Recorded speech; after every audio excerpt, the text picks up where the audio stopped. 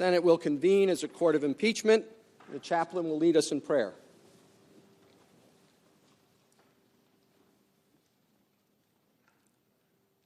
Let us pray. Sovereign God, author of liberty, we gather in this historic chamber for the solemn responsibility of these impeachment proceedings. Give wisdom to the distinguished Chief Justice John Roberts as he presides. Lord, you are all-powerful and know our thoughts before we form them. As our lawmakers have become jurors, remind them of your admonition in 1 Corinthians 10:31 that whatever they do should be done for your glory. Help them remember that patriots reside on both sides of the aisle, that words have consequences, and that how something is said can be as important as what is said. Give them a civility built upon integrity that brings consistency in their beliefs and actions. We pray in your powerful name. Amen.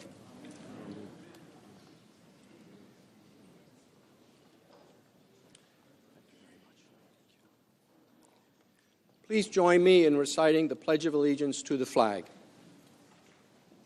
I pledge allegiance to the flag of the United States of America and to the republic for which it stands, one nation, under God, indivisible, with liberty and justice for all. Would you please be seated?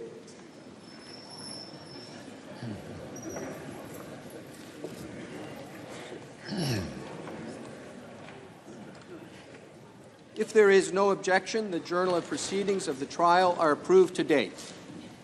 No objection, so ordered. The Sergeant-at-Arms will make the proclamation.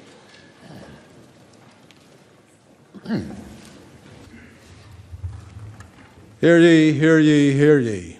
All persons are commanded to keep silent on pain of imprisonment while the Senate of the United States is sitting for the trial of the articles of impeachment exhibited by the House of Representatives against Donald John Trump, President of the United States.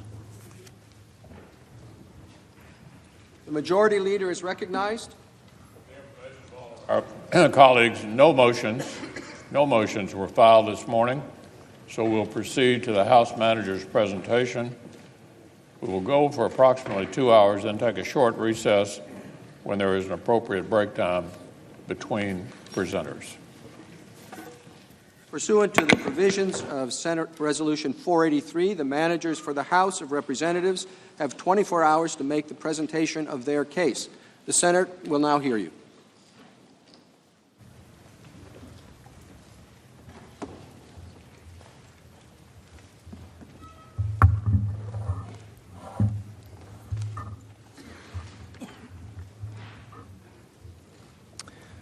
Mr. Chief Justice, Senators, Counsel for the President, and my fellow House managers, I want to begin by thanking you, Chief Justice, for a very long day, for the way you have presided over these proceedings.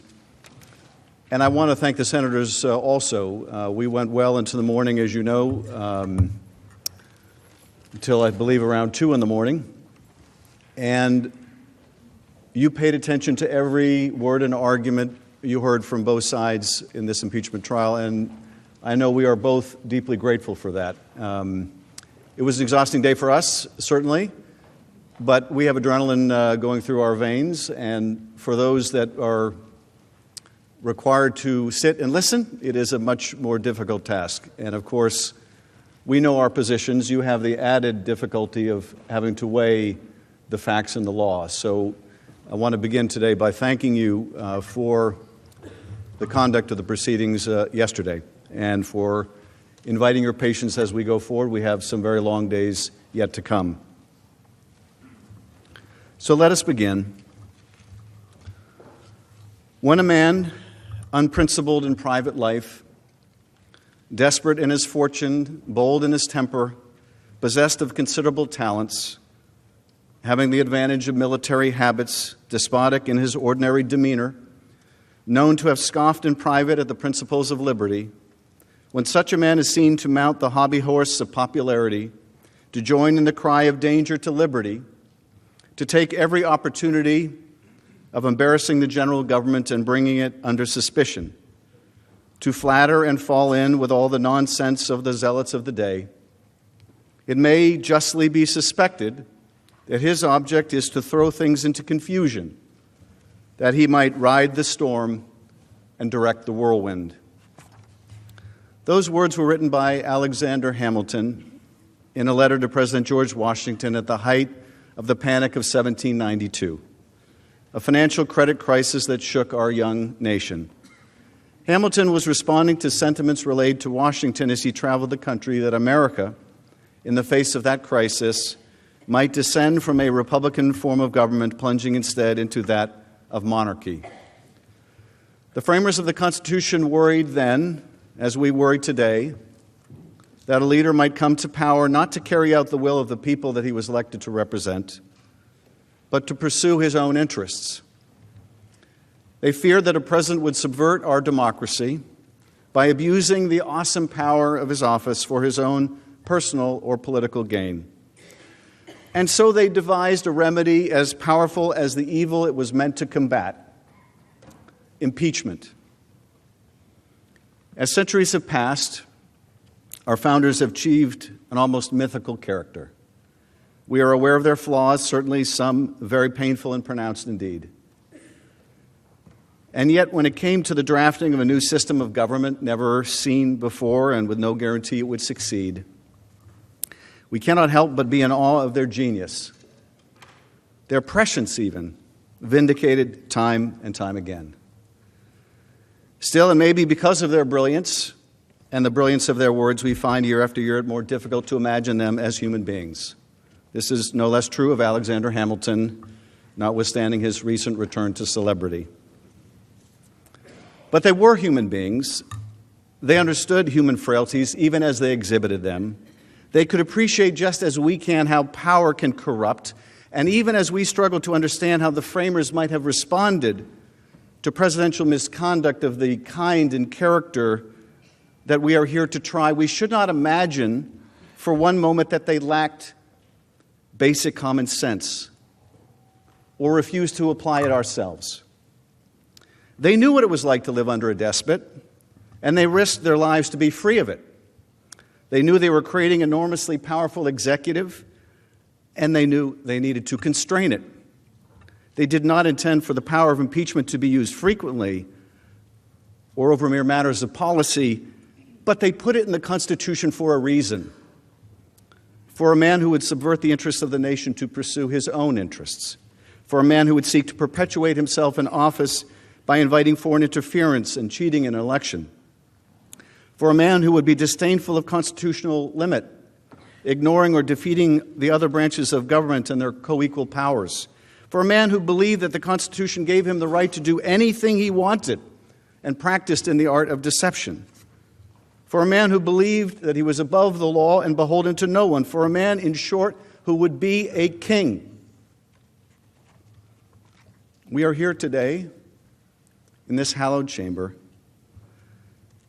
undertaking this solemn action for only the third time in history because Donald J. Trump, the 45th President of the United States, has acted precisely as Hamilton and his contemporaries feared. President Trump solicited foreign interference in our democratic elections, abusing the power of his office to seek help from abroad to improve his re-election prospects at home. And when he was caught, he used the powers of that office to obstruct the investigation into his own misconduct. To implement this corrupt scheme, President Trump pressured the president of Ukraine to publicly announce investigations into two discredited allegations that would benefit President Trump's 2020 presidential campaign. When the Ukrainian president did not immediately assent, President Trump withheld two official acts to induce the Ukrainian leader to comply: a head of state meeting in the Oval Office and military funding. Both were of great consequence to Ukraine and to our national interest and security, but one looms largest. President Trump withheld hundreds of millions of dollars in military aid to a strategic partner at war with Russia to secure foreign help with his reelection. In other words, to cheat. In this way, the president used official state powers available only to him and unavailable to any political opponent to advantage himself in a democratic election. His scheme was undertaken for a simple but corrupt reason: to help him win re-election in 2020. But the effect of his scheme was to undermine our free and fair elections and to put our national security at risk. It was not even necessary that Ukraine undertake the political investigations the president was seeking. They merely had to announce them. This is significant, for President Trump had no interest in fighting corruption, as he would claim after he was caught. Rather, his interest was in furthering corruption by the announcement of investigations that were completely without merit. The first sham investigation that President Trump desired was into former Vice President Joe Biden, who had sought the removal of a corrupt Ukrainian prosecutor during the previous U.S. administration.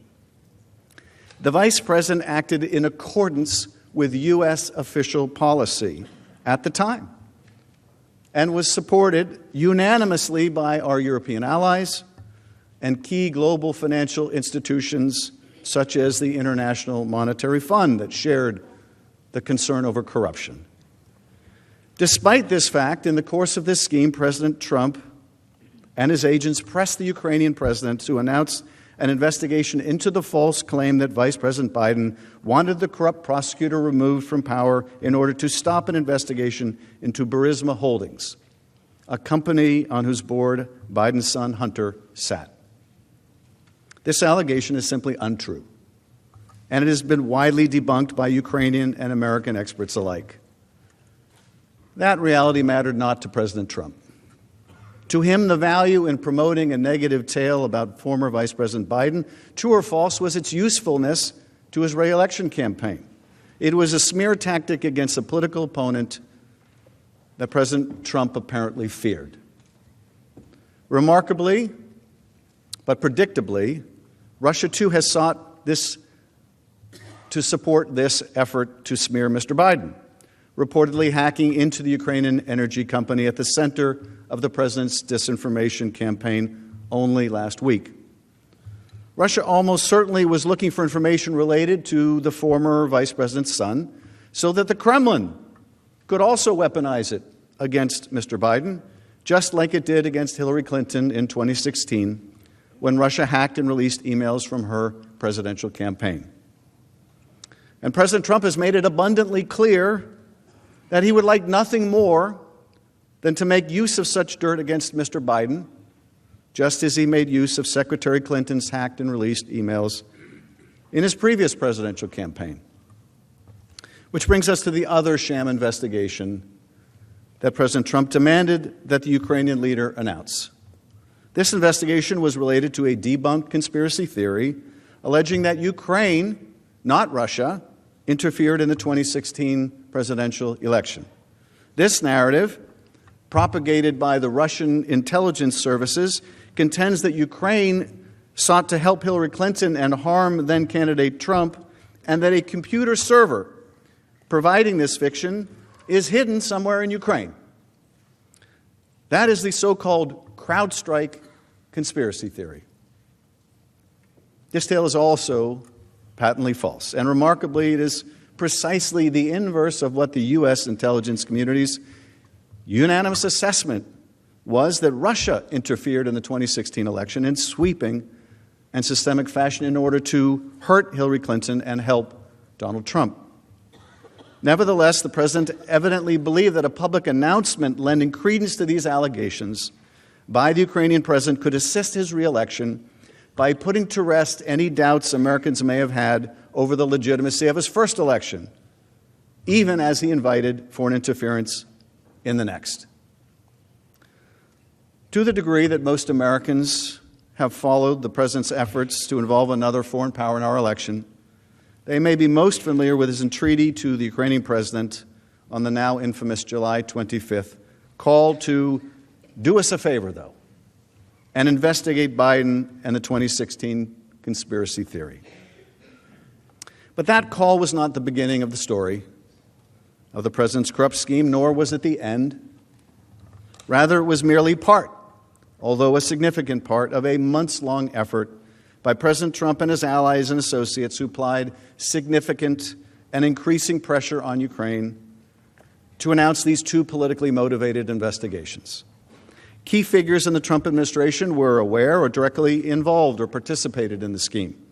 As we saw yesterday, one witness, a $1 million donor to the president's inaugural committee, put it this way: everyone was in the loop. After twice inviting Ukraine's new president to the White House without providing a specific date for the proposed visit, President Trump conditioned this coveted head of state meeting on the announcement of these sham investigations.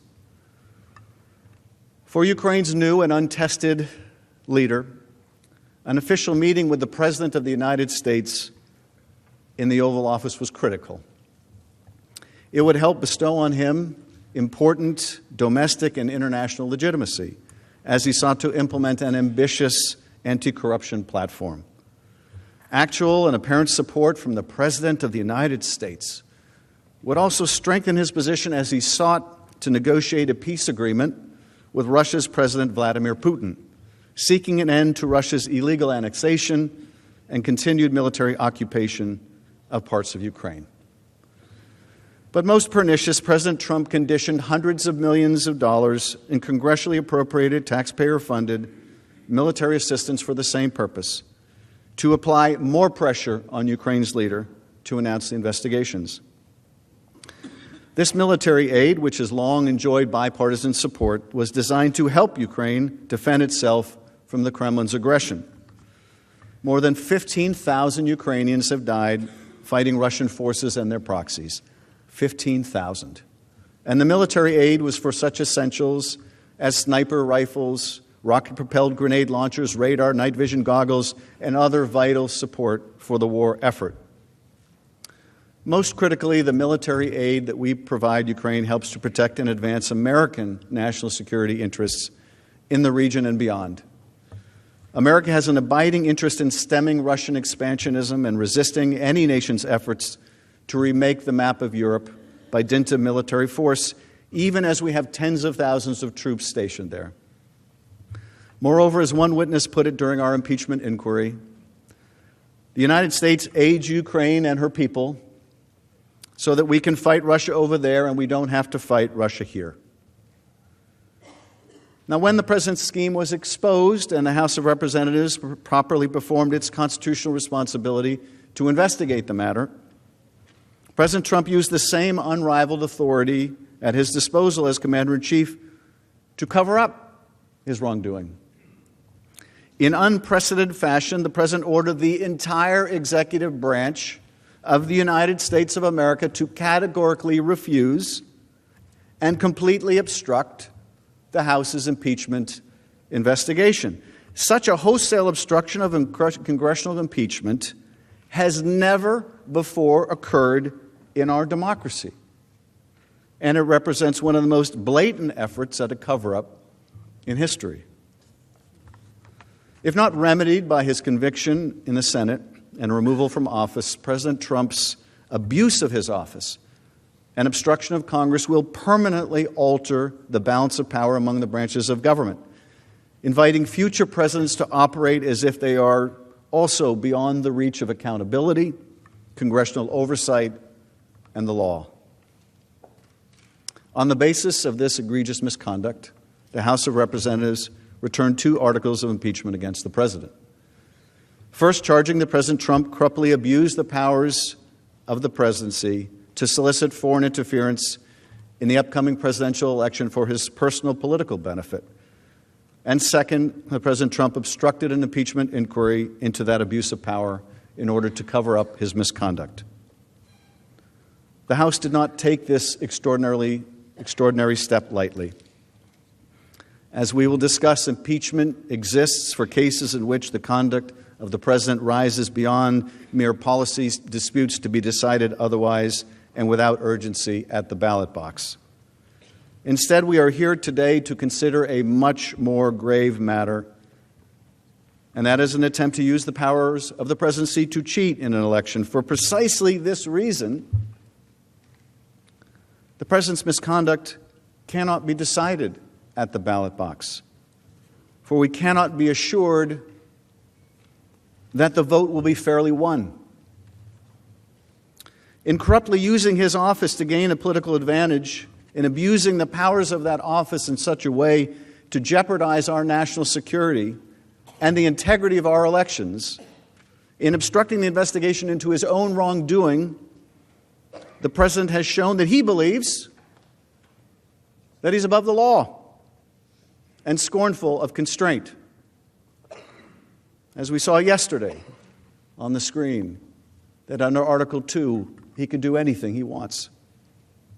Moreover, given the seriousness of the conduct at issue and its persistence, this matter cannot and must not be decided by the courts, which, apart from the presence of the Chief Justice here today, are given no role in impeachments in either the House or the Senate. Being drawn into litigation taking many months or years to complete would provide the president with an opportunity to continue his misconduct. He would remain secure in the knowledge that he may tie up the Congress in the courts indefinitely, as he has with Don McGahn, rendering the impeachment power effectively meaningless. We also took this step with the knowledge that this was not the first time the president solicited foreign interference in our elections.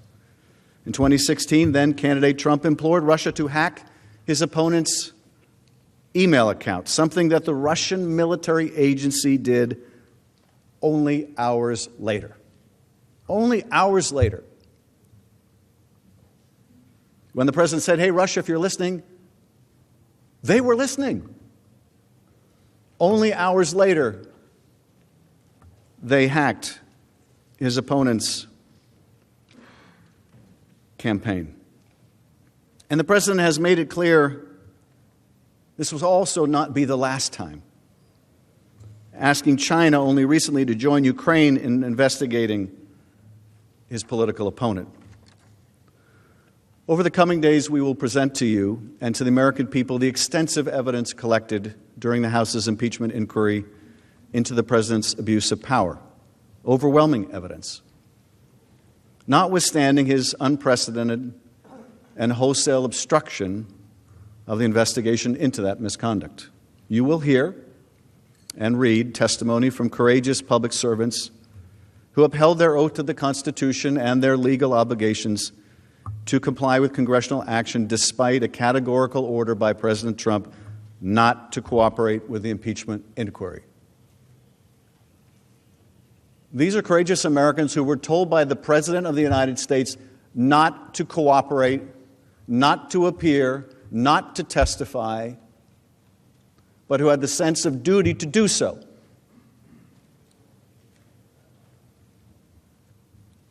But more than that, you will hear from witnesses who have not yet testified, like John Bolton and Mick Mulvaney, Mr. Blair and Mr. Duffy. And if you can believe the President's words last month, you will also hear from Secretary Pompeo. You will hear their testimony at the same time as the American people. That is, if you allow it, if we have a fair trial. During our presentation, you will see documentary records, those the President was unable to suppress, that expose the President's scheme in detail. You will learn of further evidence that has been revealed in the days since the House voted to impeach President Trump, even as the President and his agents have persisted in their efforts to cover up their wrongdoing from Congress and the public. And you will see dozens of new documents providing new and critical evidence of the president's guilt that remain at this time in the president's hands and in the hands of the Department of Defense and the Department of State and the Office of Management and Budget, even the White House. You will see them, and so will the American people if you allow it. If, in the name of a fair trial, you will demand it. These are politically charged times. Tempers can run high, particularly where this president is concerned. But these are not unique times. Deep divisions and disagreements were hardly alien concepts to the framers. So they designed the impeachment power in such a way as to insulate it as best they could from the crush of partisan politics. The framers placed the question of removal before the United States Senate, a body able to rise above the fray, to soberly judge the president's conduct or misconduct for what it was, nothing more and nothing less.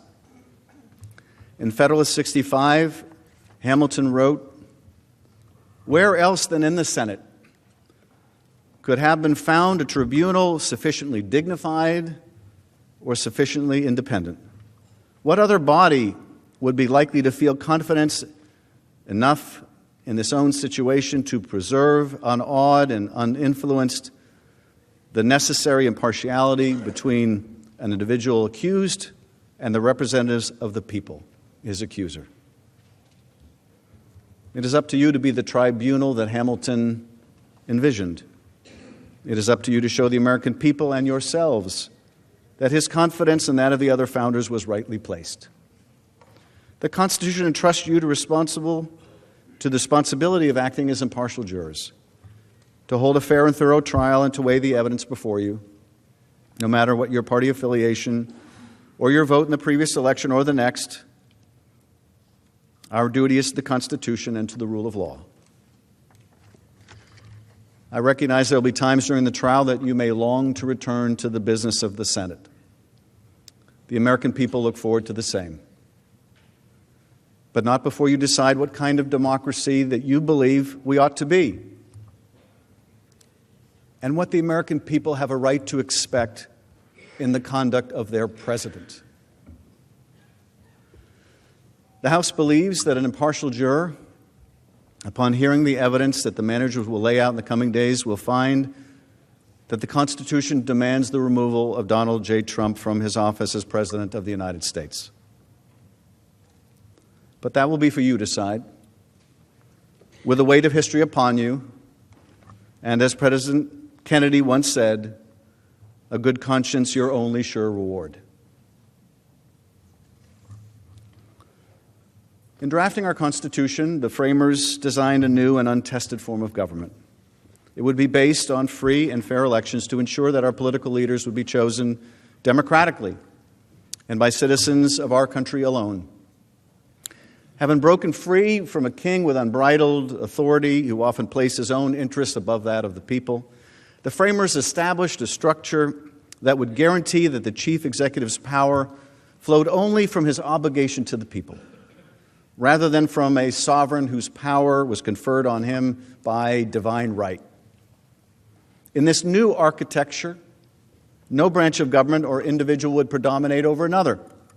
In this way, the founders ensured that their elected leaders and their president would use the powers of office only to undertake that which the people desired, and not for their personal aggrandizement or enrichment. What did those who rebelled and fought a revolution desire? No different than what we, the generations that have followed, desire. That no person, including and especially the president, would be above the law. Nothing could be more dangerous to a democracy than a commander-in-chief who believed that he could operate with impunity, free from accountability. Nothing, that is, except a Congress that is willing to let it be so. To ensure that no such threat could take root and subvert our fledgling democracy, the framers divided power among three co-equal branches of government: the executive, the legislative, and the judicial branches, so that ambition may be made to counter ambition. They provided for presidential elections every 4 years, and the framers required that the president swear an oath to faithfully execute the law and to preserve, protect, and defend the Constitution of the United States. Even with these guardrails in place, the framers understood that an individual could come to power who defied that solemn oath, who pursued his own interests rather than those of the country he led.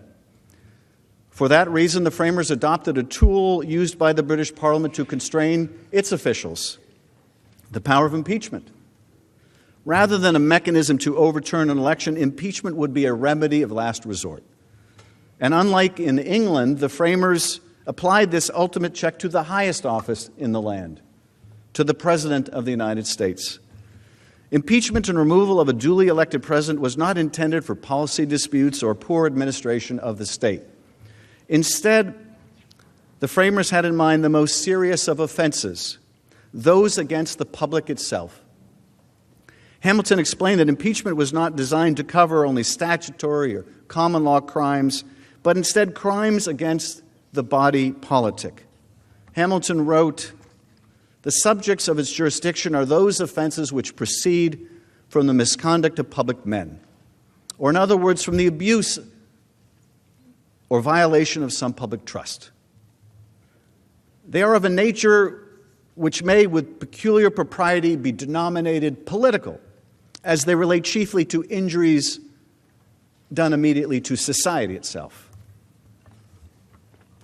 In other words, impeachment would be confined to abuses of people's trust and to the society itself. This is precisely the abuse that has been undertaken by our current president when he withheld money and support for an ally at war to secure a political benefit. The punishment for those crimes would fit the political nature of the offense. As James Wilson, a delegate at the Constitutional Convention and a future Associate Justice of the Supreme Court, reasoned, impeachments are confined to political characters, to political crimes and misdemeanors, and to political punishments. That punishment, the framers determined, would be neither prison nor fines, but instead limited to removal from office and disqualification from holding future office. The framers chose to undertake impeachment for treason, bribery, or other high crimes and misdemeanors to underscore the requirement of an offense against society. In this phrase, high modifies both the crimes and the misdemeanors, in that both relate to a high injustice, a transgression committed against the people and to the public trust. The framers had two broad categories in mind: those actions that are facially permissible under the president's authority but are based on corrupt motives, such as seeking to obtain a personal benefit through public office, and those that far exceed the president's constitutional authority or violate the legal limits on that authority.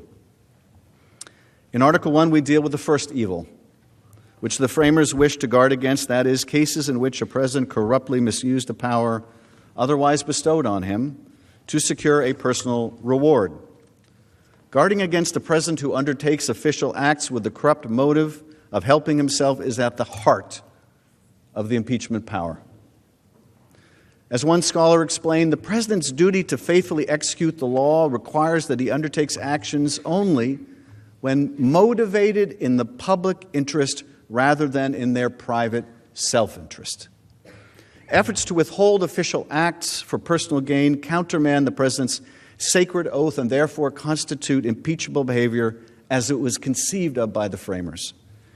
In Article 2, we also deal with a second evil contemplated by the founders, who made it clear that the president ought not operate beyond the limits placed on him by legislative and judicial branches. Impeachment was warranted for a president who usurped the power of the Constitution that was not granted to him, such as to defy Congress the right to determine the propriety, the scope, and the nature of an impeachment inquiry into his own misconduct.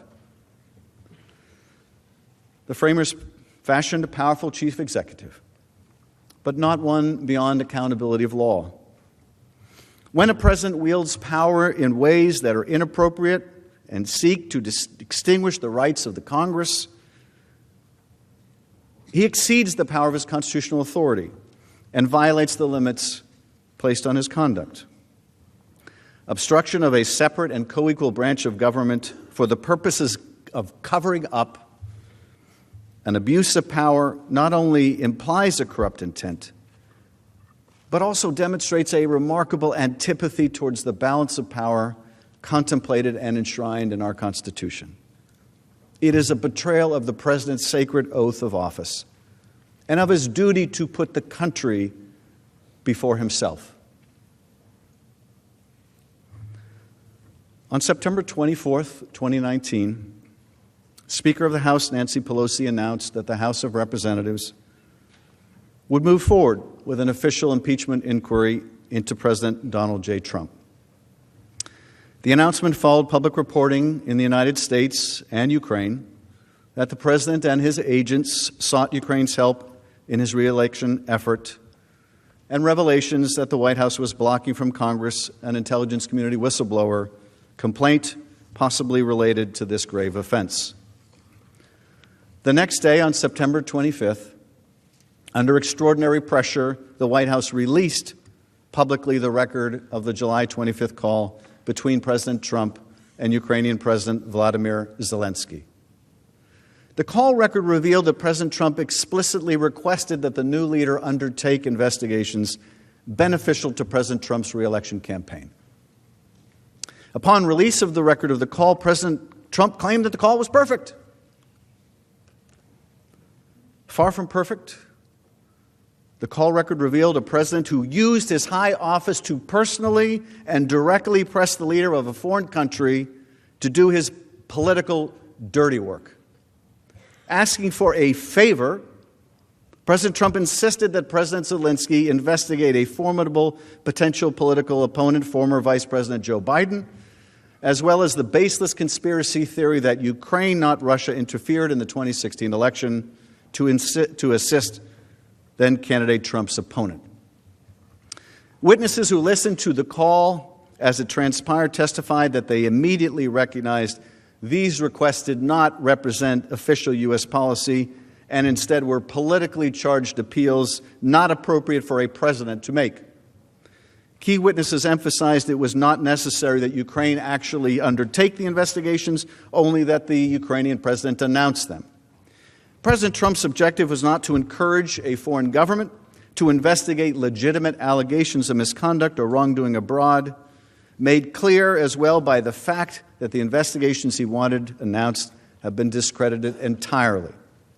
Rather, the president simply wanted to reap a political benefit by tarnishing a political rival and attempting to erase from history his previous election misconduct. To compel the Ukrainian president to do his political dirty work, President Trump withheld from President Zelensky two official acts of great importance: that coveted White House meeting, to which the President Zelensky had already been invited, and $391 million in military assistance Ukraine needed to fight the Russians. For a strategic partner of the United States in a hot war with Russian-backed forces inside its own borders, the symbolic support conferred on it by an Oval Office visit with the President of the United States and the life-saving support of our military aid was essential. As the House's presentation will make clear, in directly soliciting foreign interference and withholding those official acts in exchange for the announcement of political investigations beneficial to his re-election, the President put his own interests above the national interest. President Trump undermined the integrity of our free and fair elections by pressing a foreign power to influence our most sacred right as citizens, our right to freely choose our leaders. And he threatened our national security by withholding critical aid from a partner on the front lines of war with Russia, an aggressor that has threatened peace and stability on an entire continent. In so doing, the President sacrificed not only the security of our European allies, but also our nation's core national security interests. President Trump undertook this pressure campaign through hand-picked agents inside and outside of government who circumvented traditional policy channels. President Trump intentionally bypassed many U.S. government career officials with responsibility over Ukraine and advanced his scheme primarily through the effort of his personal attorney, Rudy Giuliani.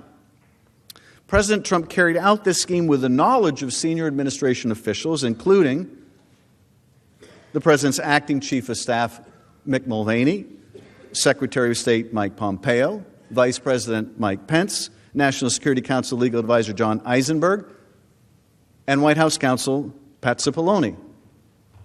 When the President became aware that the scheme would be uncovered, he undertook an unprecedented effort to obstruct the House of Representatives' impeachment inquiry and to hide it from the public and from Congress, including all evidence related to his misconduct.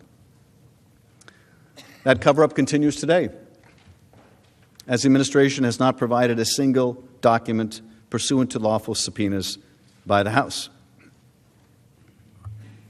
Administration also continues to prevent witnesses from cooperating, further obstructing the House, efforts the President is no doubt proud of, but which threaten the integrity of this institution, of this Congress as a co-equal branch of power. Our ability not only to do oversight, but to hold a president who is unindictable accountable. But despite these efforts to obstruct our inquiry, the House of Representatives uncovered overwhelming evidence related to the president's misconduct through interviews with 17 witnesses who appeared before the Intelligence, Oversight and Reform, and Foreign Affairs committees. Many of these witnesses bravely defied White House orders not to comply with duly authorized congressional subpoenas. And were it not for them, were it not for Ambassador Marie Yovanovitch, who was the first through the breach, we may never have known of the president's scheme. I want you to imagine just for a minute what kind of courage that took. For Ambassador Yovanovitch, the subject of that vicious smear campaign, to risk her reputation and her career to stand up to the President of the United States, who's instructing her through his agents, you will not cooperate. You will not testify. You will tell them nothing.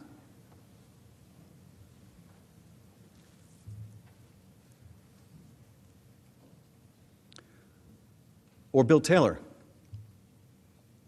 West Point graduate, Vietnam veteran, with a Bronze Star, and something he was even more proud of, the Combat Infantryman's Badge. He knows what courage is. He showed a different kind of courage in Vietnam, but he also showed courage, as did others, in coming forward in defying the president's order that he obstruct, to tell the American people what he knew. But for the courage of people like this, and Lieutenant Colonel Vindman, a Purple Heart recipient, but for their courage, we would have known nothing of the president's misconduct. Nothing. When the president directs his ire towards these people, this is why. Because they showed the courage to come forward. Now, we held in the Intelligence Committee 7 open hearings with 12 fact witnesses. Separately, the Judiciary Committee held public hearings with constitutional law experts and counsel from the House Intelligence Committee as it sought to determine whether to draft and consider articles of impeachment. The House also collected text messages related to the president's scheme from a witness who provided limited personal communications. Since the conclusion of our inquiry, new evidence has continued to come to light through court-ordered releases of administration documents and public reporting, underscoring that there is significantly more evidence of the president's guilt, which he continues to block from Congress, including the Senate. Nevertheless, the documents and testimony that we were able to collect paints an overwhelming and damning picture of the president's efforts to use the powers of his office to corruptly solicit foreign help in his re-election campaign and withhold official acts and military aid to compel that support. Over the coming days, you will hear remarkably consistent evidence of President Trump's corrupt scheme and cover-up. When you focus on the evidence uncovered during the investigation, you will appreciate there is no serious dispute about the facts underlying the president's conduct. And this is why you will hear the president's lawyers make the astounding claim that you can't impeach a president for abusing the powers of his office,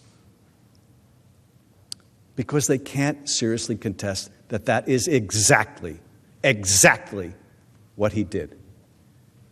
And so they must go find a lawyer somewhere. Apparently, they could not go to their own attorney general, who was just reported in a memo he wrote as part of the audition for attorney general, which opined that a president can be impeached for abusing the public trust. Couldn't go to Bill Barr for that opinion. Couldn't go to even Jonathan Turley, their expert in the House, for that opinion. No, they had to go outside of these experts, outside of the constitutional law, to a criminal defense lawyer and professor. And why? Because they can't contest the facts. The president was the key player in the scheme. Everyone was in the loop. He directed the actions of his team. He personally asked a foreign government to investigate his opponent. These facts are not in dispute. Ultimately, the question for you is whether the president's undisputed actions require the removal of the 45th president of the United States from office, because he abused his office and the public trust by using his power for personal gain, by seeking illicit foreign assistance in his re-election and covering it up. Other than voting on whether to send our men and women to war, there is, I think, no greater responsibility before you than the one before you now. The oath that you've taken to impartially weigh the facts and evidence requires serious and objective consideration. Decisions that are about country, not party, about the Constitution, not politics, about what is right and what is wrong. After you consider the evidence and weigh your oath to render a fair and impartial verdict, I suggest to you today the only conclusion consistent with the facts and law, not just the law but the Constitution, is clear, as described by a constitutional law expert's testimony before the House. If this conduct is not impeachable, then nothing is. Let me take a moment to describe to you how we intend to present the case over the coming days. Today, you will hear the details of the president's corrupt scheme in narrative form, illustrating the timeline of the effort through the testimony of numerous witnesses who came before the House, as well as the documents and materials we collected as evidence during the investigation. After you hear the factual chronology, we will then discuss the constitutional framework of impeachment as it was envisioned by the founders, before we analyze how the facts of the president's misconduct and cover-up lead to the conclusion that the president undertook the sort of corrupt course of conduct that impeachment was intended to remedy. Let me start with a preview of the president's scheme, the details of which you'll hear during the course of this day. President Trump's months-long scheme to extract help in his 2020 re-election campaign from the new Ukrainian president involved an effort to solicit and then compel the new leader to announce political investigations. The announcement would reference two specific investigations. One was intended to undermine the unanimous consensus of our intelligence agencies, Congress, and Special Counsel Robert Mueller that Russia interfered in the 2016 election to help then-candidate Trump, and another to hurt the presidency of former Vice President Joe Biden. The Kremlin itself has been responsible for first propagating one of the two false narratives that the president desired. In February 2017, less than a month after the U.S. intelligence community released its assessment that Russia alone was responsible for a covert influence campaign designed to help President Trump win the 2016 election, President Putin said, "As we all know, during the presidential campaign in the United States, the Ukrainian government adopted a unilateral position in favor of one candidate. More than that, certain oligarchs, certainly with the approval of political leadership, funded this candidate, or female candidate to be more precise." Those were Putin's words, February 2nd, 2017. Of course, this is false and is part of a Russian counter-narrative that President Trump and some of his allies have adopted. Fiona Hill, Senior Director for Europe and Russia at the National Security Council, described Russia's effort to promote this baseless theory. Based on questions and statements I've heard, some of you on this committee appear to believe that Russia and its security services did not conduct a campaign against our country, and that perhaps, somehow, for some reason, Ukraine did. This is a fictional narrative that has been perpetrated and propagated by the Russian security services themselves. The unfortunate truth is that Russia was the foreign power that systematically attacked our democratic institutions in 2016. This is the public conclusion of our intelligence agencies, confirmed in bipartisan congressional reports. It is beyond dispute, even if some of the underlying details must remain classified. This, of course, was not the first time that President Trump embraced Russian activity and disinformation. On July 24 of last year, Special Counsel Robert Mueller testified before Congress that Russia interfered in the 2016 election in a, quote, sweeping and systemic fashion to benefit Donald Trump's political campaign. Mueller and his team found that, quote, the Russian government perceived that it would benefit from a Trump presidency and worked to secure that outcome. They also found that the Trump campaign expected it would benefit electorally from information stolen and released through Russian efforts. And just as he solicited help from Ukraine in 2019, in 2016, then candidate Trump also solicited help from Russia in his election effort. As you will recall, at a rally in Florida, he said the following. Russia, if you're listening, I hope you're able to find the 30,000 emails that are missing. I think you will probably be rewarded mightily by our press. Let's see if that happens.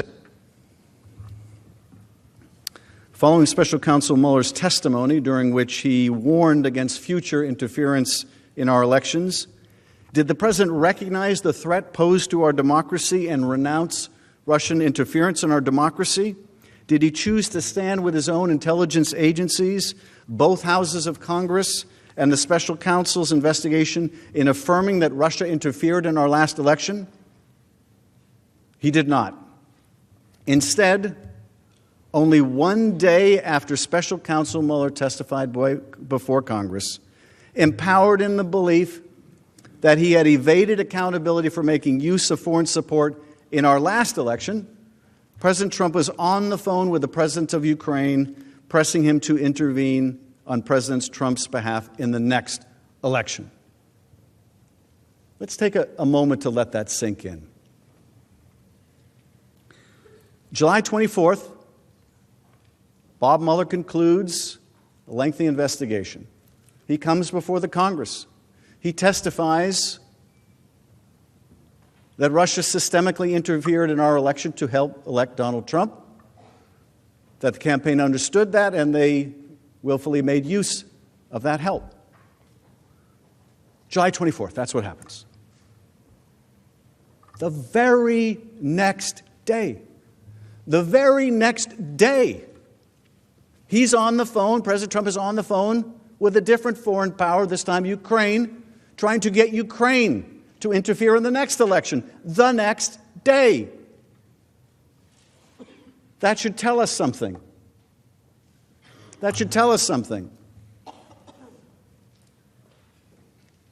He did not feel shamed by what the special counsel found. He did not feel deterred by what the special counsel found. He felt emboldened by escaping accountability. For the very next day, he's on the phone soliciting foreign interference again.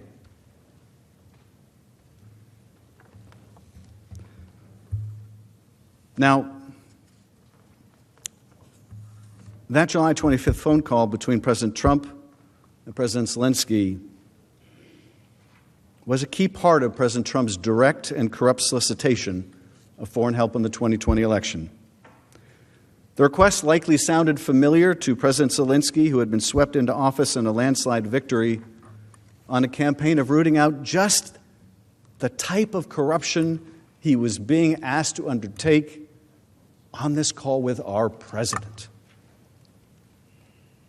Zelensky campaigned as a reformer, as someone outside of politics who would come up and clean up corruption, who would end the political prosecutions, end the political investigations, and what is his most important and powerful patron asking him to do exactly what he campaigned against. No wonder he resisted this pressure campaign.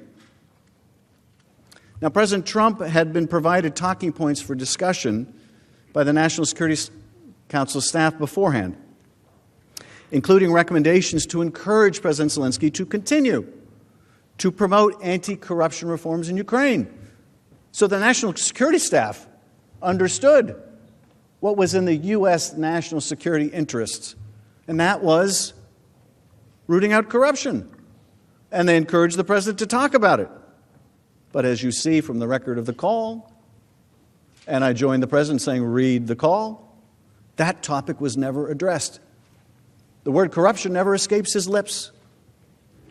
Instead, President Trump openly pressed President Zelensky to pursue the two investigations that would benefit him personally. In response to President Zelensky's gratitude for the significant military support the United States has provided to Ukraine, President Trump said, I would like you to do us a favor, though, because our country has been through a lot, and Ukraine knows a lot about it. I would like you to find out what happened with this whole situation with Ukraine. They say CrowdStrike. I guess you have one of your wealthy people, the server. They say Ukraine has it.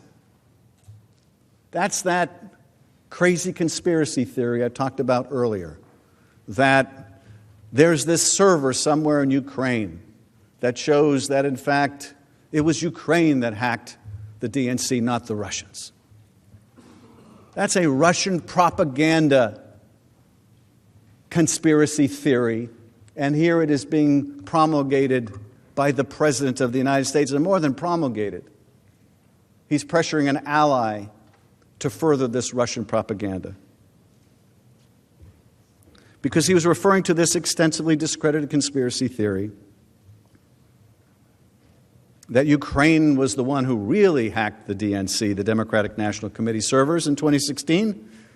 And that reference to CrowdStrike, well, that's an American cybersecurity firm.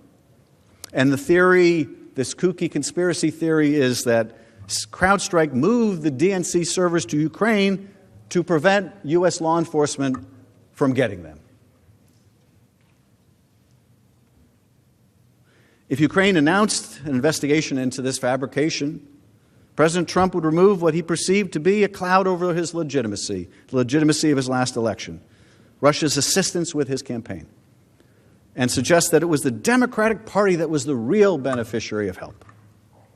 On the call, President Trump told Zelensky, whatever you can do, it's very important that you do it if that's possible. President Zelensky agreed that he would do the investigation, saying, yes, it is very important for me, and everything that you just mentioned earlier. President Trump then turned to his second request, asking President Zelensky to look into the Sham allegation into former Vice President Biden. President Trump said to President Zelensky, the other thing, there's a lot of talk about Biden's son, that Biden stopped the prosecution. And a lot of people want to find out about that, so whatever you can do with the Attorney General would be great. Biden went around bragging that he stopped the prosecution. So if you could look into it, it sounds horrible to me. There is no question that President Trump intended in pressing the Ukraine leader to look into his political rival. Even after the impeachment inquiry began, he confirmed his desire on the South Lawn of the White House, declaring not only that Ukraine should investigate Biden, but that China should do the same. Let's see what he said.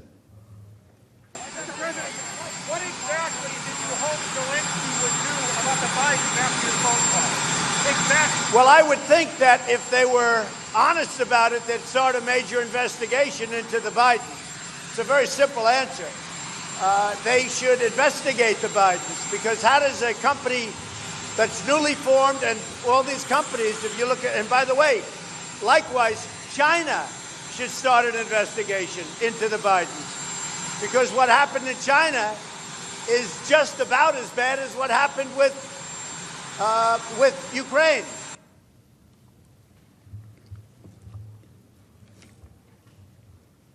Now, the day after that July 25th phone call, President Trump sought confirmation that President Zelensky understood his request to announce the politically motivated investigations and that he would follow through.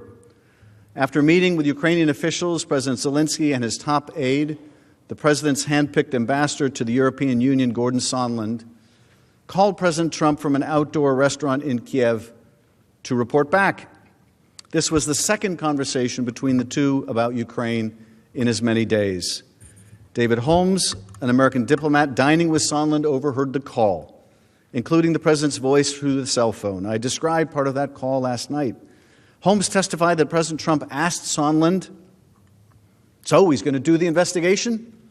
Sondland replied that he's going to do it, adding that President Zelensky will do anything you ask him to. After the phone call, Holmes took the opportunity to ask Ambassador Sondland for his candid impression of the president's views on Ukraine. According to Holmes,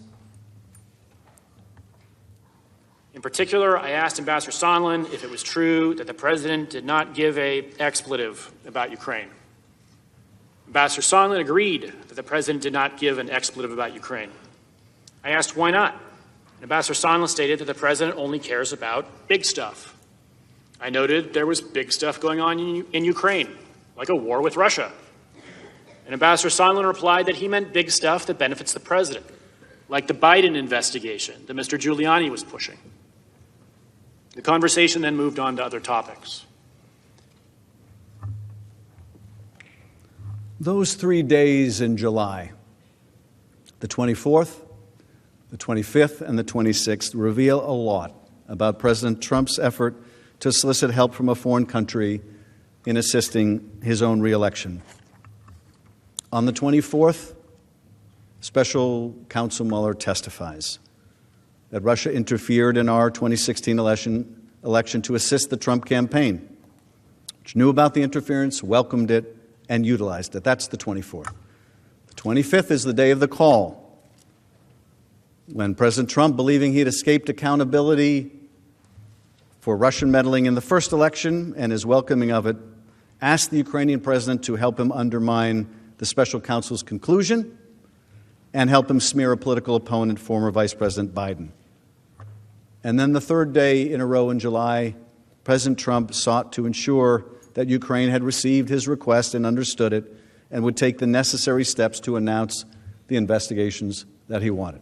3 days in July. In many ways, those 3 days in July tell so much of this story.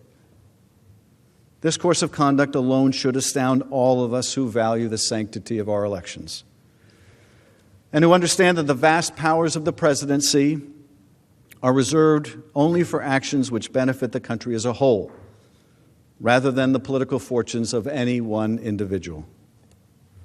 President Trump's effort to use an official head of state phone call to solicit the announcement of investigations helpful to his reelection is not only conduct unbecoming a president, but it is conduct of one who believes that the powers of his high office are political tools to be wielded against his opponents, including by asking a foreign government to investigate a United States citizen and for a corrupt purpose.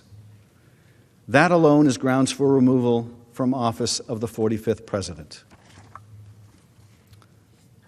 But these 3 days in July were neither the beginning nor the end of this scheme. President Trump, acting through agents inside and outside of the U.S. government, including his personal attorney, Rudy Giuliani, sought to compel Ukraine to announce the investigations by withholding the head of state meeting in the Oval Office until the president of Ukraine complied.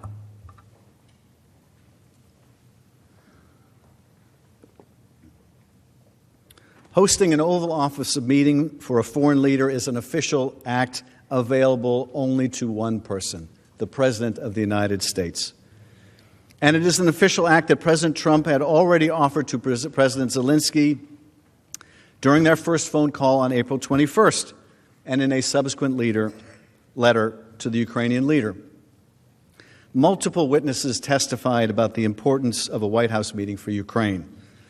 For example, Deputy Assistant Secretary George Kent explained that a White House meeting was very important for Ukrainians to demonstrate the strength of their relationship with Ukraine's strongest supporter. Dr. Fiona Hill of the National Security Council explained a White House meeting would supply the new Ukrainian government with, quote, the legitimacy it needed, especially vis-a-vis the Russians. And that the Ukrainians viewed a White House meeting as a recognition of their legitimacy as a sovereign state. This White House meeting would also prove to be important for 3 hand-picked agents whom President Trump placed in charge of U.S.-Ukraine issues: Ambassador Sondland, Ambassador Volker, and Energy Secretary Rick Perry, the so-called Three Amigos. They hope to convince President Trump to hold an Oval Office meeting with Zelensky.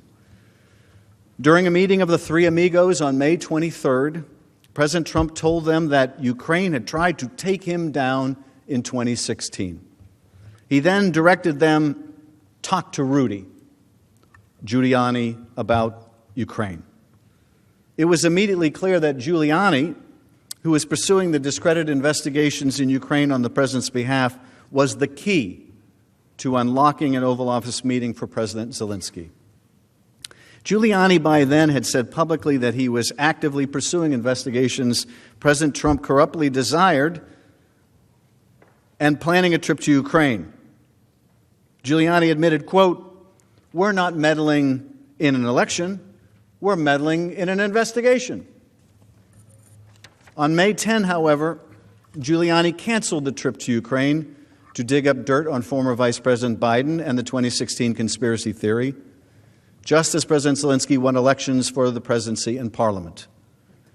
Faced with a choice between working with Giuliani to pursue an Oval Office meeting, understanding it meant taking part in a corrupt effort to secure the political investigations, or abandoning efforts to support our Ukrainian ally, the president's agents fell into line. They would pursue the White House meeting and explain to Ukraine that announcements of the investigations was the price of admission. As Ambassador Sondland made clear, I know that members of this committee frequently frame these complicated issues in the form of a simple question: was there a quid pro quo? As I testified previously, with regard to the requested White House call and the White House meeting, the answer is yes. This quid pro quo was negotiated between the president's agents, Rudy Giuliani, and Ukrainian officials throughout the summer of 2019 in numerous telephone calls, text messages, and meetings, including during a meeting hosted by then National Security Advisor John Bolton on July 10th. Near the end of that July 10th meeting, after the Ukrainians again raised the issue of a White House visit, Ambassador Sondland blurted out that there would be agreement for a White House meeting once the investigations began. At that point, Bolton immediately stiffened and abruptly ended the meeting. During a subsequent discussion that day, Sondland was even more explicit. Lieutenant Colonel Alex Vindman, a director for Europe and Ukraine on the National Security Council, testified that Sondland began to discuss the deliverable required to get the White House meeting, which Sondland specifically mentioned was investigation of the Bidens. This is again in that meeting in the White House with a Ukrainian delegation and an American delegation. Sondland explained in that meeting he had an agreement with Acting Chief of Staff Mick Mulvaney, whereby President Zelensky would be granted the Oval Office meeting if he went forward with the investigations. After the meeting, Vindman's supervisor, Dr. Hill, reported back to Bolton, who told her to tell John Eisenberg, the National Security Council legal advisor, that he was not part of whatever drug deal Sondland and Mulvaney are cooking up on this. She reported her concerns, as did Vindman. It remains unclear what action, if any, Bolton or Eisenberg took once they were made aware of Mulvaney and Sondland's drug deal. Both refused to testify in our inquiry. However, Dr. Hill testified that she understood that Mr. Eisenberg informed Mr. Cipollone of her concerns about the drug deal. If this body is serious about a fair trial, one that is fair to the President and to the American people, we again urge you to allow the House to call both Eisenberg and Bolton, as well as other key witnesses with firsthand knowledge who refuse to testify before the House on the orders of the President. Additional testimony and documents are particularly important because, according to Sondland, everyone was in the loop when it came to the President's self-serving effort. In part relying on email excerpts, Sondland explained that the President's senior aides and cabinet officials knew that the White House meeting was predicated on Ukraine's announcement of the investigations beneficial to the President's political campaign. Hill characterized the quid pro quo succinctly. But it struck me yesterday when you put up on the screen Ambassador Sondland's emails and who was on these emails, and he said, these are the people who need to know, that he was absolutely right, because he was being involved in a domestic political errand. And we were being involved in national security foreign policy, and those two things had just diverged. In effect, President Zelensky was being drawn into this domestic political errand. He grew wary of becoming involved in another country's election and domestic affairs. Bill Taylor, the acting U.S. ambassador to Ukraine at the time, described a conversation he had with a senior aide to the Ukrainian leader. He said, also on July 20th, I had a phone conversation with Alexander Daniluk, President Zelensky's national security advisor, who emphasized that President Zelensky did not want to be used as an instrument in a U.S. re-election campaign. Remember that conversation when you hear counsel say that the Ukrainians felt no pressure to be involved in a U.S. re-election campaign. But that concern did not deter President Trump. In his conversation with Sondland shortly before the 25th of July call, the President made clear that he not only wanted Ukraine to do the investigations or announce them, but also a White House meeting would only be scheduled if President Zelensky confirmed these investigations. As Volker communicated to President Zelensky's top aide by text less than 30 minutes before the phone call between Trump and Zelensky. And again, we're talking about July 25th, in a text 30 minutes before the Trump-Zelensky phone call. Here's what is said. With Volker texting Andrei Yermak, a top aide to President Zelensky. Good lunch. Thanks. Heard from White House. Assuming President Z convinces Trump he will investigate, quote, get to the bottom of what happened, unquote, in 2016, we will nail down date for visit to Washington. Good luck. See you tomorrow. Kurt. Well, those words couldn't be much clearer. Assuming President Z convinces Trump he will investigate, get to the bottom of what happened in 2016, we'll nail down the visit to Washington.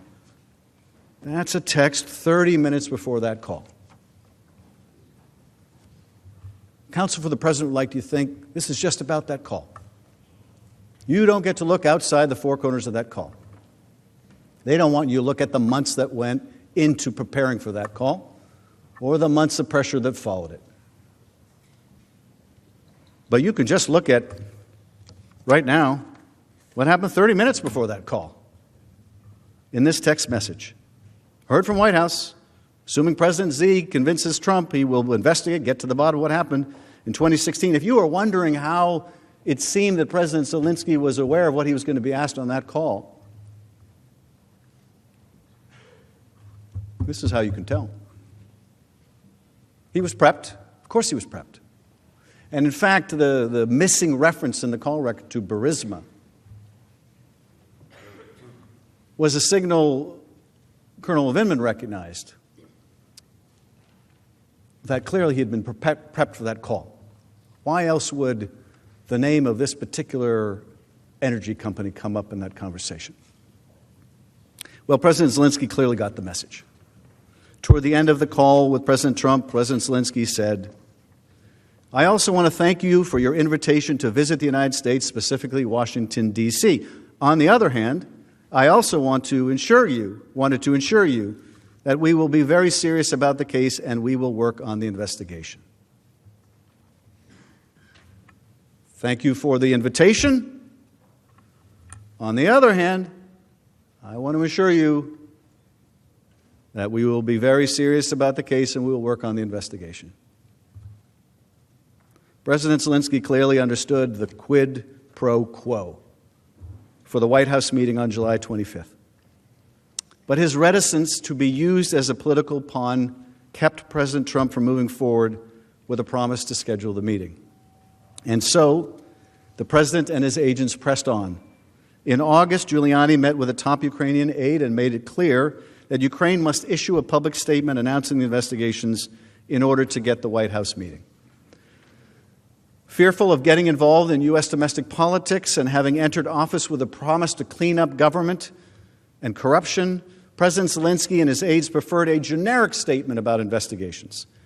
But Giuliani insisted, no, the statement must include 2 specific investigations that would benefit President Trump. Let's look at a comparison between the statement the Ukrainians preferred and the one that Giuliani required. So on the left, and I will read it in case you can't see the screens, the draft, the Yermak draft, the Ukrainian draft, says we intend to initiate and complete a transparent and unbiased investigation of all available facts and episodes, which in turn will prevent the recurrence of this problem in the future. That's pretty generic. But here's the Giuliani-Volker-Sondland response. This is what had to be included. We intend to initiate and complete a transparent and unbiased investigation of all available facts and episodes. Up to that point, it's exactly the same until you get to including those involving Burisma and the 2016 U.S. elections. And then it goes back to the Ukrainian draft, which in turn will prevent the recurrence of this problem in the future. You can see in this such graphic evidence Ukrainians did not want to do this. They didn't even want to mention this. Giuliani had to insist, no. We're not going to be satisfied with some generic statement. After all, I think we can see this isn't about corruption. No, this isn't about announcing investigations to damage Biden and to promote this fiction about the last election. So here in these texts you see that Giuliani, Volker, and Sondland have added these references to Burisma, a thinly veiled reference to former Vice President Biden and the 2016 election.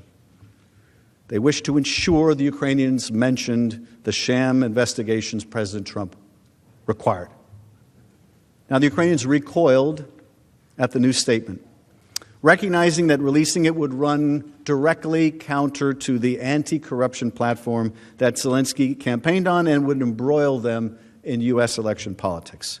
As a result, Zelensky didn't get his White House meeting. He still hasn't gotten his White House meeting. Senators, witness testimony, text messages, emails, and the call record itself confirm a corrupt quid pro quo for the White House meeting, an official act available only to the President of the United States in exchange for the announcement of political investigations, the President and his allies have offered no explanation for this effort, except the President can abuse his office all he likes, and there's nothing you can do about it. Can't indict him, can't impeach him. That is because they cannot seriously dispute that President Trump corruptly used an official White House visit for a foreign leader to compel the Ukrainian president into helping him cheat in the next election. The White House meeting, of course, was not the only official act that President Trump conditioned on the announcement of investigations into Biden and the conspiracy theory meant to exonerate President Trump from Russians' interference on his behalf in the last election. In a far more draconian step, as we have discussed, the President withheld $391 million of military aid. Several weeks before this phone call with President Zelensky, but after Giuliani was already pressing Ukrainian officials to conduct the investigations his clients sought, President Trump ordered the hold on Ukraine's military aid. Significantly, this was after Congress had already been notified that most of it was prepared to be spent. Ukraine had met all of the critical conditions for anti-corruption and defense reforms in order to receive the funds. We conditioned the funds. They met the conditions. The funds were ready to go. At the time, and even today, witnesses uniformly testified that the order to hold the funding came without explanation to the foreign policy and national security officials responsible for Ukraine. The only message from the Office of Management and Budget was that the hold was implemented at the direction of the President. Since Russia's illegal incursion into Ukraine in 2014, the U.S. has maintained a bipartisan policy of delivering hundreds of millions of dollars of military aid to Ukraine each year, which several senators here have personally invested significant time and effort to ensure. And it was President Trump himself who originally authorized additional financial support for military assistance to Ukraine in 2017 and 2018, without reservation, making his abrupt decision to withhold assistance in 2019 without explanation all the more surprising to those responsible for Ukraine policy. That confusion, however, would soon disappear. The President used the hold on military aid as leverage to pressure Ukraine to announce these investigations that he hoped would help his re-election campaign. The only difference between the prior years, when the President approved the aid without question, and the inexplicable aid on hold in 2019, was the emergence of Joe Biden as a potentially formidable obstacle to the President's re-election.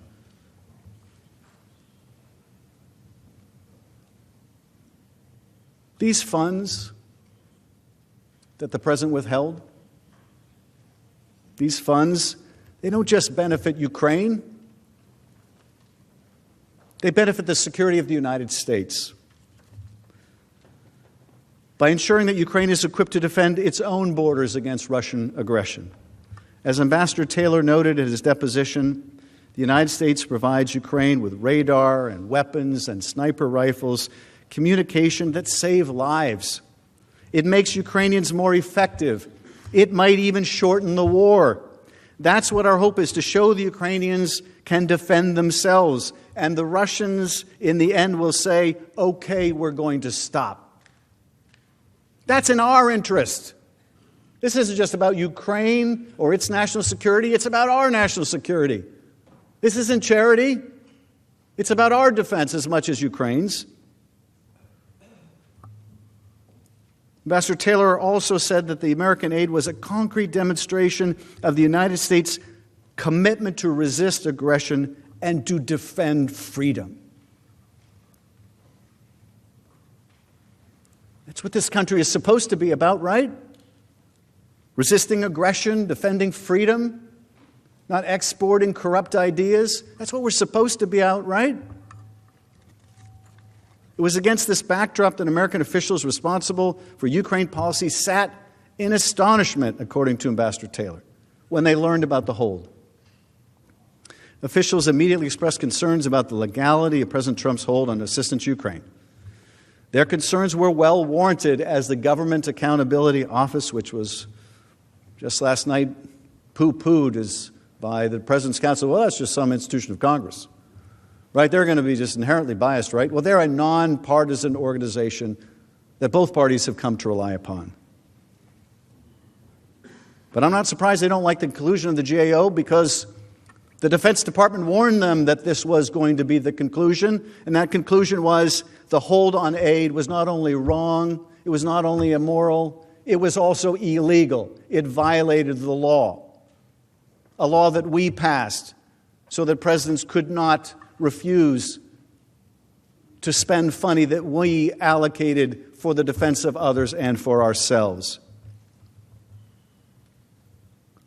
The Empowerment Control Act prevents the president and other government officials from unilaterally making funding decisions when Congress has made its intent clear.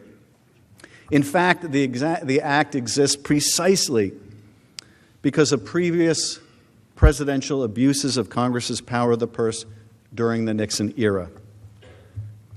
The nonpartisan GAO ruled that the hold on military aid was not only illegal, but that holding underscores the president's efforts to go to any lengths to ensure his own personal benefit, rather than take care that the laws be faithfully executed, as he swore he would do when he took his oath of office. Now, because of recent Freedom of Information Act responses and media reports, we now know additional details about how senior officials expressed serious reservations about the legality of the hold at the time. So this is not like some new surprise. This is not like something that just came out of the blue. Oh, an independent watchdog agency found this was illegal. No, they knew this was illegal at the time. These concerns were raised at the time. Certain individuals who may have further information about the hold have refused to testify at the president's direction, including his chief of staff, Mick Mulvaney, his deputy, Robert Blair, OMB official Michael Duffy. All of them defied congressional subpoenas, but were included in important email communications that have been made public only recently. As you know, these and many other categories of documents from the White House, Defense Department, OMB were subpoenaed by the House, and none was produced. None, at the president's direction and through Mr. Cipollone's intervention.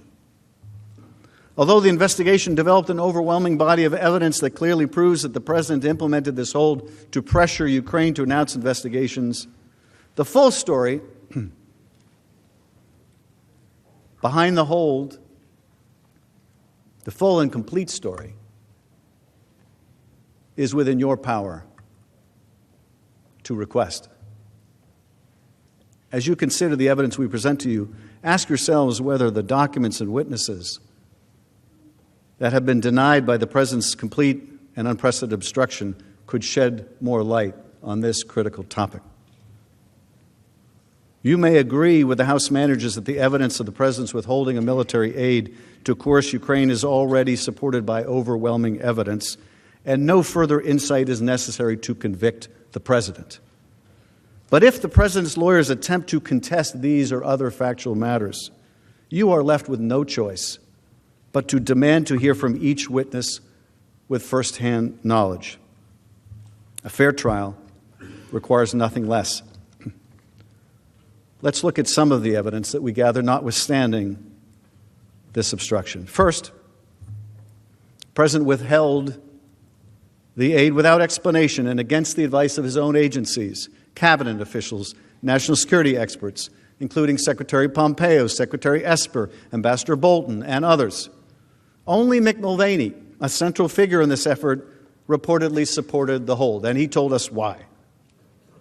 During a press briefing, Mulvaney personally acknowledged that the hold was ordered as part of a quid pro quo designed to get Ukraine to undertake the investigation President Trump sought. Second, the reason for the security assistance hold was undoubtedly on the president's mind during the telephone call with President Zelensky on July 25th. Near the beginning of their conversation, President Zelensky expresses gratitude for U.S. military assistance, noting the United States' quote, great support in the area of defense. Immediately after President Zelensky's reference to defense and military support, President Trump responded by saying, I would like you to do us a favor, though, because our country has been through a lot, and Ukraine knows a lot about it. President Trump then proceeded to openly press Ukraine to conduct these investigations. Third, numerous officials were aware that President Trump was withholding the White House meeting until the Ukrainian president announced the investigations. That the president would ratchet up pressure on Ukraine to compel its action stunned Ukraine experts like Ambassador Taylor, but followed logically for those engaged in the president's corrupt scheme. Fourth, by the end of August, there was still no explanation for the hold, despite ongoing efforts from numerous officials to persuade the president to release the money. And the leverage of the White House meeting had not succeeded in coercing Ukraine to announce the investigations, providing the president and his agents every reason to use the most aggressive lever of influence, hundreds of millions of dollars of military support, to compel Ukraine to act. If they didn't feel pressure, they would have done it. They would have done it. But of course they did. Imagine if this country were dependent on a more powerful country for our defense. Imagine we were at war. Imagine we were waiting for weapons to defend ourselves. Something our framers could have understood. Imagine that we found ourselves in those circumstances, and much to our astonishment, we couldn't even get a meeting with our ally. Much to our astonishment, they were withholding aid from us. You think we'd feel pressure? Of course we would. The framers had common sense, and so must we. Are we to accept, well, the president said there was no quid pro quo? I guess that closes the case. In every courtroom in America, jurors, and I know you're not just jurors, I read the Clinton trial, you're jurors and judges. Jurors all over America are told you don't leave your common sense at the door. Well, we don't have to leave our common sense at the door here, too. 2 + 2 = 4. The aid is withheld. You're asking for it. We're asking for it. His own aides are asking for it. No one can get an explanation. Ukrainians can't get an explanation. All the Ukrainians get is, we want you to do these investigations. They're promised a White House meeting. They want a White House meeting. They need a White House meeting. They're going to be going into negotiations with Putin. They want to show strength. They can't get in the door. They see the Russian foreign minister get in the door of the White House. We see the photos of the president, the Russian foreign minister, or the ambassador. What a great time they're having, but no, the president of Ukraine, our ally, can't get in the door. They're not stupid. They know what's going on here. They're not stupid. That conversation I referenced yesterday when the Ukrainians threw it right back in our face.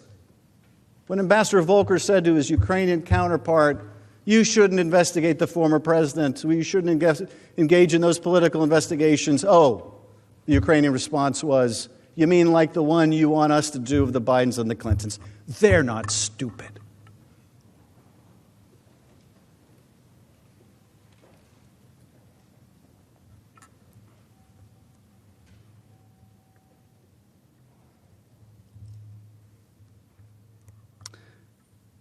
By the end of August, there was still no explanation for the hold, despite efforts by numerous people to seek the release of the funding.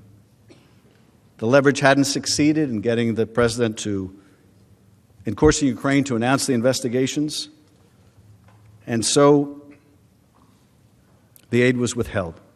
Two witnesses privy to this scheme testified that the only logical conclusion to reach about the president's continued hold on the aid was that it was intended to put more pressure on Ukraine to announce the investigations. As I said, they testified it was as simple as 2 + 2 = 4. We can do math, and more importantly, so can the Ukrainians. And maybe even more importantly than that, so can the Russians. Multiple senior officials, including President Trump himself, have confirmed this logical conclusion. On September 7th, Ambassador Sondland spoke directly to President Trump, who by that point was aware that a whistleblower complaint was circulating that alleged the contours of his scheme, and that Congress and the public were beginning to ask probing questions about the hold on aid, including whether the withholding of the aid was in exchange for re-election help. During that call, September 7th, so July, you've got Bob Mueller's testimony, you've got the call itself, you've got the follow-up call the next day where the president is speaking to Sondland and wants to make sure they're going to do the investigations. You've got August, while they're trying to hammer out a statement, and the Ukrainians are still resisting, and then you have September 7th. Ambassador Sondland on the phone with President Trump. At that point, he is aware that a whistleblower has filed a complaint alleging the contours of this scheme, and Congress and the public are beginning to ask questions about the hold on aid, including whether this was to get help in his re-election. And during this call between the president and Ambassador Sondland, without a prompt, President Trump told Sondland, there's no quid pro quo. Now, why would he do that?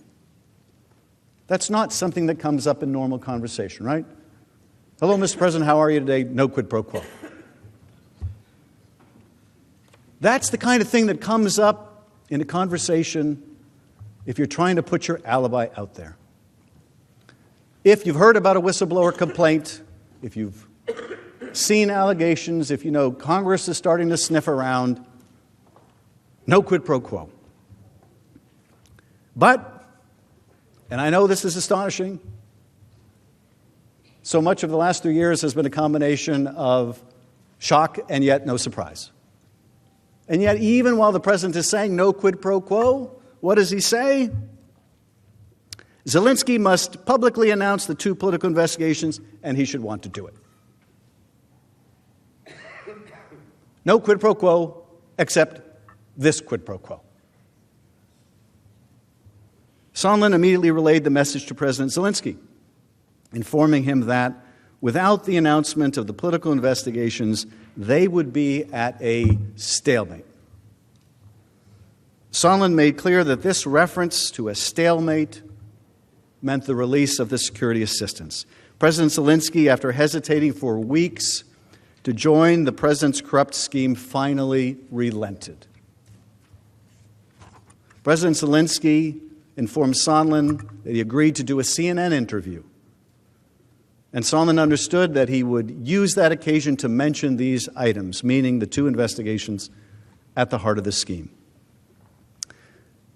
The candidate, Zelensky, who was swept into office with a landslide victory on a promise of fighting corruption, would be forced to undertake just the same kind of corrupt act he'd been elected to clean up.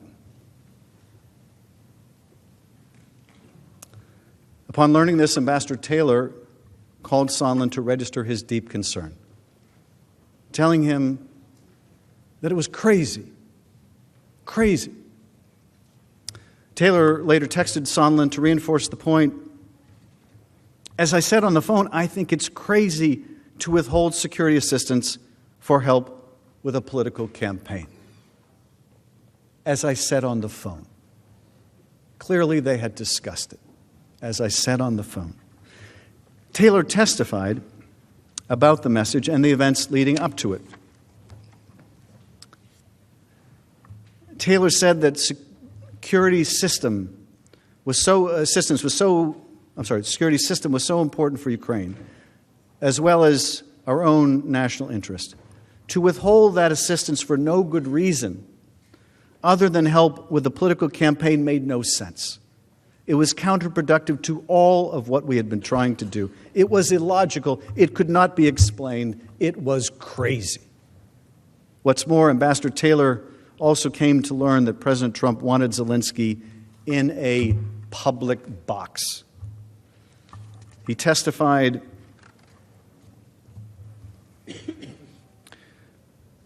Mr. Goldman asking the question, now you referenced a television interview and a desire for President Trump to put Zelensky in a public box, which you also have in quotes. Was that in your notes? Now, this is a reference, I think, to his written testimony. Was that referenced to in a public box in his notes? Remember, he kept detailed notes. Taylor's answer, it was in my notes. And what did you understand to mean to put Zelensky in a public box? And Taylor responds, I understood that to mean that President Trump, through Ambassador Sondland, was asking for President Zelensky to publicly commit to these investigations, that it was not sufficient to do this in private, that this needed to be done, this needed to be a very public statement. So we saw earlier the side-by-side comparison, right, of what the Ukrainians wanted to say. They wanted to make no mention of these specific investigations, and how Giuliani insisted, no, this isn't going to be credible unless you mention these specific investigations. This is what it's going to take. And now you see Ambassador Sondland has acknowledged to Ambassador Taylor that not enough to use even the right language, apparently. Got to be done in public. We're not going to take any private commitment. It's got to be done in public. As we would later come to understand, this is because President Trump didn't care about the investigations being done. He just wanted them announced. He wanted Zelensky in a public box. He wanted it announced publicly. Ambassador Taylor also testified that he understood from Sondland that because President Trump was a businessman, he would expect to get something in return before signing a check. During our call on September 8th, Ambassador Sondland tried to explain to me that President Trump is a businessman. When a businessman is about to sign a check to someone who owes him something, the businessman asks that person to pay up before signing the check. Ambassador Volker used the same language several days later while we were together at the Yalta European Strategy Conference. I argued to both that the explanation made no sense. Ukrainians did not owe President Trump anything.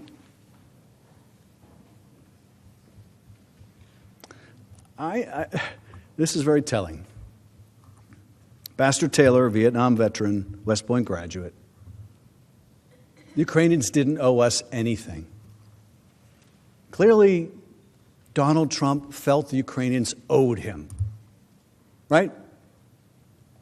This is not about Ukraine's national security. It's not about our national security. It's not about corruption. No, it's about what's in it for me. Those Ukrainians owe me. Before I sign a check, and by the way, that's not his money. That's your money. That's the American people's money for their defense. But here we see Ambassador Sondland explaining, no, President Trump's a businessman. Before he's going to sign a check, he wants to get something. And of course, that's something that he was going to sign that check for, he's going to make that payment for with our tax dollars. That thing that he was going to buy with those tax dollars was a smear of his opponent and an effort to lift whatever cloud he felt was over his presidency because of the Russian interference on his behalf in the last election.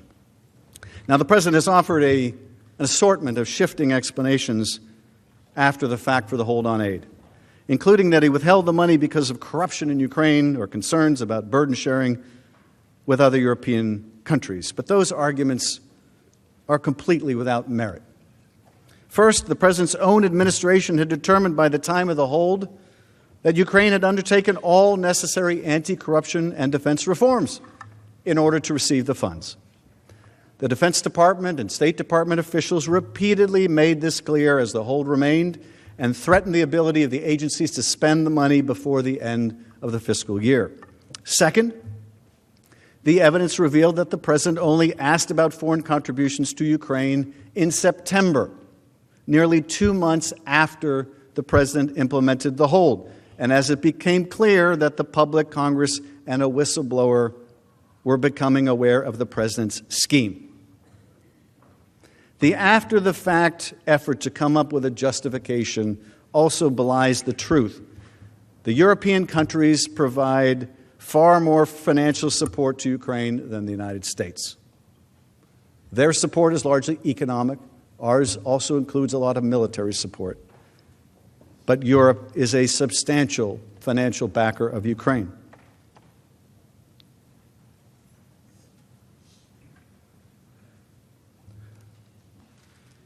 Something else remarkable about this I was struck by yesterday as we were going through the importance of the witness testimony and looking at some of those redacted emails in which the administration sought to hide its misconduct. In those redactions, when we got to see what was beneath them,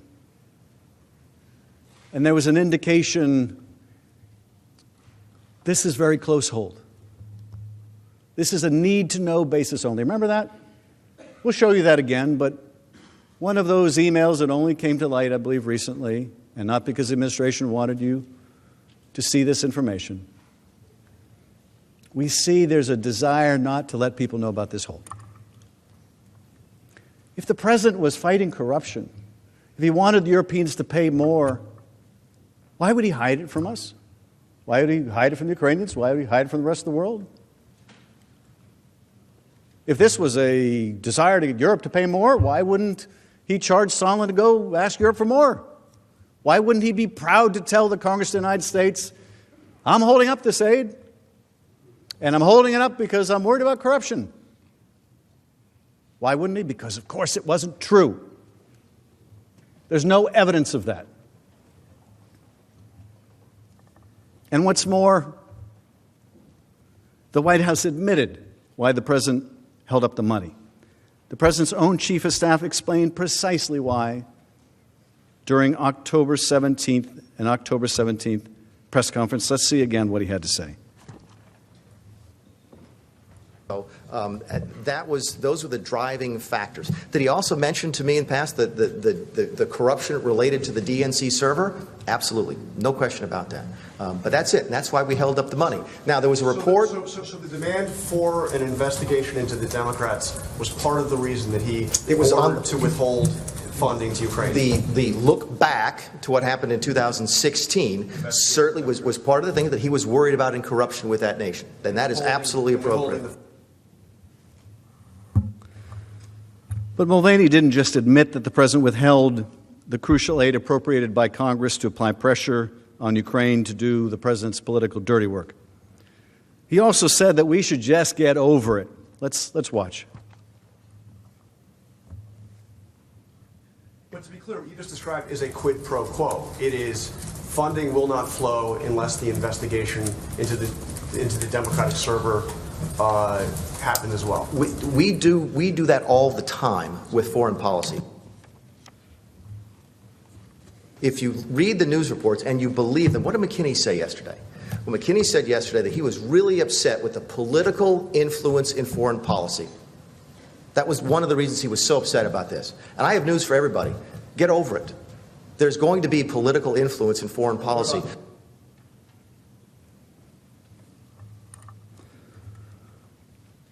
Should the Congress just get over it? Should the American people just come to expect that our presidents will corruptly abuse their office to seek the help of a foreign power to cheat in our elections? Should we just get over it? Is that what we've come to? I hope and pray that the answer is no. We cannot allow a president to withhold military aid from an ally at war for illicit help in a re-election campaign. I hope that we don't have to just get over that. I hope that we just don't have to get accustomed to that. Is that what we want to tell our constituents?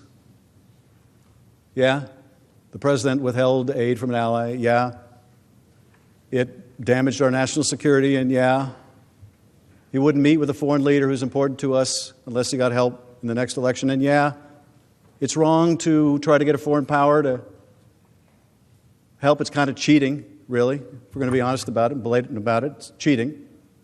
Americans are supposed to decide American elections, but, I guess we just need to get over it. I guess that's just what we should now expect of a President of the United States. I guess there's really no remedy for that anymore. The impeachment, I mean, maybe that was a good idea 200 years ago, but I guess we just need to get over it. I guess maybe the president really is above the law because they say you can't indict the president. The president says you can't even investigate the president. The president is in court saying you can not only not indict the president, you can't even investigate the president. Attorney General's position is you can't even investigate the president. Are we really prepared to say that? The only answer to presidential misconduct is we just need to get over it? What are we going to say with the next president? What are we going to say with the president who's from a different party, who refuses the same kind of subpoenas? And the president says to you, or his chief of staff says to you, or her chief of staff says to you, just get over it. I'm not doing anything different than Donald Trump did. Just get over it. He asked for help in the next election. I'm asking for help in the next election. Just get over it. We do this kind of thing all the time. People are cynical enough as it is about politics, about people's commitment to their good. Cynical enough without having us confirm it for them.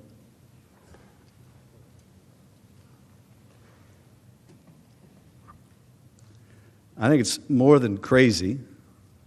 That was Ambassador Taylor's word. I think it's more than crazy. I think it's a gross abuse of power. And I don't think that impeachment power is a relic. If it is a relic, I wonder how much longer our republic can succeed. For months, President Trump and his agents had pressured Ukraine to announce the investigations. And President Zelensky finally yielded. As previously noted, he scheduled a CNN interview and planned to publicly announce the politically motivated investigations. He informed Sondland of this plan during a September 7th phone call. In the same call, Sondland relayed to President Zelensky that Trump required that the Ukrainian leader make the public announcement in order to get the critical military aid. President Trump's corruption had finally worn down President Zelensky, overcoming his effort to remain true to his anti-corruption platform, until events intervened. Before Zelensky could do the interview, President Trump learned that his scheme had been exposed. Facing public and congressional pressure on September 11th, the president finally released the hold on aid to Ukraine. Just like with the implementation of the hold, he provided no reason for the release. But the reason is quite simple. The president got caught. In late August, President Trump learned about a whistleblower complaint that was winding its way through the intelligence agencies on its way to Congress. On September 9th, 3 House committees announced an investigation into President Trump's Ukraine misconduct and that of his proxy, Rudy Giuliani. Later that day, again September 9th, the Intelligence Community Inspector General notified the Senate and House Intelligence Committees of the existence of the complaint and the fact that it was being withheld from Congress contrary to law and in an unprecedented fashion.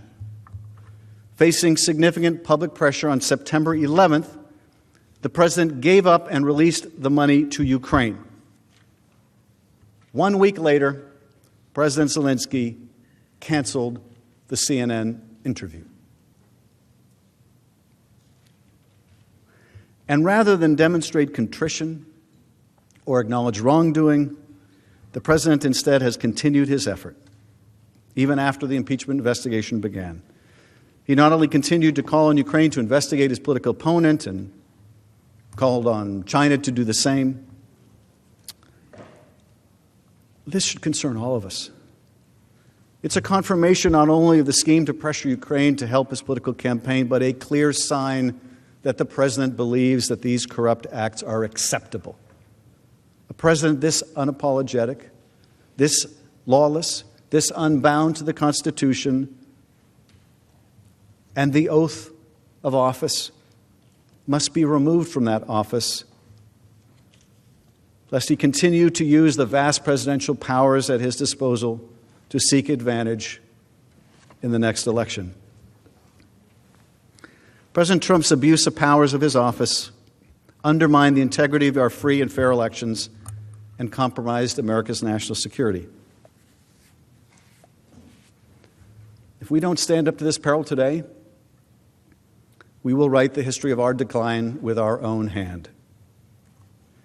If President Trump is not held to account, we send the message to future presidents, future Congresses, and generations of Americans that the personal interests of the president can fairly take precedent over those of the nation. The domestic effects of this descent from democracy will be a weakened trust in the integrity of our elections and the rule of law, and a steady decline of the spread of democratic values throughout the world.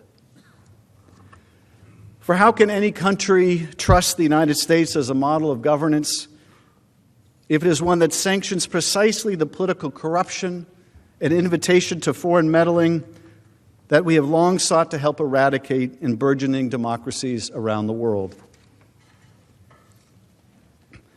To protect against foreign interference in our elections, we have guardrails built into our democratic system. We have campaign finance laws to ensure that political assistance can come only from domestic actors, and we take seriously the need to shore up the integrity of our voting systems so that a foreign government or actor cannot change vote tallies. The promise of one person, one vote is only effective if each vote is cast free of foreign interference. Americans decide American elections. At least they should. Now, what if electoral corruption is even more insidious? What happens when the invitation comes from within? Our framers understood that threat too. George Mason noted at the Constitutional Convention that impeachment was a necessary tool because the man who has practiced corruption and by that means procured his appointment in the first instance could seek to repeat his guilt. In June of last year, President Trump was clear that if a foreign government offered dirt on his political opponent, he would take it. A statement deeply at odds with the guidance provided at the time by his own FBI director, the former Federal Elections Commission chair, and our Constitution, written some 233 years ago. In no uncertain terms, it admonishes that any person holding office of profit or trust, it admonishes against them accepting of any present from a foreign state. But President Trump did more than take the foreign help in 2019, as he had done in 2016. This time, he not only asked for it in the July 25th call, but when he didn't get the help from the Ukrainian president in the form of the announced investigations, he withheld hundreds of millions of dollars in taxpayer-funded military aid and a coveted White House meeting to increase the pressure on Ukraine to comply. And later, he demonstrated no remorse and continued to encourage Ukraine to conduct the political investigations he wanted, even asking other countries to do so. The consequences of these actions alone have shaken our democratic system.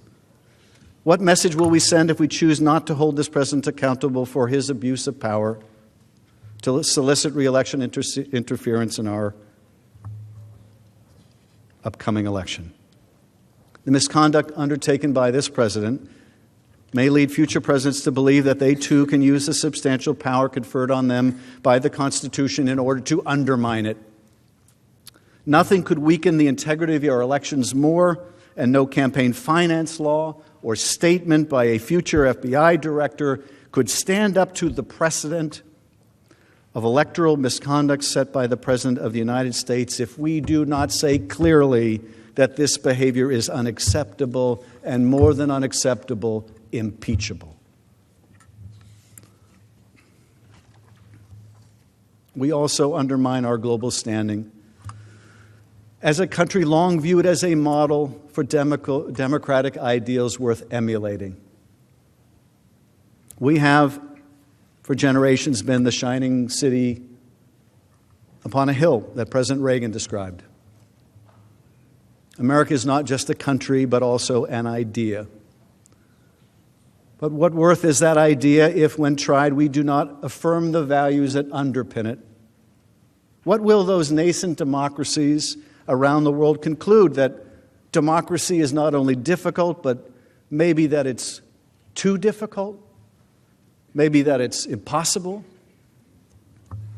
And who will come to fill the void that we leave when the light from that shining city upon a hill is extinguished? The autocrats with whom we compete, who value not freedom and fair elections, but the unending rule of a repressive executive. Autocrats that value not freedom of the press and open debate, but disinformation, propaganda, and state-sanctioned lies. Vladimir Putin would like nothing better. The Russians have little democracy left thanks to Vladimir Putin. It's an autocracy, it's a thugocracy. The Russian storyline, the Russian narrative, the Russian propaganda, the Russian view they would like people around the world to believe is that every country is just the same corrupt system. There's no difference. It's not a competition between autocracy and democracy. No, it's just between autocrats and hypocrites. They make no bones about their loss of democracy. They just want the rest of the world to believe you can't find it anywhere. Why take to the streets in Moscow to demand something better if there's nothing better anywhere else? That's the Russian story. That's the Russian story. That's who prospers by the defeat of democracy. That's who wins by the defeat of our democratic ideals. It's not other democracies. It's the autocrats who are on the rise all over the world. I think all of us in this room have grown up in a generation where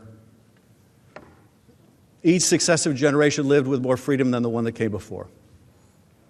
We each had more freedom of speech and association, freedom to practice our faith. This was true at home, it was true all over the world. And I think we came to believe this was some immutable law of nature, only to find it isn't. Only to come to the terrible realization that this year fewer people live in freedom than last, and there's no guarantee that next year people will live in more freedom than today. And the prospect for our children is even more in doubt. Turns out there's nothing immutable about this.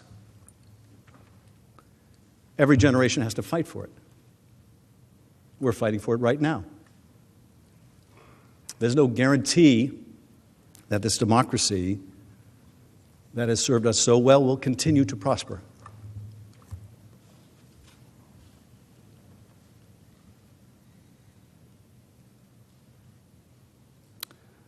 We will struggle to protect this idea. And even as we do, we will struggle to protect our security in more tangible ways. Support for an independent and democratic Ukraine, which is the literal bulwark against Russian expansionism in Europe, is essential to our security. Russia showed that when it invaded Ukraine in 2014 and sought to redraw the map of Europe. Was our commitment to Ukraine's independence and sovereignty just an empty promise? Or are we prepared to support its efforts to keep Russia contained so that they and we may all eventually enjoy a long peace? Russia is not a threat, I don't need to tell you, to Eastern Europe alone. Ukraine has become the de facto proving ground for just the types of hybrid warfare that the 21st century will become defined by: cyber attacks, disinformation campaigns, efforts to undermine the legitimacy of state institutions, whether that is voting systems or financial markets. The Kremlin showed boldly in 2016 that with the malign skills it honed in Ukraine, they would not stay in Ukraine. Instead, Russia employed them here to attack our institutions, and they will do so again. Indeed, they've never stopped.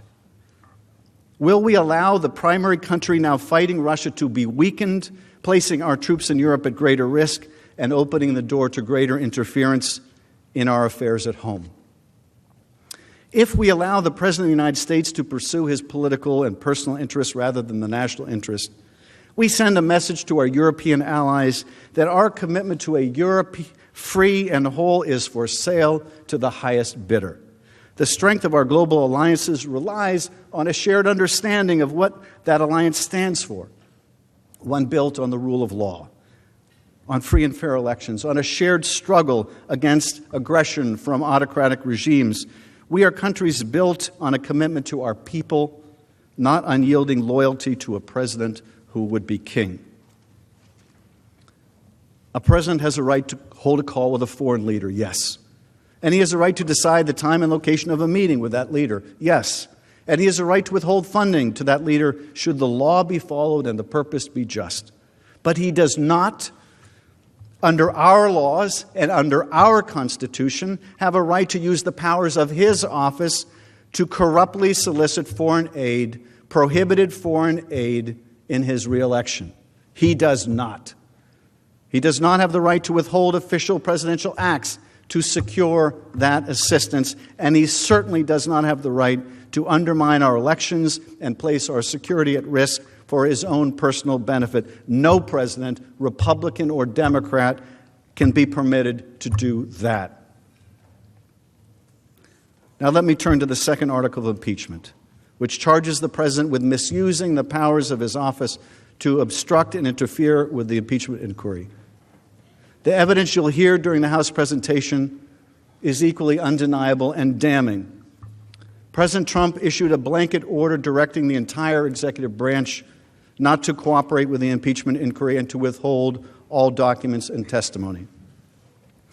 His order was categorical, it was indiscriminate, and historically unprecedented. No president before President Trump has ever ordered the complete defiance of an impeachment inquiry or sought to obstruct and impede so comprehensively the ability of the House of Representatives to investigate high crimes and misdemeanors. The president was able to block agencies across the executive branch from producing any records or documents to the House investigative committees, despite duly authorized subpoenas.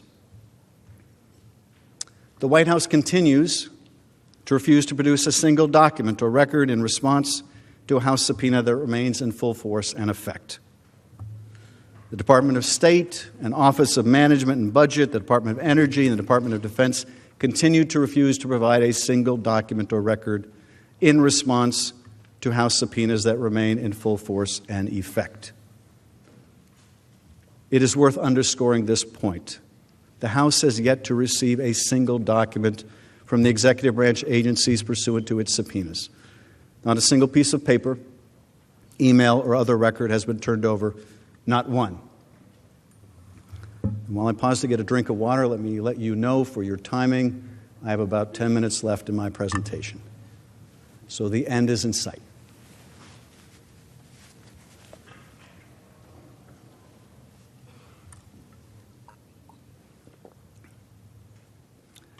President Trump has also successfully blocked witnesses, 9 of them under subpoena, from testifying. Witnesses with firsthand knowledge of the president's actions, including his closest aides, some of whom were directly involved in executing the president's improper orders. These witnesses include Mick Mulvaney and Robert Blair, Russell Vought, the acting head of the Office of Management and Budget, Michael Duffy, a senior official, and the president's chief legal advisor on the National Security Council, John Eisenberg, among others. The managers will present in detail what these officials knew about their role in executing different parts of the president's scheme. There is no dispute, nor could there be, that President Trump's order substantially obstructed the House impeachment inquiry. That obstruction continues unabated today, even as we stand here at the start of the president's trial. And the President has been able to do so only because of the uniquely powerful position that he holds as our Commander-in-Chief. No other American could seek to obstruct an investigation into his own wrongdoing this way. No other American could use the vast powers and levers of his government to conduct a corrupt scheme to benefit themselves and then use those same powers to suppress evidence and bar any cooperation with the authorities investigating them. Not a police chief, not a mayor, not a governor, not any elected official in the country, and certainly not any non-elected official in the country. All those folks watching us from around the country, you know what would happen to them if they defied a lawful subpoena. They got a subpoena commanding them to appear. You know what would happen to them because they're not above the law. They'd be arrested, they'd be detained, they'd be incarcerated, they would be forced to comply. They're not above the law, and neither are we, and neither is the President. And yet, despite the fact that he is not above the law, the President's extensive and persistent efforts, the House heard from courageous witnesses who did obey lawful subpoenas. And we gathered overwhelming evidence. The House built a formidable case that forms the basis of these articles. The second article for obstruction of Congress is not simply about President Trump's decision to obstruct a congressional investigation or even an impeachment inquiry. It should not be misunderstood as some routine dispute between two branches of government, nor should it be reduced to the notion that the President was simply protecting himself or fighting back against a partisan or overzealous Congress. The charges in the second article are much more serious and urgent than that. First, the President's attempt to obstruct the inquiry so categorically and comprehensively is part and parcel of the President's furious effort to conceal, suppress, and cover up his own misconduct. From the very first moment his actions were at the risk of coming to light, President Trump sought to hide and cover up key evidence, even as his scheme to pressure Ukraine was still underway. As the House presentation will make clear, the President's cover-up started even before the House began to investigate the President's Ukraine-related activity. The President learned early on of the existence of a lawful whistleblower complaint from within the intelligence community that would ring the first alarm. He deployed the White House and Justice Department to intervene in an unprecedented fashion to conceal and then withhold from Congress, for the first time ever, a credible and urgent whistleblower complaint, even though the law requires that it be provided to the congressional intelligence committees. Once the impeachment inquiry was underway in late September, the President used the immense and unique power at his disposal to direct and maintain at every turn the categorical defiance of congressional scrutiny, even as he attacked the inquiry itself and its witnesses. The President offered multiple and shifting justifications for obstructing the House's inquiry, each of them deficient, while his actions and statements powerfully reflect his own consciousness of guilt. Second, the ramifications of the President's obstruction go beyond the sinister motives of simply covering up his actions. His obstruction strikes at the heart of our Constitution. It threatens the last line of defense our founders purposely enshrined in our system to protect our democracy. If presidents can obstruct an impeachment inquiry undertaken by the House and evade accountability in the Senate, for doing so, they usurp an essential power granted exclusively to the Congress, and for a reason. Presidents could seize for themselves the power to neutralize and nullify the impeachment clause in order to shield themselves from any accountability. And if Congress is unable to investigate and impeach a president for abuse of their office, our democracy's essential check on a rogue president will fail. It would no longer protect the American people from a corrupt president who presents an ongoing threat. This is the outcome every American should be concerned about, and one that the founders warned us about. Through the impeachment clause, the framers of the Constitution empowered Congress to thoroughly investigate presidential malfeasance, and to respond, if necessary, by removing the president from office. This entire framework depends upon Congress's ability to discover and then to thoroughly and effectively investigate presidential misconduct. Without the ability of Congress to do that, the impeachment power is a nullity. If you can't investigate it, you can't enforce it, you can't apply it. What we confront here in the second article of impeachment is therefore an impeachable offense aimed at destroying the impeachment power itself. When a president abuses the power of his office to so completely defy House investigators and does so without lawful cause or excuse, he attacks the Constitution itself. He confirms that he sees himself as above the law. His actions destabilize the separation of powers that defines our democracy and preserves our freedom, and establish an exceedingly dangerous precedent. And he proves that he is willing to destroy a vital safeguard against tyranny, a safeguard meant to protect the American people, just to advance his own personal interest in covering up evidence. The House presentation of the second article will therefore focus on three core areas that confirm the president's obstruction and require his removal from office. First, the singular importance and role of the impeachment clause for our democracy and why an effort by a president to obstruct an impeachment inquiry is in and of itself an impeachable offense. Second, why the president's extensive effort to cover up evidence of his misconduct is unprecedented in American history and without lawful cause or justification. And finally, why the president's obstruction poses a direct threat to our system of self-governance, with consequences for all Americans today and in the future, and for both chambers of Congress. Over the coming days, you will hear from the House managers details of this scheme and the effort to hide it from Congress. The articles of impeachment that the House presented go to the heart of those efforts, and let me share a few key takeaways. The House of Representatives has found that using the powers of his eye office, President Trump solicited the interference of a foreign government, Ukraine, in the 2020 U.S. presidential election.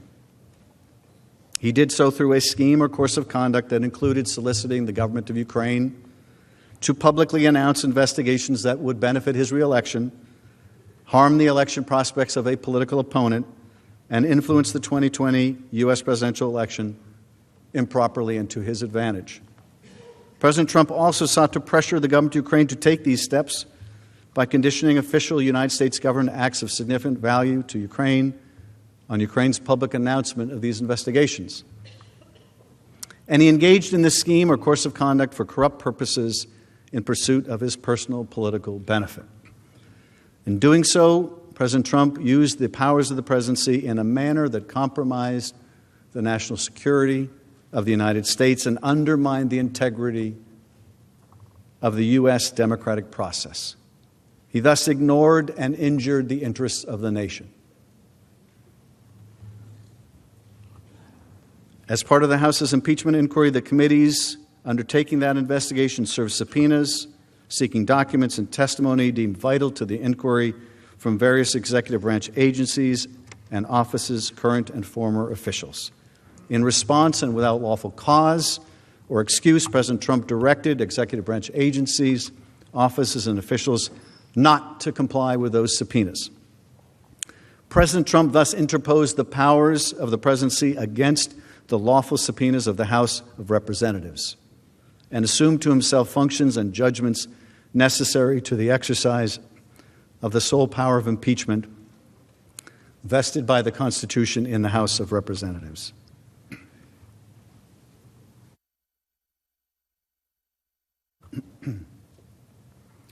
As George Washington and his troops retreated across the Delaware River in early December 1776, they were read the words of Thomas Paine published that month in his pamphlet, The American Crisis. These are the times to try men's souls. The summer soldier and the sunshine patriot will, in this crisis, shrink from the service of their country. But he that stands by it now deserves the love and thanks of man and woman.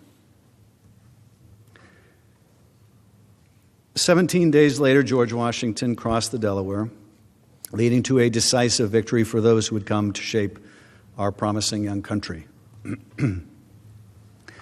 As much as our founders feared an unchecked chief executive able to pursue his own will over the will of the people, they also feared the poison of excessive factionalism that could divert us from a difficult service to our country. As George Washington warned in his farewell address, the common and continual mischiefs of the spirit of party are sufficient to make it the interest and duty of a wise people to discourage and restrain it.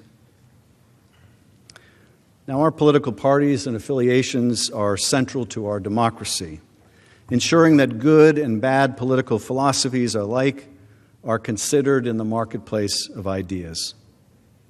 Here, the American people can choose between the policies of one party or another and make decisions about their political leaders, up to and including the President of the United States, based on the degree to which that person represents their interests and values. That is not factionalism. That is the foundation of our democracy. But when a leader takes the reins of the highest office in our land and uses that awesome power to solicit the help of a foreign country to gain an unfair advantage in our free and fair elections, we all, Democrats and Republicans alike, must ask ourselves whether our loyalty is to our party or whether it is to our Constitution. If we say that we will align ourselves with that leader, allowing our sense of duty to be usurped by an absolute executive, that is not democracy. It is not even factionalism. It is a step on the road towards tyranny. The damage that this president has done to our relationship with a key strategic partner will be remedied over time. And Ukraine continues to enjoy strong bipartisan support in Congress. But if we fail to act, the damage to our democratic elections, to our national security, to our system of checks and balances will be long-lasting and potentially irreversible. As you will hear in the coming days, President Trump has acted in a manner grossly incompatible with self-governance. His conduct has violated his oath of office and his constitutional duty to faithfully execute the law. He has shown no willingness to be constrained by the rule of law and has demonstrated that he will continue to abuse his power and obstruct investigations into himself, causing further damage to the pillars of our democracy if he is not held accountable. He cannot be charged with a crime, so says the Department of Justice. There is no remedy for such a threat but removal from office of the President of the United States. If impeachment and removal cannot hold him accountable, then he truly is above the law. We are nearly 2.5 centuries into this beautiful experiment of American democracy, but our future is not assured. As Benjamin Franklin departed the Constitutional Convention, he was asked, "What have we got? A republic or a monarchy?" He responded simply, "A republic if you can keep it." A fair trial, impartial consideration of all of the evidence against the president is how we keep our republic. That concludes our introduction. The majority leader is Chief recognized. Justice, colleagues, I suggest we have a recess until 10 minutes to 4, at which moment we'll reconvene subject to call the chair. Without objection, so ordered.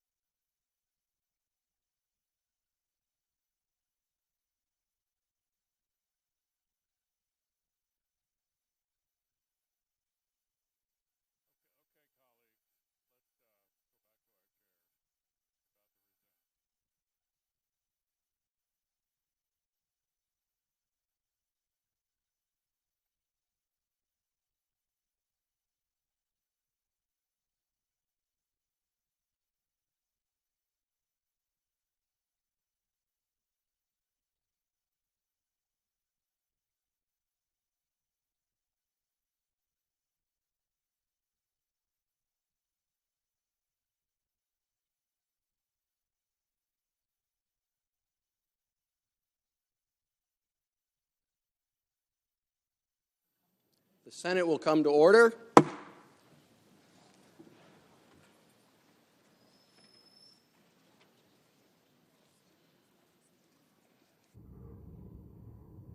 Managers may resume if they're ready.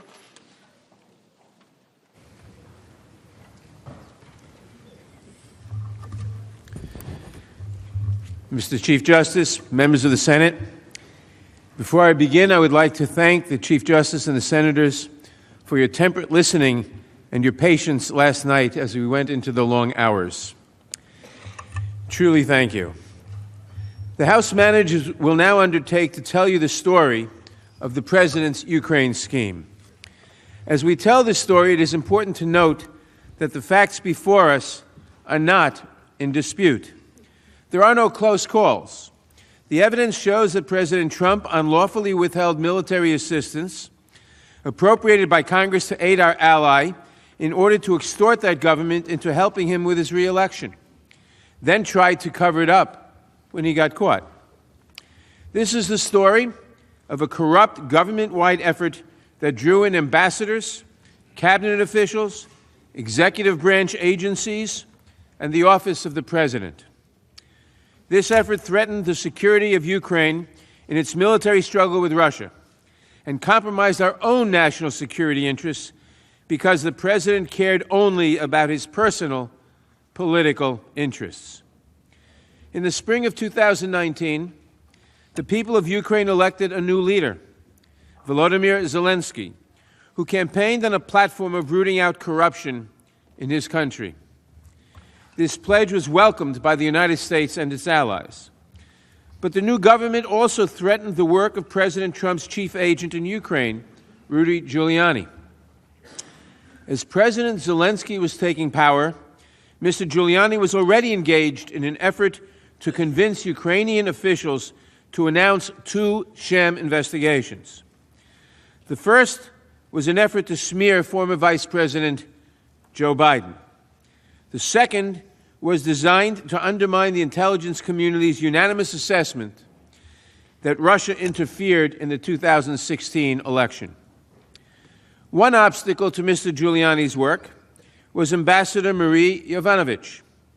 A 33-year veteran of the Foreign Service, Ambassador Yovanovitch had partnered with Ukraine to root out the kind of corruption that would have allowed Mr. Giuliani's lies to flourish.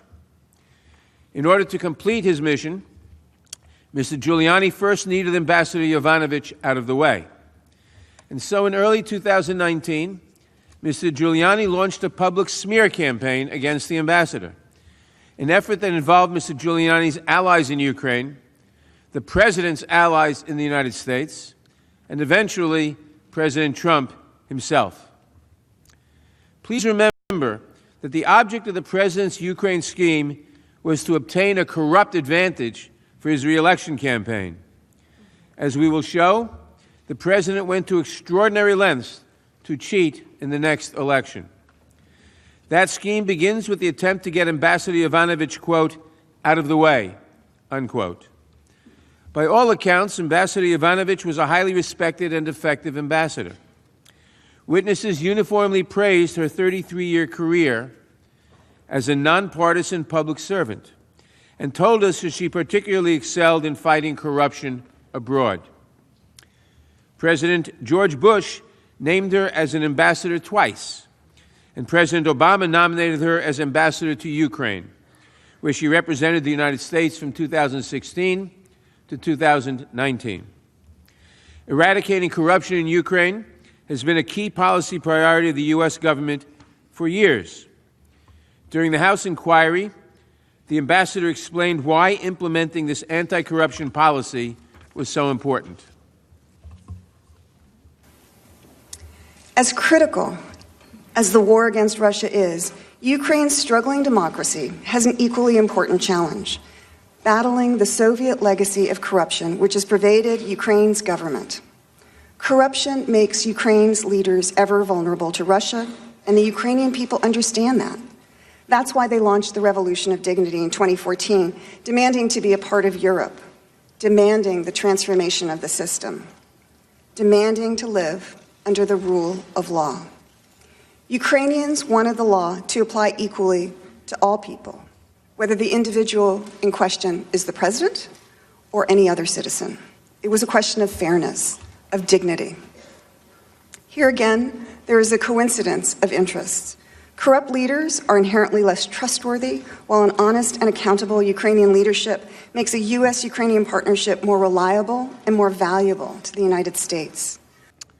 On the evening of April 24th, 2019, Ambassador Yovanovitch was hosting an event at the U.S. Embassy, honoring the memory of an anti-corruption fighter who had been killed when acid was thrown in her face the previous year.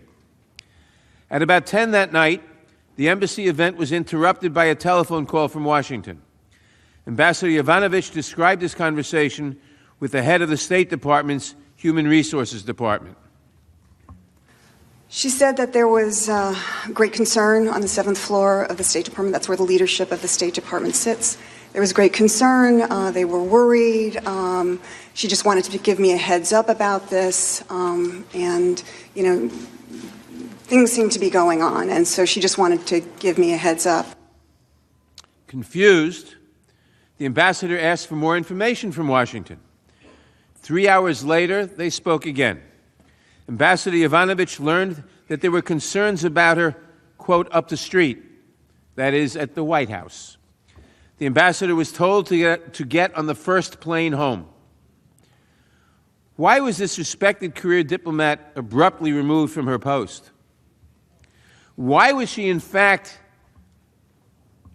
urged by the State Department to catch the first plane home, that she was in danger, she shouldn't wait? At the time, the White House would not say, but today we know the truth. The truth is that Ambassador Yovanovitch was the victim of a smear campaign organized by Rudy Giuliani, amplified by President Trump's allies, and designed to give President Trump the pretext he needed to recall her without warning. Mr. Giuliani has admitted as much to the press. In order to understand Mr. Giuliani's smear campaign against Ambassador Yovanovitch, you need to know about a few additional characters who Mr. Giuliani drew into his scheme.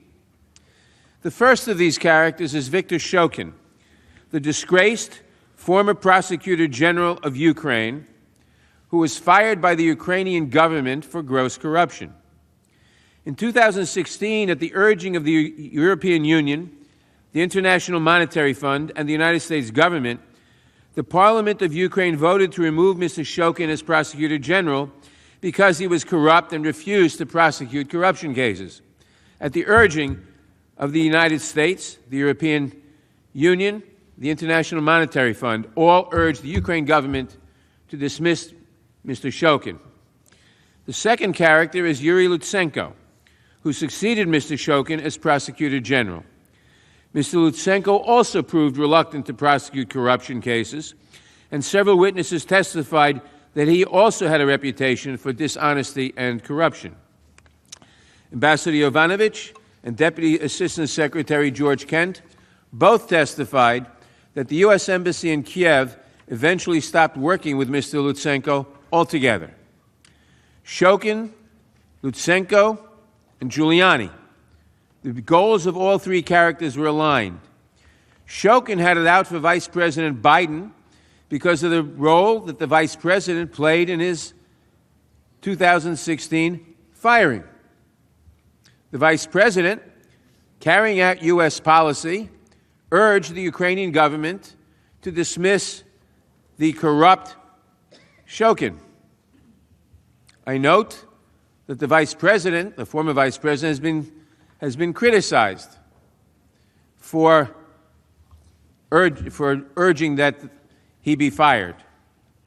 Lutsenko found his career trajectory fading and wanted President Trump's support to boost his political prospects in Ukraine. Giuliani needed partners in Ukraine willing to announce 2 sham investigations meant to boost President Trump's own campaign. All three wanted Ambassador Yovanovitch out of the way. And so in early 2019, the smear campaign began. Mr. Lutsenko became the primary vector for false allegations against Ambassador Yovanovitch. Deputy Assistant Secretary George Kent testified that Lutsenko's allegations against Ambassador Yovanovitch were motivated by revenge.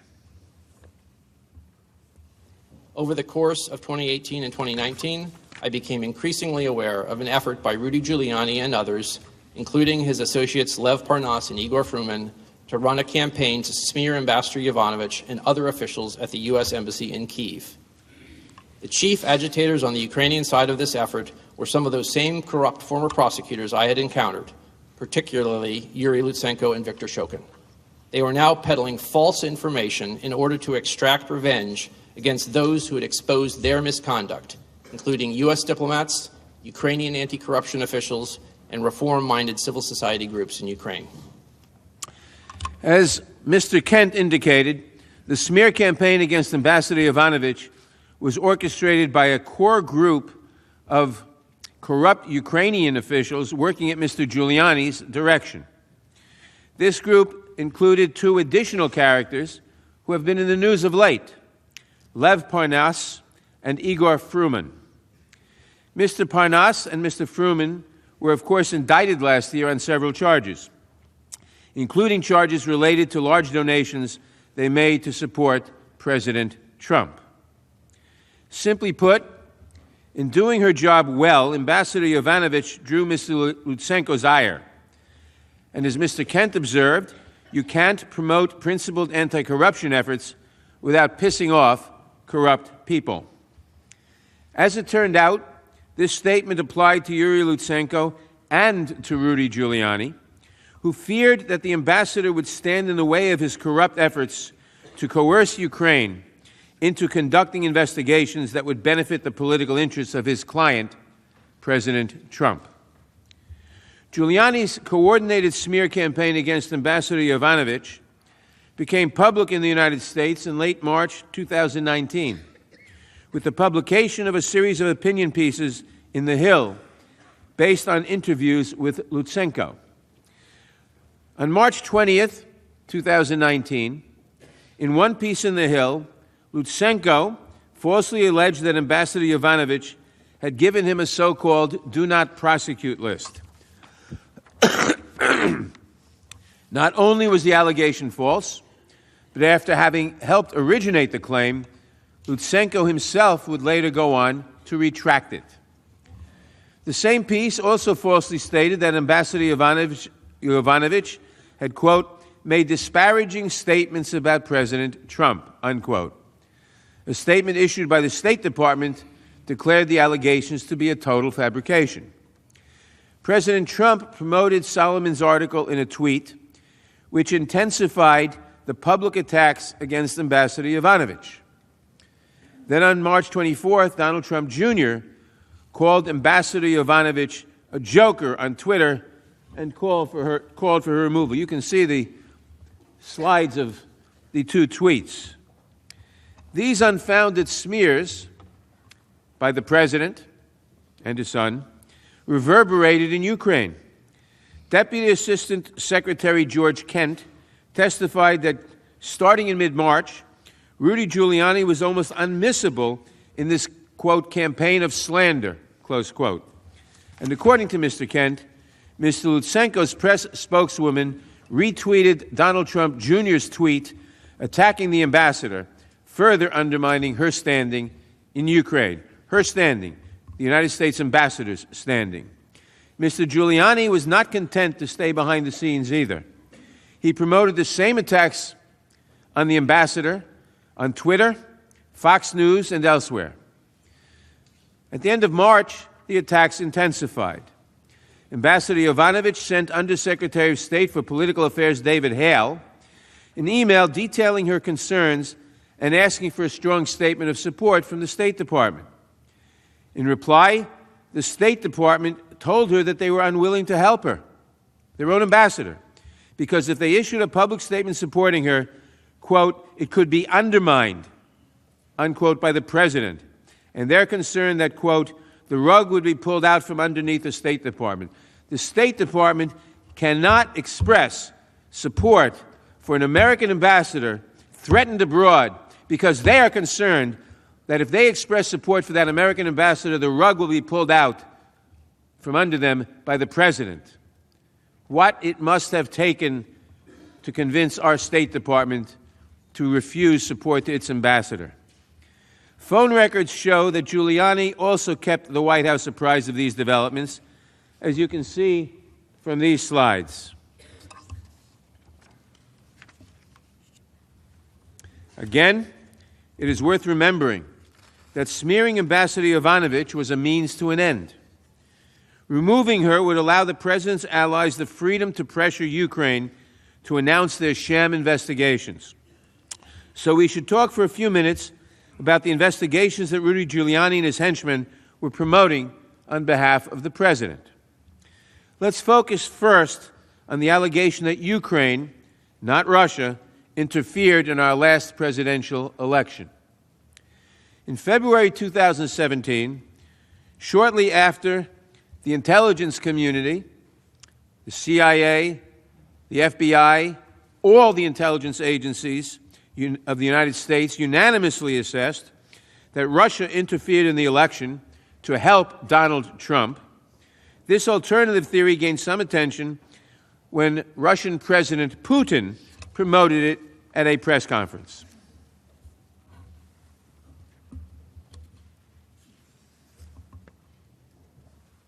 Second, he said, I'm quoting from him, it's in the Russian on the slides, I think. Second, as we all know, during the presidential campaign in the United States, the Ukrainian government adopted a unilateral position in favor of one candidate.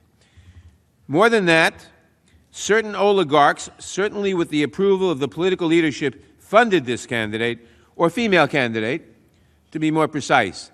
That's President Putin talking, shifting the blame to Ukraine. Dr. Fiona Hill best explained how the Ukraine narrative is a fictional narrative being propagated by the Russian security services. Based on questions and statements I've heard, some of you on this committee appear to believe that Russia and its security services did not conduct a campaign against our country, and that perhaps, somehow, for some reason, Ukraine did. This is a fictional narrative that has been perpetrated and propagated by the Russian security services themselves. The unfortunate truth is that Russia was the foreign power that systematically attacked our democratic institutions in 2016. This is the public conclusion of our intelligence agencies, confirmed in bipartisan congressional reports. It is beyond dispute, even if some of the underlying details must remain classified. The impact of the successful 2016 Russian campaign remains evident today. Our nation is being torn apart. Truth is questioned. Our highly professional and expert career foreign service is being undermined. US support for Ukraine, which continues to face armed Russian aggression, has been politicized. The Russian government's goal is to weaken our country, to diminish America's global role, and to neutralize a perceived US threat to Russian interests. President Trump knew this too. His former Homeland Security advisor, Tom Bossert, said that the idea that Ukraine hacked the DNC server was, quote, not only a conspiracy theory, it is completely debunked, close quote. And he and other U.S. officials spent hours with the president explaining why. The second false allegation that the president wanted the Ukrainians to announce was that Vice President Biden used his power to protect the company on whose board his son sat by forcing the removal of Viktor Shokin, the corrupt former prosecutor general. It is true that Vice President Biden helped remove Mr. Shokin, who was widely believed to be corrupt. And as I said a few minutes ago, it was official policy of the United States, the European community, and others, in order to fight corruption in Ukraine, to ask that Shokin and Lutsenko be removed. So the Vice President Biden, in fulfilling U.S. policy, pressured Ukraine to remove Shokin, not to secure some personal benefit, but to advance the official policy of the United States and its allies.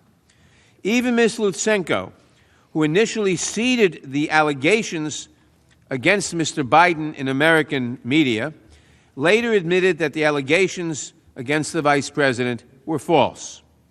And Rudy Giuliani told Kurt Volker, the special representative for Ukrainian negotiations, who had a prominent role in the scheme, that he also knew the attacks on Joe Biden were a lie. With Ambassador Yovanovitch out of the way, the first chapter of the Ukraine scheme was complete. Mr. Giuliani and his agents could now apply direct pressure to the Ukrainian government to spread these two falsehoods. And who benefited from this scheme? Who sent Mr. Giuliani to Ukraine in the first place? Of course, we could rephrase that question, as the former Republican leader of the Senate, Howard Baker, asked it in 1973. What did the president know, and when did he know it?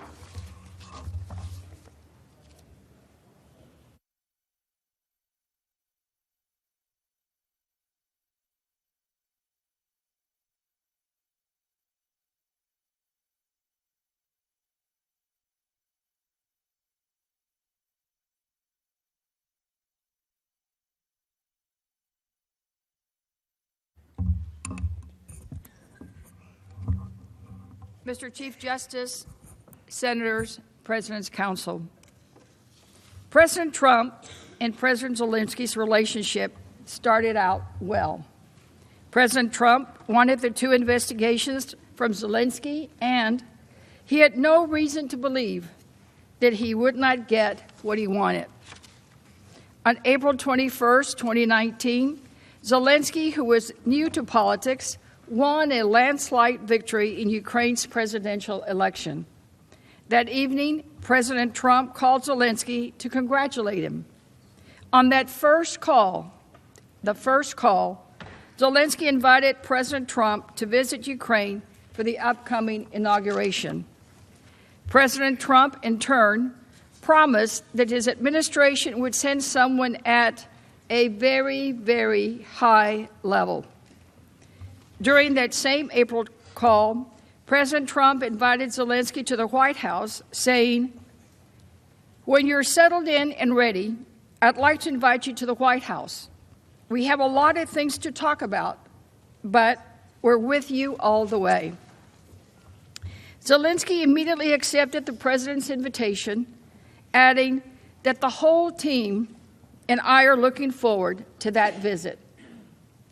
Numerous witnesses testified about the significance of a White House meeting for the political newcomer.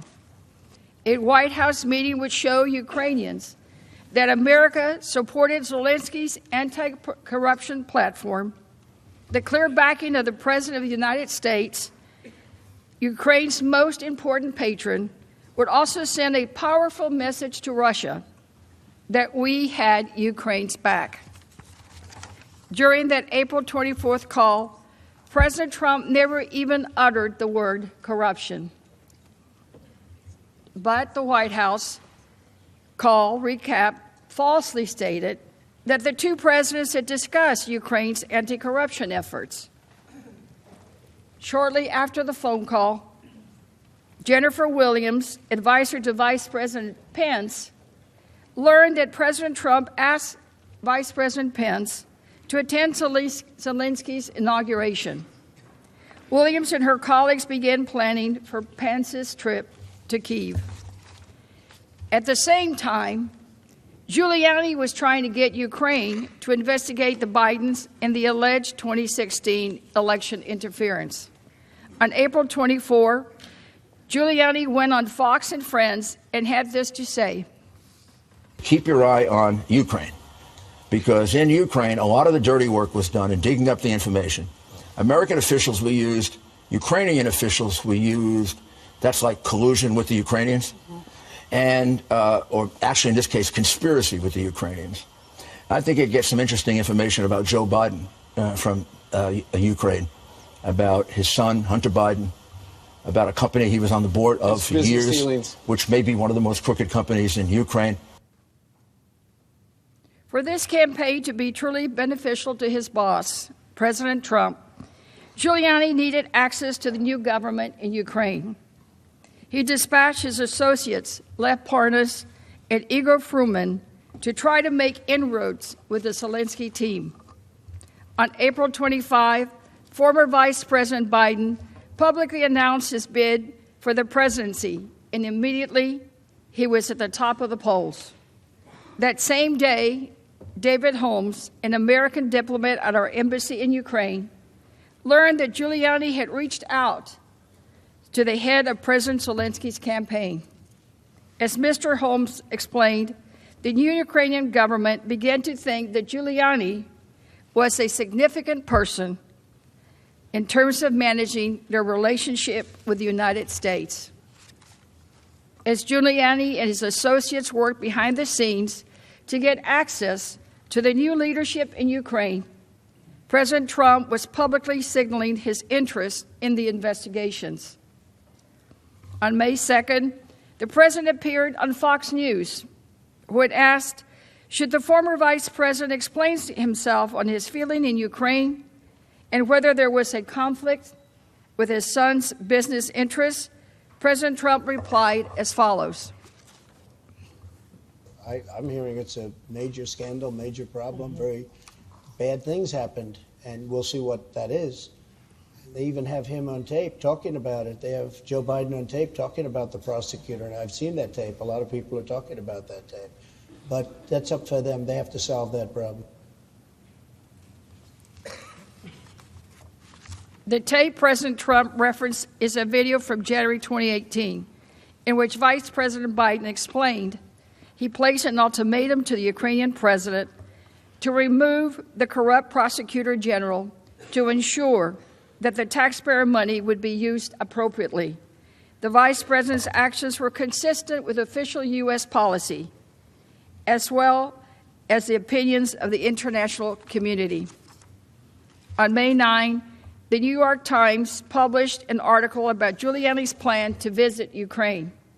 In the article, Giuliani confirmed that he planned to meet Zelensky.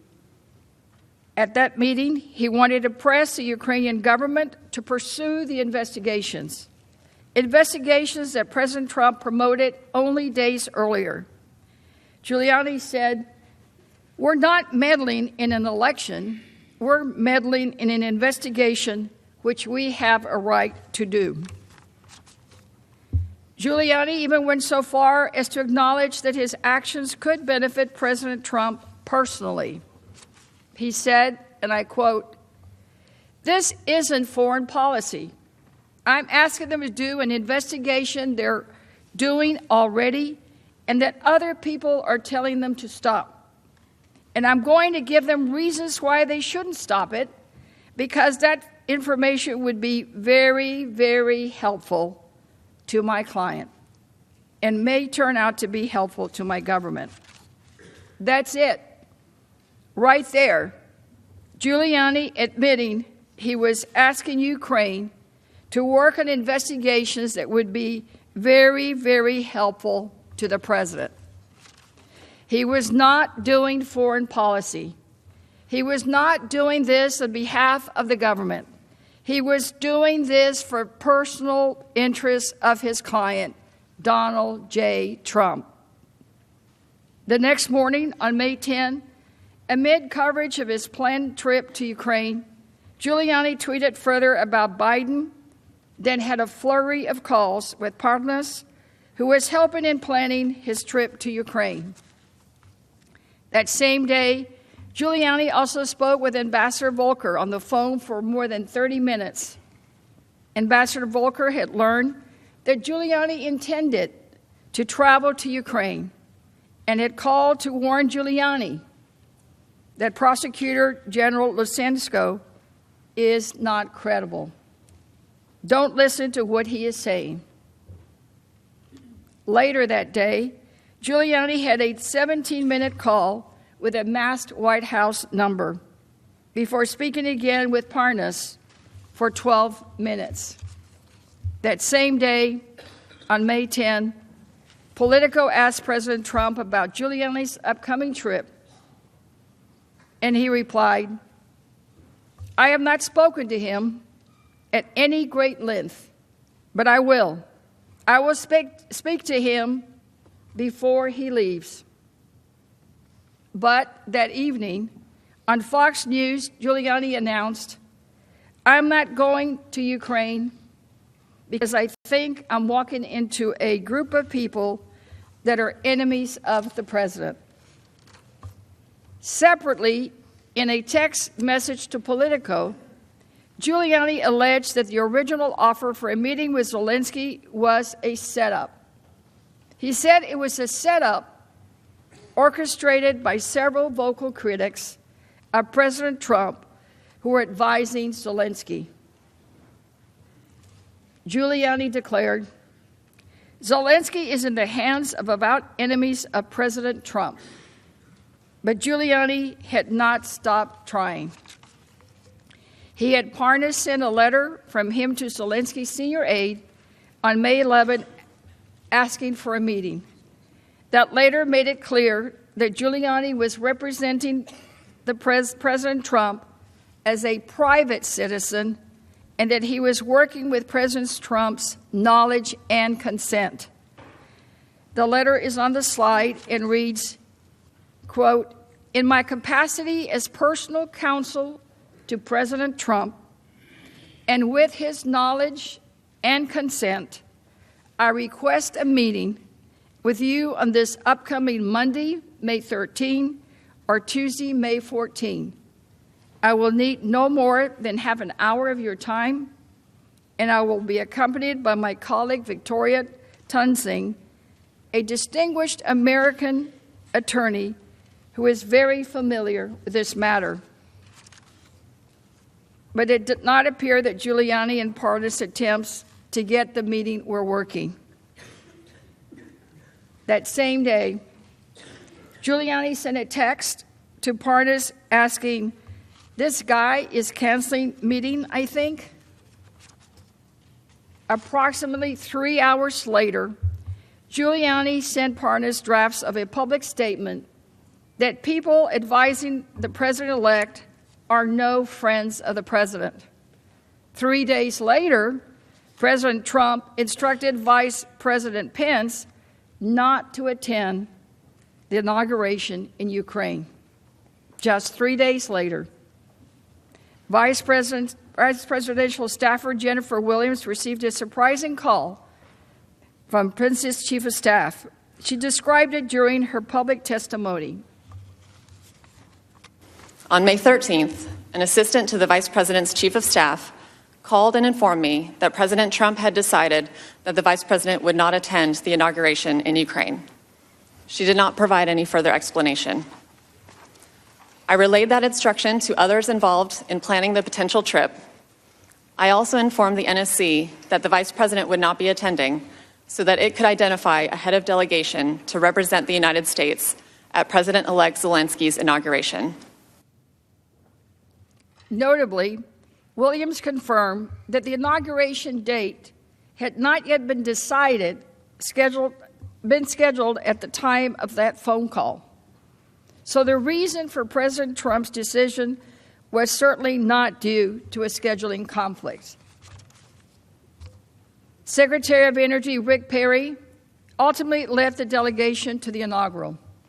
Accompanying Secretary Perry were Ambassador to the European Union Gordon Sondland, Ambassador Volker, and NSC Director for Ukraine, Lieutenant Colonel Alexander Vindman. Senator Rob Johnson also attended many of the inaugural events with the delegation.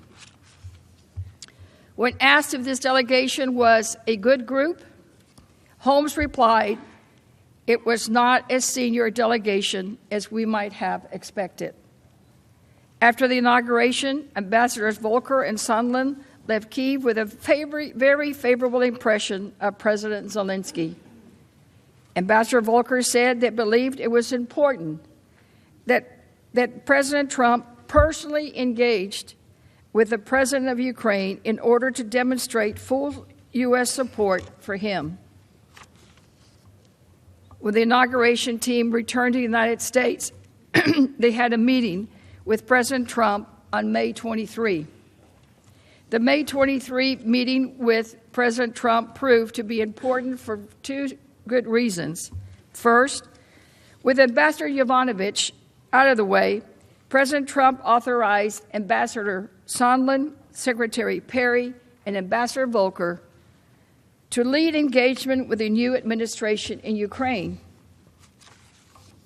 And 2, President Trump instructed them to satisfy Giuliani's concerns in order to move forward on Ukraine matters. These officials were all political appointees, and Ambassador Sondland had donated $1 million to the president's inauguration. The president saw these 3 political appointees as officials who would fulfill his requests.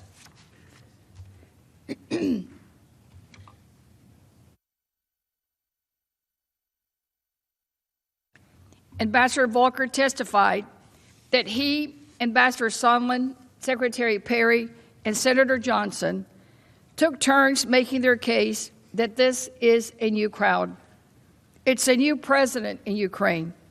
He's committed to doing the right things, including fighting corruption. They recommended that President Trump follow through on his invitation for President Zelensky to meet with him in the Oval Office. But President Trump did not receive the recommendation well. At his public hearing, Ambassador Volker described the May 23rd Oval Office meeting with President Trump. Let's listen. We stressed our finding that President Zelensky represented the best chance for getting Ukraine out of the mire of corruption it had been in for over 20 years. We urged him to invite President Zelensky to the White House. The president was very skeptical. Given Ukraine's history of corruption, that's understandable. He said that Ukraine was a corrupt country full of terrible people. He said, they tried to take me down. In the course of that conversation, he referenced conversations with Mayor Giuliani. It was clear to me that despite the positive news and recommendations being conveyed by this official delegation about the new president, President Trump had a deeply rooted negative view on Ukraine rooted in the past. He was receiving other information from other sources, including Mayor Giuliani, that was more negative, causing him to retain this negative view. Witnesses said the reference to taking me down was to unfounded allegations that Ukraine had interfered in the 2016 election. This was what President Trump considered to be corruption in Ukraine. The president's words echoed Giuliani's public statements about Ukraine in early May. Rather than committing to an Oval Office meeting with the Ukrainian leader, President Trump directed the delegation to talk to Giuliani. Here is how Ambassador Sondland described that instruction from the president. If we wanted to get anything done with Ukraine, it was apparent to us we needed to talk to Rudy. Right. You understood that Mr. Giuliani spoke for the president, correct? That's correct. Ambassador Sondland saw the writing on the wall. Sondland concluded that if we did not talk to Rudy, nothing would move forward on Ukraine.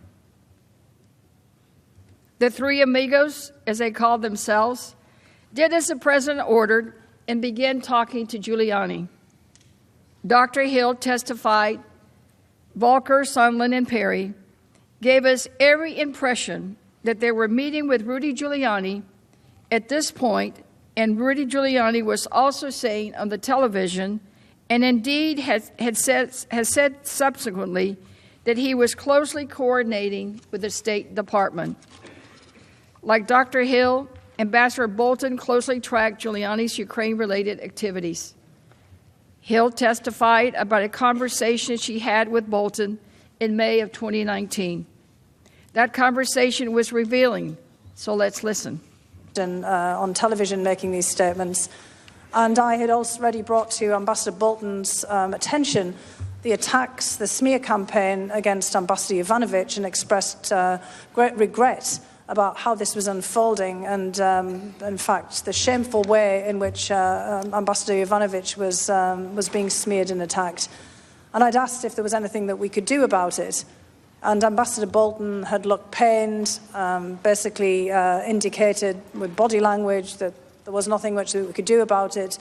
And he then, in the course of that discussion, said that Rudy Giuliani was a hand grenade that was going to blow everyone up. Did you understand what he meant by that?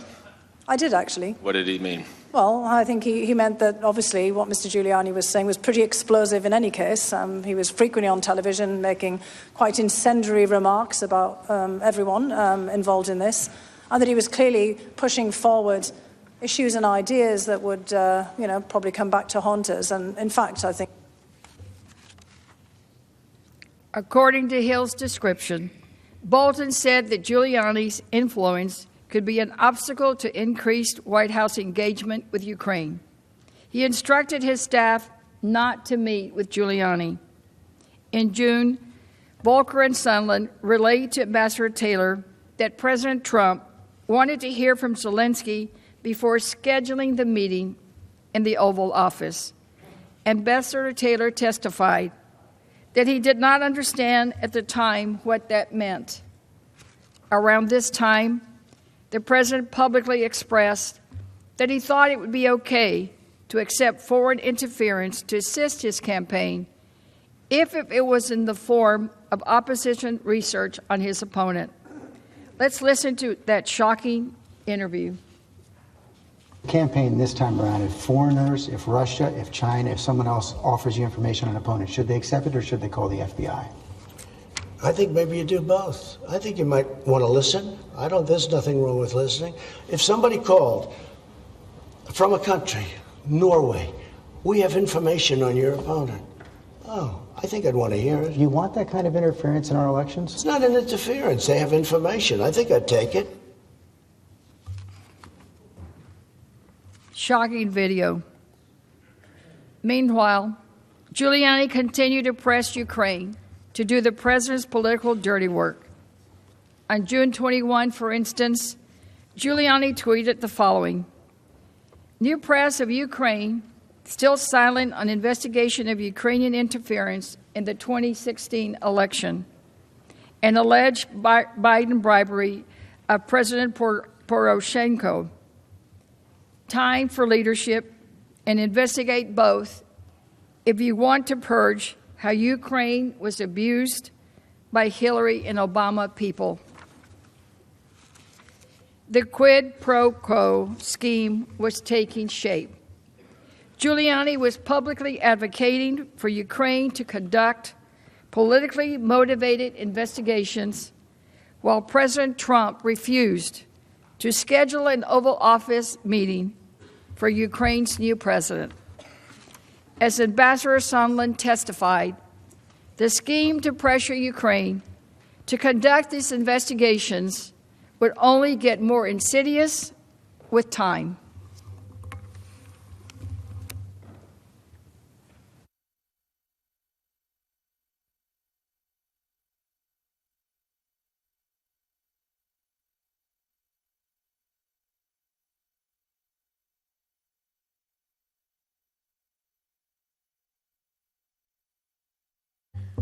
Mr. Chief Justice, the Majority Leader expressed a preference for a break about 2 hours in, so it's the House Manager's request that I present, and then we take the break if that's acceptable for everybody.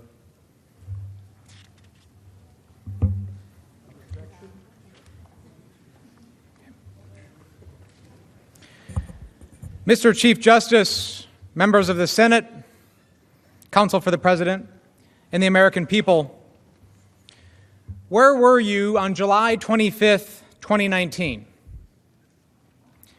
It was a Thursday. Members of the U.S. Senate were here in this chamber. On July 25th, across the Atlantic, our 68,000 troops stationed throughout Europe were doing what they do every day, training and preparing to support our allies and defend against Russia. The professionalism and sacrifice of our men and women in uniform is a source of great strength. But America is also strong, and America is also secure because we have friends. On July 25th, 2019, one of those friends was a man named Alexander Markiv. In a story told by Sabra Ayers of the Los Angeles Times, Alexander was a soldier in the Ukrainian army, defending his country and Europe against Russian-backed forces on Ukraine's eastern front. He was in a trench. He was 38 years old. Alexander would later die defending his country during a mortar attack on his fighting position, giving his life, just like over 13,000 of his fellow Ukrainians, on the front lines of the fight for liberty in Europe. That same Los Angeles Times article painted a picture of what the Ukrainians were going through during this time. Quote, tens of thousands of Ukrainians, like Markiv, volunteered to help fight the Russian-backed separatists in the east. Many of them were sent to the front line wearing sneakers and without flak jackets and helmets, let alone rifles and ammunition. Ukrainians across the country organized in an unprecedented, united civil movement not seen since World War II to raise money to supply their ragtag military with everything from soldiers' boots to bullets. And while our friends were at war with Russia, wearing sneakers, some without helmets, something else was happening. On July 25th, President Trump made a phone call. He spoke with Ukrainian President Zelensky and asked for a favor. And on that same day, just hours after his call, his administration was quietly placing an illegal hold on critical military aid to support our friends. So why should any American care about what's happening in Ukraine? Timothy Morrison, former senior director for Europe and Russia at the NSC, put it bluntly.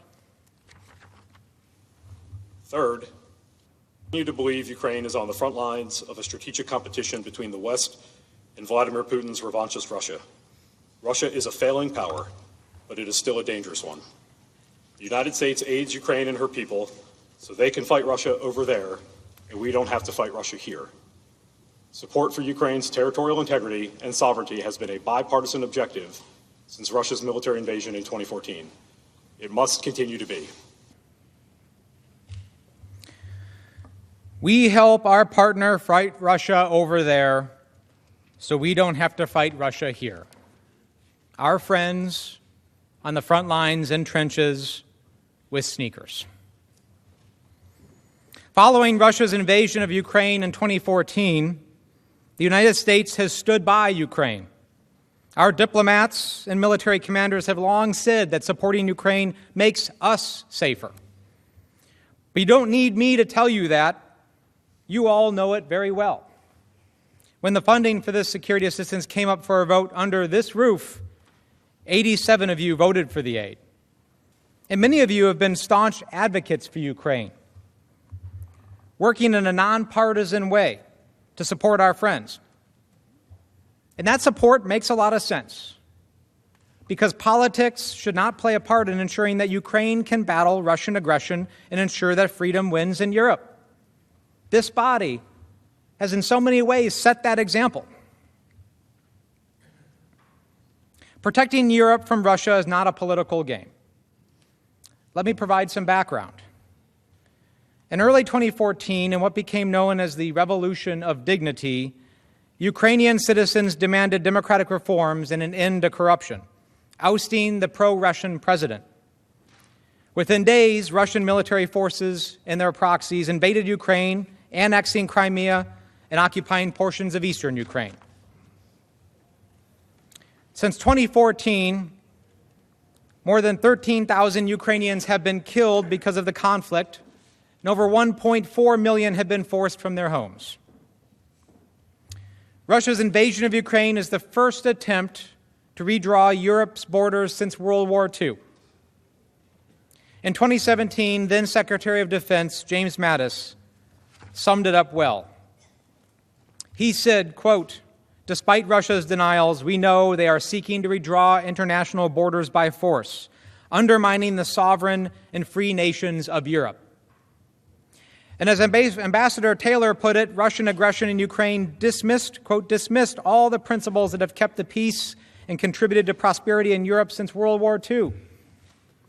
It's clear that Russia is not just a threat in Europe, but for democracy and freedom around the world.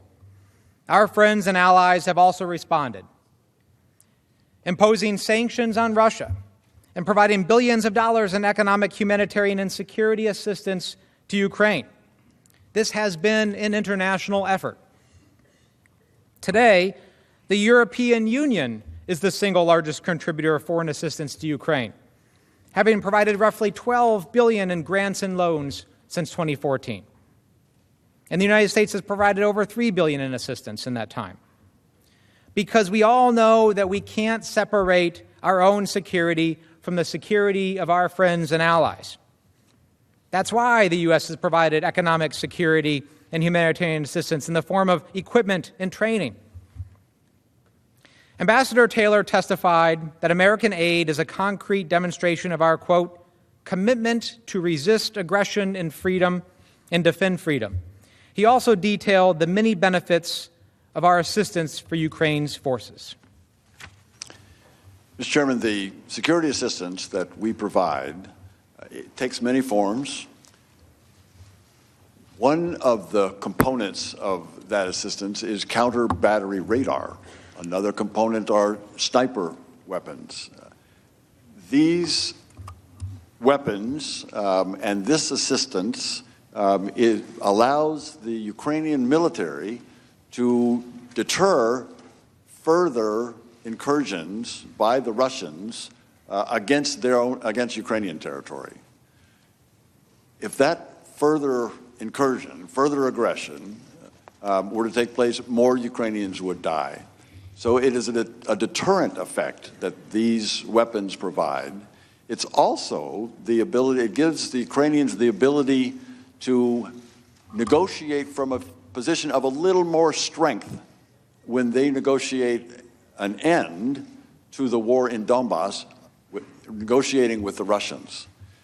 This also is a way that would reduce the number of Ukrainians who would die. I would like to make a finer point of how this type of aid helps, because I know something about counter-battery radar. In 2005, I was an Army Ranger serving in a Special Operations Task Force in Afghanistan. We were at a remote operating base along the Afghan-Pakistan border. And frequently, the insurgents that we were fighting would launch rockets and missiles onto our small base. But luckily, we were provided with counter-battery radar. So 20, 30, 40 seconds before those rockets and mortars rained down on us, an alarm would sound. And we would run out from our tents and jump in to our concrete bunkers and wait for the attack to end. This is not a theoretical exercise, and the Ukrainians know it. For Ukraine, aid from the U.S. actually constitutes about 10% of their military budget. It's safe to say that they can't fight effectively without it. So there is no doubt U.S. military assistance to Ukraine makes a real difference in the fight against Russia. In 2019, Congress provided $391 million in security assistance. This included $250 million through the Department of Defense, the Ukraine Security Assistance Initiative, USAI, and $141 million through the State Department's Foreign Military Financing Program, FMF. President Trump signed the bill to authorize this aid in August 2018 and signed another bill to fund it the following month. The aid was underway. The train was leaving the station and following the same track it had followed every single year. But all of this was about to change. In July of 2019, President Trump ordered the Office of Management and Budget, OMB, to put a hold on all of the aid. The president personally made this decision even after his own appointed advisors warned him that it wasn't in our country's interest to withhold the aid, after overwhelming support in this Senate and against long-standing policy even in his own administration. But what's most interesting to me about this is that he was only interested in the Ukraine aid, nobody else. The U.S. provides aid to dozens of countries around the world, lots of partners and allies. He didn't ask about any of them, just Ukraine. The most important question here is, why would he do that? What was his motivation? Well, we now know why. This hold shocked people across our own government. The Department of Defense, along with the State Department, had already certified to Congress that Ukraine had implemented sufficient anti-corruption reforms to get the funds. And the Defense Department had already notified Congress of its intent to deliver the assistance. So let's recap all of this. Congress had already funded it. Our own government had already certified that it met all the standards it had met every other year. And Congress had already been notified just like every other year. In a series of meetings of the national security agencies, everyone except the OMB supported the provision of the assistance. And OMB, as we know, is headed by Mick Mulvaney, the President's Chief of Staff. Ukraine experts at DoD, the State Department, and the White House emphasized that it was in the national security interest of the U.S. to continue to support Ukraine in its fight. But it wasn't just the national security concern, because many people thought that the hold was just outright illegal. And they were right. It was. The president's hold did violate the law, because just last week, Congress's independent, nonpartisan watchdog, the Government Accountability Office, released an opinion finding that the hold was illegal. President Trump held the military aid money for so long that the administration ran out of time to spend the money.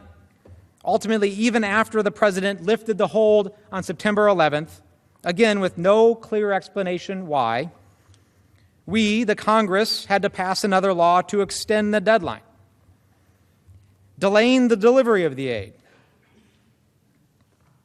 In the same LA Times article that told the story about our friend Mr. Markiv, Ukrainian defense spokesperson said that even though the hold had been lifted, this was in September, quote, "It has not reached us yet." That spokesperson went on to say, quote, "It is not just money from the bank. It is arms, equipment, and hardware." And to this day, millions of dollars still haven't been spent. Although our government neither informed Ukraine of the hold nor publicly announced it, Ukraine quickly learned about it. On July 25th, the same day as President Trump's call with President Zelensky, officials at Ukraine's embassy here in Washington emailed DoD to ask about the status of the funding. By mid-August, officials at DoD, the State Department, and the NSC received numerous questions from Ukrainian officials about the hold. Everyone was worried. And not just because of the urgent need for the equipment on the front lines, but also because of the message that it sent. You see, President Zelensky had just been sworn in. They were very vulnerable. And as we all know, Vladimir Putin looks for vulnerability. He looks for hesitation. He looks for delay. And any public sign of a hold on that aid could be a sign of weakness that could show him it was time to pounce. President Trump's hold on the Ukraine assistance was eventually publicly reported on August 28th. As we will explain, Ukraine fully understood that the hold was connected to the investigations that President Trump wanted. On February 28th, DoD notified Congress that it had intended to deliver $125 million of assistance appropriated in September, including, quote, more than $50 million of assistance to deliver counter-artillery radar and defense lethal assistance. Congress cleared the notification which enabled DoD to begin spending the funds. For Ukraine to receive the remaining $125 million, Congress required that the Secretary of Defense, in coordination with the Secretary of State, certify that the government of Ukraine had taken substantial anti-corruption reforms. Deputy Assistant Secretary of Defense Laura Cooper and senior officials across our government conducted a review to evaluate whether Ukraine had met the required benchmarks. Ms. Cooper explained that the review involved, quote, polling in all the views of the key experts on Ukraine defense and coming up with a consensus view, which was then run up the chain in the Defense Department to quote, ensure we have approval. By May 23rd, the anti-corruption review was complete and DoD certified to Congress that Ukraine had complied with all of the conditions and that the remaining half of the aid should be released. But again, you don't have to take my word for it. On May 23rd, in a letter to Congress, one of President Trump's senior political appointees, the Undersecretary of Defense for Policy, wrote, quote, on behalf of the Secretary of Defense and in coordination with the Secretary of State, I have certified that the government of Ukraine has taken substantial actions to make defense institutional reforms for the purposes of decreasing corruption, increasing accountability, and sustaining improvements of combat capability enabled by U.S. assistance, end quote. Congress then cleared the funding, which should have allowed Ukraine to receive the aid, but we know that's not what happened. On June 18th, as DoD was preparing to send the aid, they issued a press release, like they normally do, announcing that it would provide $250 million in security assistance to Ukraine for, quote, additional training, equipment, and advisory efforts to build the capacity of Ukraine's armed forces. So this included sniper rifles, rocket-propelled grenades, counter-artillery radar, command and control, electronic warfare, secure communications, vehicles, night vision, and medical equipment. However, according to the New York Times, one day after the Defense Department issued this press release, one day, Assistant to the President Robert Blair, who works for Mick Mulvaney, called OMB, Acting Director Russell Vought, to tell him, quote, we need to hold it up. The it was the assistance. That same day, June 19th, President Trump gave an interview on Fox News where he raised the so-called CrowdStrike conspiracy theory that Ukraine, not Russia, had interfered in the 2016 election, a line he would echo during his July 25th call with President Zelensky. This theory, by the way, has been advanced by Russian propaganda to try to take attention away from Russian interference and shift it onto Ukraine. And it's a theory that has been universally debunked by U.S. intelligence and law enforcement. Nonetheless, the president, spurred by the June 18th press release, and with the false theory that Ukraine interference in the with the false theory about the Ukraine interference, supposedly, in the 2016 election, the president started asking about the Ukraine assistance. And on June 19th, OMB Associate Director for National Security, Michael Duffy, emailed Elaine McCusker, the DoD comptroller. He said, quote, the president had questions about the press report and that he was seeking additional information. This was a reference to an article in the Washington Examiner, shown here on the slide in front of you. The White House withheld this email from the House, of course. We first learned of it from Duffy's deputy, Mark Sandy, who testified that he was copied on it. Subsequently, as a result of a lawsuit under the Freedom of Information Act, the public, and therefore Congress, received a copy of that email. But the White House still refuses to comply with the subpoenas for this and other documents. On June 20th, McCusker responded to President Trump's inquiry by providing Sandy information on the security assistance program. Sandy shared the information with Duffy, but he did not know whether Duffy shared the information with the White House. Laura Cooper also recalled receiving an email inquiry about Ukraine security assistance, quote, a few days after DOD's June 18th press release. She noted that it was, quote, relatively unusual to receive questions from the president. In response, DOD provided materials explaining that the $250 million funding package was for additional training, equipment, advisory efforts to build the capacity of Ukraine's armed forces. DOD emphasized, quote, almost all of the dozens of vendors are U.S. companies, meaning that this funding also benefited U.S. businesses and workers. Nonetheless, President Trump put the wheels in motion to freeze the funds shortly after learning about DOD's plan to release the funds. According to a New York Times article on June 27th, Chief of Staff Mulvaney emailed Blair, quote, I'm just trying to tie up some loose ends. Did we ever find out about the money from Ukraine and whether we can hold it back? Blair reportedly responded that it would be possible, but not pretty. He added, quote, expect Congress to become unhinged. And I suppose he said that for all the reasons we talked about earlier, because this chamber and our chamber on the other side of the Capitol resoundingly supports it. And that was just the Defense Department assistance to Ukraine. For 2019, Congress also appropriated $141 million to Ukraine through the State Department. Unlike the Defense Department funding, which was approved by Congress and ready to be spent, OMB blocked the State Department from even seeking Congress's approval to release the funds. And I'd like to pause here to once again stress that we have learned a lot about the circumstances around the initial hold only from the public release of and reporting about these emails in the past few weeks. The White House has refused to provide these emails in response to a subpoena. Mick Mulvaney and Rob Blair refused to comply with a subpoena to testify.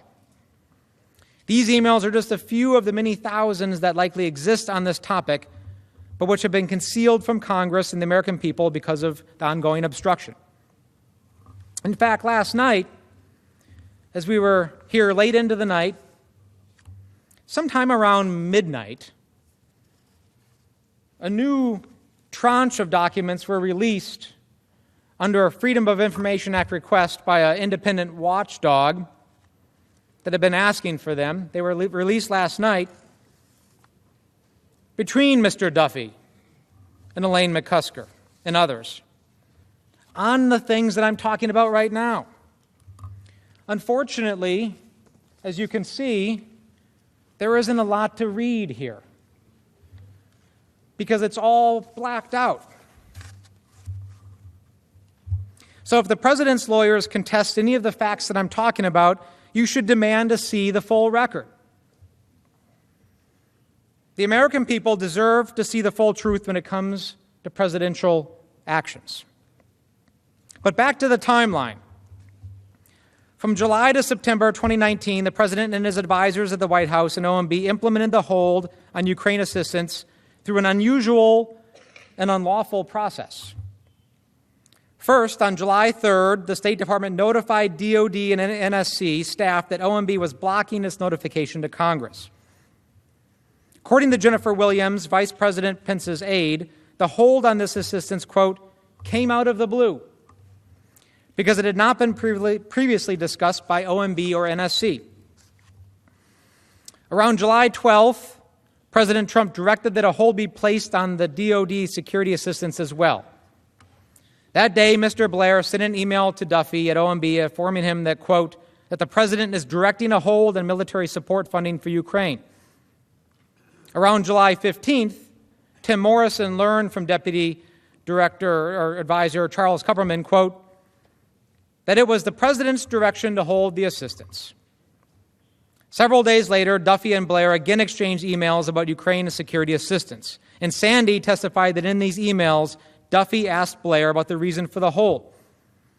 Blair provided no explanation. Instead, he said, quote, we need to let the hold take place. And then, quote, revisit the issue with the president. Between July 18th and July 31st, the NSC staff convened several interagency meetings at which the hold on security assistance was discussed. Remember those dates, July 18th to July 31st. According to Mark Sandy and other witnesses, several facts emerged. First, the agencies learned that the president himself had directed the hold through OMB. Second, no justification or explanation was provided for the hold, despite repeated questions. Third, except for OMB, all agencies supported military aid because it was in the national security interest of the United States. And fourth, many were concerned that the hold was outright illegal.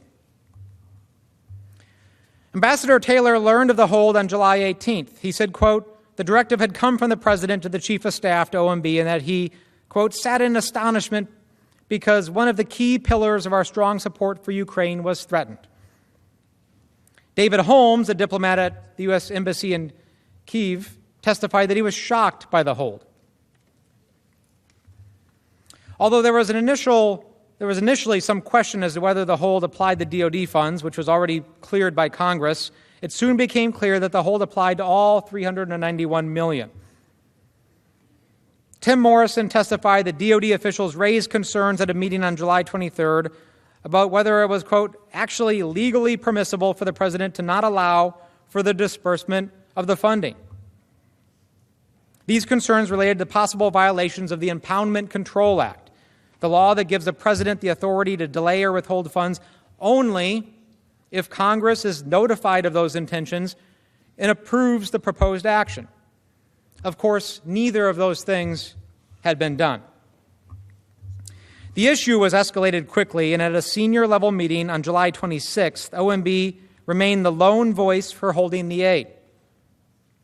According to Tim Morrison, OMB said that President Trump was concerned about corruption in Ukraine. Cooper from DoD also attended the July meeting. She received no further understanding of what was meant by corruption.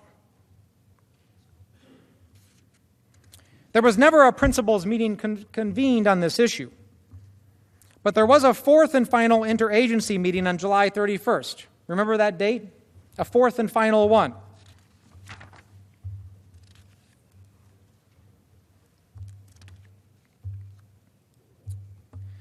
There is a process for making sure that U.S. aid money makes it to the right place, to the right people.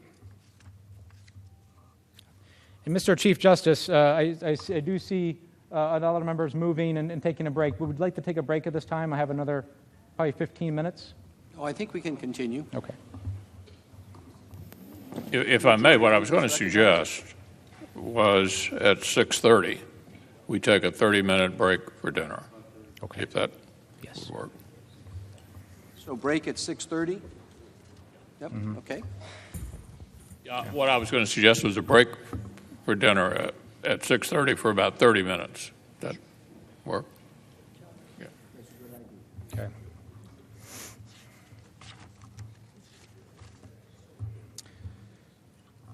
So we know there was a hold, but there was no lawful way to implement that hold. So the OMB had to use creative methods. There is a process for making sure that U.S. aid money makes it to the right place, to the right people, a process that has been followed every year since Congress approved security assistance to Ukraine. The administration needed to find a creative way of getting around that process. Later in the evening of July 25th, the OMB found that way, even though DoD had already notified Congress that the funds would be released. Here is how it worked. First, OMB issued guidance asserting that there was an ongoing review of assistance, even though none of the witnesses who testified were aware of any review of assistance. Second, OMB also attempted to hide the hold in a series of technical footnotes and funding documents. And third, OMB's leadership also transferred responsibility for approving funding obligations from career civil servant Mark Sandy to a political appointee, Mark Duffy, someone with no relevant experience in this funding.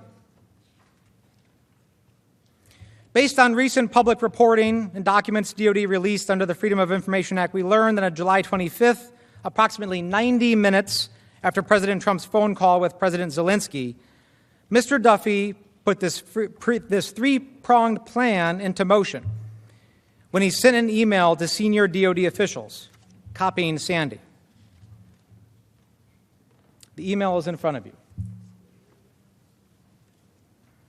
In this email, Duffy stated, quote, "Based on guidance I have received and in light of the administration's plan to review assistance to Ukraine, please hold off on any additional DOD obligations of these funds pending direction from that process."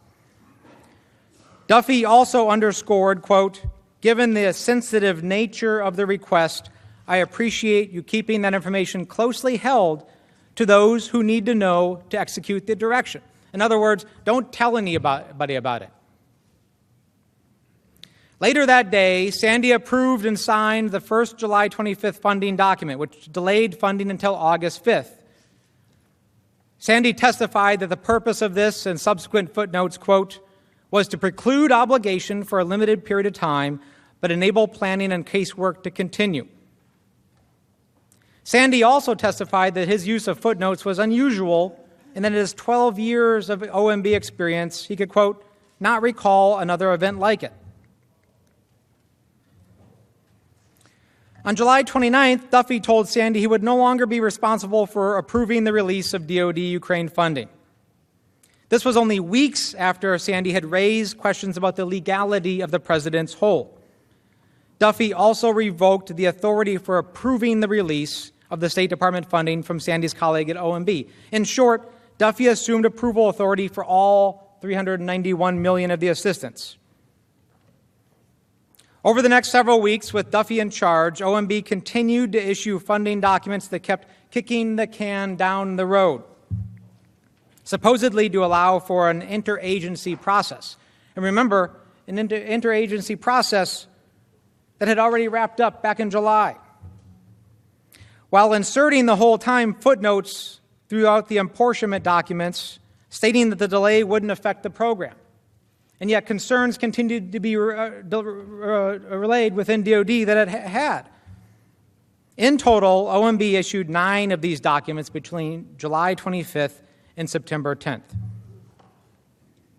Even as OMB was implementing the president's hold, officials inside OMB advocated for the release of the funds. On August 7th, OMB staff sent a memo to Director Vaught, recommending removing the hold because the assistance was consistent with the national security strategy in terms of 1, supporting a stable, peaceful Europe, 2, the fact that the aid countered Russian aggression, and 3, that there was bipartisan support for the program. This meant that experts at every single relevant agency involved opposed the hold. By mid-August, DOD raised concerns that it might not be able to fully spend the DOD funds before the end of the fiscal year. Laura Cooper testified that DOD estimated $100 million of the aid was at risk of not getting to Ukraine. DOD concluded that it could no longer support OMB's claim that the footnotes, quote, that, quote, this brief pause in obligations will not preclude DOD's timely execution of the final policy direction, end quote. Sandy testified that this sentence in the footnote was, quote, at the heart of that issue about ensuring that we don't run afoul of the Impoundment Control Act. Records produced in response to a FOIA lawsuit show that Mr. Duffy and Ms. McCusker exchanged emails on August 20th, and on that date, OMB modified the footnote. These emails are almost entirely redacted. However, all the subsequent footnotes issued by OMB during the pendency of the hold removed the sentence regarding DOD's ability to fully obligate the funds by the end of the fiscal year. Nevertheless, OMB continued to implement the hold at the president's direction. We know from emails released last night that as of September 5th, OMB was continuing to instruct DOD to hold the aid. OMB gave these emails to a private organization just because of a FOIA lawsuit. On September 5th, Duffy emailed McCusker the following, quote, no movement from Ukraine. Footnote forthcoming to continue hold through Friday, end quote. We know that McCusker responded to OMB with a lengthy email detailing DOD's serious concerns, but OMB redacted almost the whole thing. As I explained last night, OMB has key documents that President Trump has refused to turn over to Congress. Key documents that go to the heart of one of the ways in which the president abused his power. Concerns about whether the administration was bending, if not breaking the law, contributed to at least 2 OMB officials resigning, including an attorney in OMB. According to Sandy, one colleague specifically disagreed with OMB General Counsel about the application of the Impoundment Control Act. As I mentioned earlier, the Independent and Nonpartisan Government Accountability Office has already said that the hold was illegal. But you remember the OMB correspondence referencing the, quote, interagency process. As we now know, there was no interagency process. It had ended months before. They made it up. They had to make it up because they couldn't say the real reason for the hold. Sometime prior to August 16th, Ambassador Bolton had a one-on-one meeting with President Trump. According to Morrison, at that meeting, the president, quote, was not ready to approve the release of the assistance. Ambassador Bolton instructed Morrison to look for other opportunities to get the president's cabinet together to, quote, have the direct, in-person conversation with the president about this topic. Everyone was worried, including the president's national security advisor. In mid-August, Colonel Vindman drafted a presidential decision memorandum for Ambassador Bolton to present to President Trump for a decision on Ukraine security assistance. The memorandum recommended that the hold be lifted. Morrison testified that the memorandum was never provided to the president because of other competing issues. Morrison testified that a meeting with the president was never arranged in August, reportedly because of scheduling problems. According to recent press reports, on August 30th, Secretary of Defense Esper, Secretary of State Pompeo met with President Trump and implored him to release the security assistance because doing so was in the interests of the United States. However, President Trump continued to ignore everybody. Later that day, Duffy emailed Undersecretary of Defense Elaine McCusker and wrote, quote, clear direction from POTUS to hold. The Ukrainian government knew of President Trump's hold on security assistance well before it was publicly reported on August 28th. This was not surprising. U.S. diplomat Catherine Croft testified it was, quote, inevitable that it was eventually going to come out. She said 2 individuals from the Ukrainian embassy here in Washington approached her approximately a week apart, quote, quietly and in confidence, to ask me about an OMB hold on Ukraine security assistance. She could not precisely recall the dates of these conversations, but testified that she was, quote, very surprised at the effectiveness of my Ukrainian counterparts. Everyone was worried. So why would these diplomats quietly make this inquiry? It's because if it had gone public, it would show that weakness against Russia that was so concerning to everybody involved. She said, quote, I think that if this were public in Ukraine, it would be seen as a reversal of our policy. It would be a really big deal in Ukraine and an expression of declining U.S. support for Ukraine. Meanwhile, Laura Cooper testified that DOD heard from the Ukrainian embassy on July 25th, the same day as President Trump's call to President Zelensky. On July 25th, a member of my staff got a question from a Ukraine embassy contact asking what was going on with Ukraine security assistance. Because at that time, we did not know what the guidance was on USAI. The OMB notice of apportionment arrived that day, but the staff member did not find out about it until later. I was informed that the staff member told the Ukrainian official that we were moving forward on USAI, but recommended that the Ukraine embassy check in with state regarding the FMF. USAI referred to the $250 million that OMB blocked DoD from sending to Ukraine. FMF referred to the $141 million that they blocked from the State Department. On July 25th, Cooper's staff also received 2 emails from the State Department revealing that the Ukrainian embassy was, quote, asking about security assistance, and that the Hill knows about the FMF situation to an extent, and so does the Ukrainian embassy. One of Cooper's staff members reported additional contacts with Ukrainian officials about the hold in August. Finally, we know the Ukrainians knew about the hold because the New York Times published an interview with the former Deputy Foreign Minister of Ukraine, Elena Zirkle. She stated that she and President Zelensky's office received a cable in late July informing them of the hold. In short, by the time of Politico's report on August 28th, the Ukrainians were well aware that the aid was not only important, was not the only important official act that the White House was withholding from them. The long-sought White House visit for President Zelensky was also in limbo. As all of this transpired, Ukrainian troops were still on the front lines in eastern Ukraine, facing off against Russian-backed forces, dying in defense of their country. Ambassador Bill Taylor visited those Ukrainian troops on July 26. He recalled seeing, quote, the armed and hostile Russian-led force on the other side of the damaged bridge across the line of the contact. When asked to reflect on that visit, here is what Ambassador Taylor had to say. Let's talk about July 26th, a lot of years later.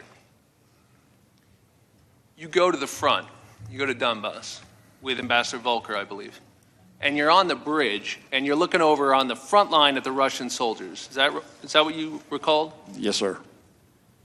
And you said the commander there, the Ukrainian commander, thanked you for the American military assistance that you knew was being withheld at that moment. That's correct. How'd that make you feel, sir? Badly. Why? Because it was clear that that commander counted on us. It was clear that that commander had confidence in us. It was clear that that commander was appreciative of the capabilities that he was given by that assistance, but also the reassurance that we were supporting him. Like me, Ambassador Taylor is a combat veteran. In fact, he was awarded a Bronze Star. Ambassador Taylor knew how vital our military aid was to those Ukrainian troops because he knows what it feels like to have people counting on you. Members of the U.S. Senate, I know you believe that aid is important too, because 87 members of this body voted to support it. President Trump did not think the aid was important last year. He ignored you and the direction of Congress. He betrayed the confidence of our Ukrainian partners and U.S. national security when he corruptly withheld that aid. And he did so because he simply wanted to help his own political campaign. Our men and women in uniform deserve better. Our friends and allies deserve better. The American people deserve better.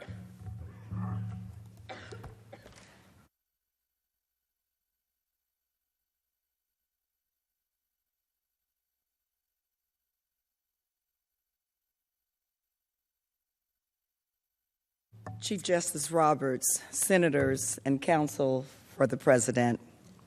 Now I want to talk to you about the White House meeting that President Trump offered to President Zelensky during their first phone call in April. But as you know, that meeting has not been scheduled. It was never scheduled. Ambassador Sondland testified that after the May 23rd meeting with President Trump, it became clear that President Zelensky would not be invited to the Oval Office until he announced the opening of investigations that would benefit President Trump's re-election. During his testimony, Ambassador Sondland stressed that it was a clear quid pro quo. Let's listen. I know that members of this committee frequently frame these complicated issues in the form of a simple question. Was there a quid pro quo? As I testified previously, with regard to the requested White House call and the White House meeting, the answer is yes. Mr. Giuliani conveyed to Secretary Perry, Ambassador Volker, and others that President Trump wanted a public statement from President Zelensky committing to investigations of Burisma and the 2016 election. Mr. Giuliani expressed those requests directly to the Ukrainians, and Mr. Giuliani also expressed those requests directly to us. We all understood that these prerequisites for the White House call and the White House meeting reflected President Trump's desires and requirements. Ambassador Sondland also testified that the scheme to pressure Ukraine into fulfilling the president's requirements for an Oval Office meeting became progressively and more specific and problematic, what he described as a continuum of insidiousness. He explained the evolution from generic requests to investigate corruption to calls to pursue specific allegations against President Trump's political opponents. Here is Ambassador Sondland again.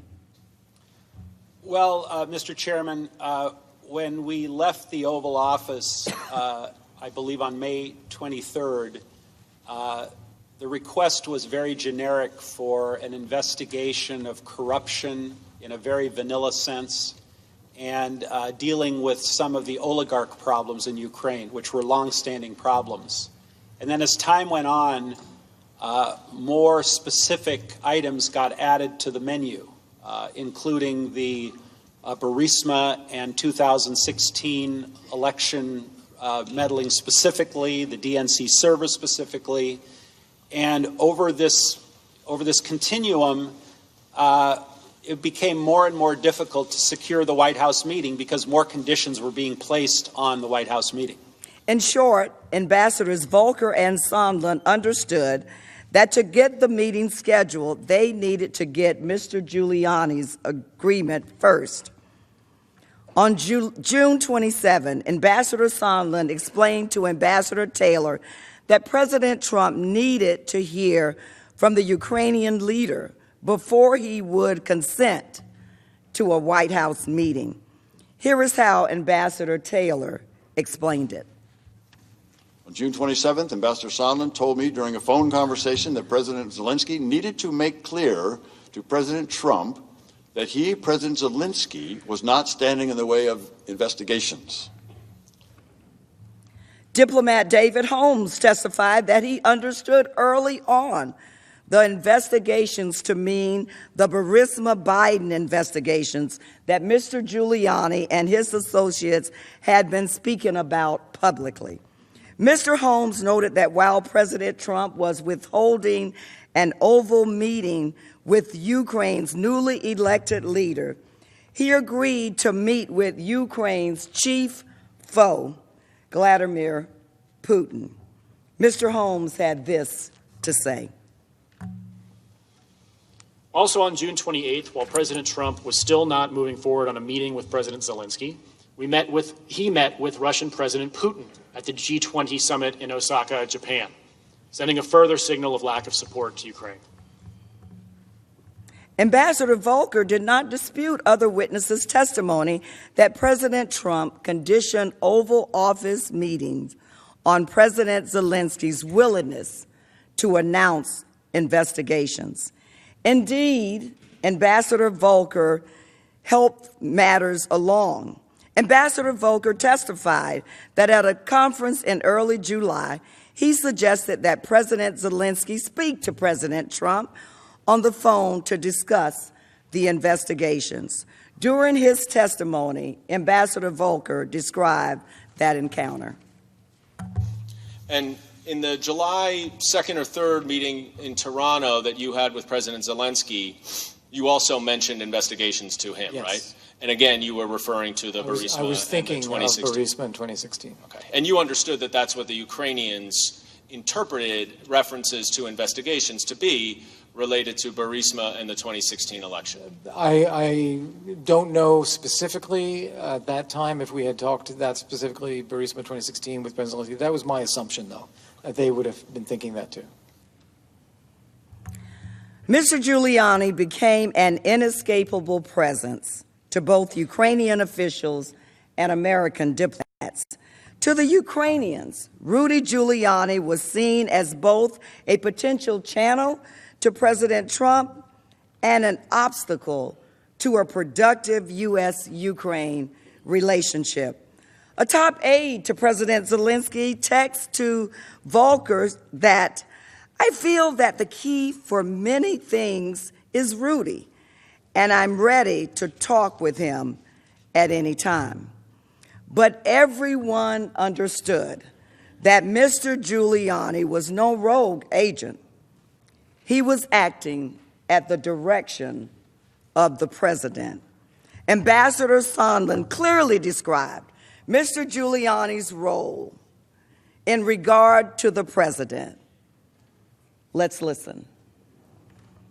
Mr. Giuliani's requests were a quid pro quo for arranging a White House visit for President Zelensky.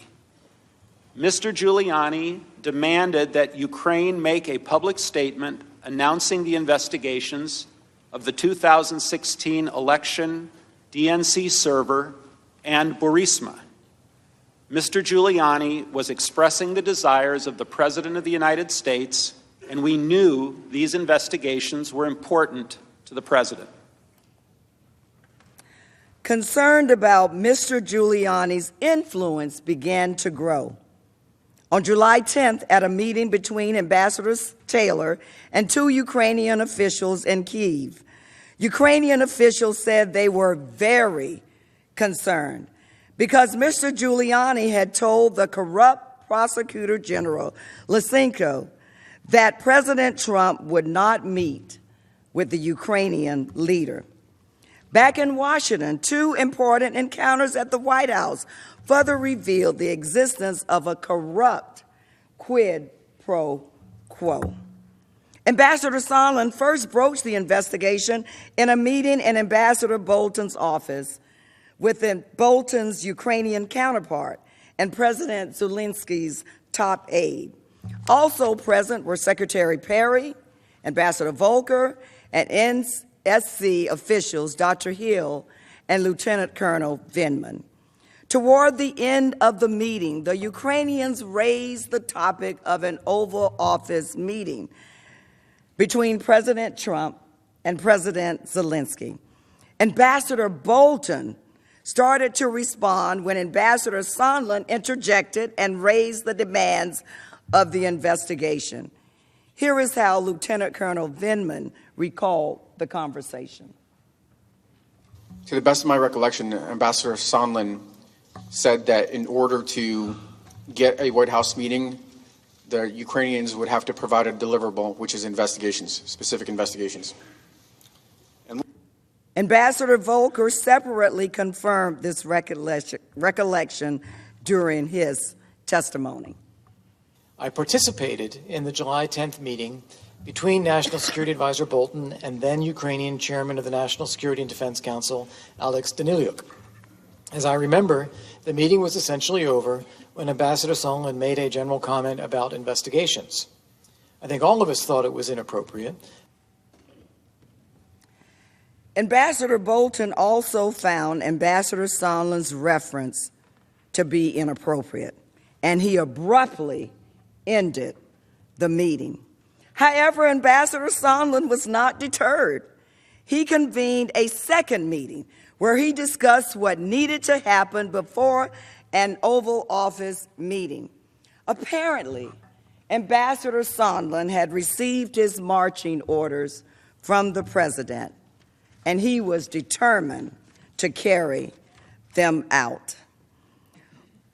Bolton sent Dr. Hill to join that meeting and report back, and this is what Dr. Hill had to say. And so when I came in, Gordon Sondland was basically saying, well, look, we have a deal here that there will be a meeting. I have a deal here with Chief of Staff Mulvaney. There will be a meeting if the Ukrainians open up or announce these investigations into 2016 in Burisma. And I cut it off immediately there. Because by this point, having heard Mr. Giuliani over and over again on the television and all of the issues that he was asserting, by this point it was clear that Burisma was code for the Bidens, because Giuliani was laying it out there. After the meeting, Dr. Hill followed up with Ambassador Bolton and relayed what transpired. Bolton was alarmed. In other words, Ambassador Bolton didn't want any part of it. He directed Dr. Hill to brief the NSC's top attorney, John Eisenberg, as she explained during her hearing.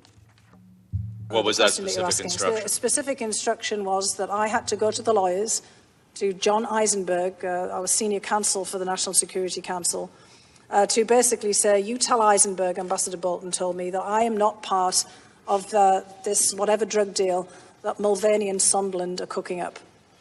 What did you understand him to mean by the drug deal that Mulvaney and Sondland were cooking up? I took it to mean investigations for a meeting.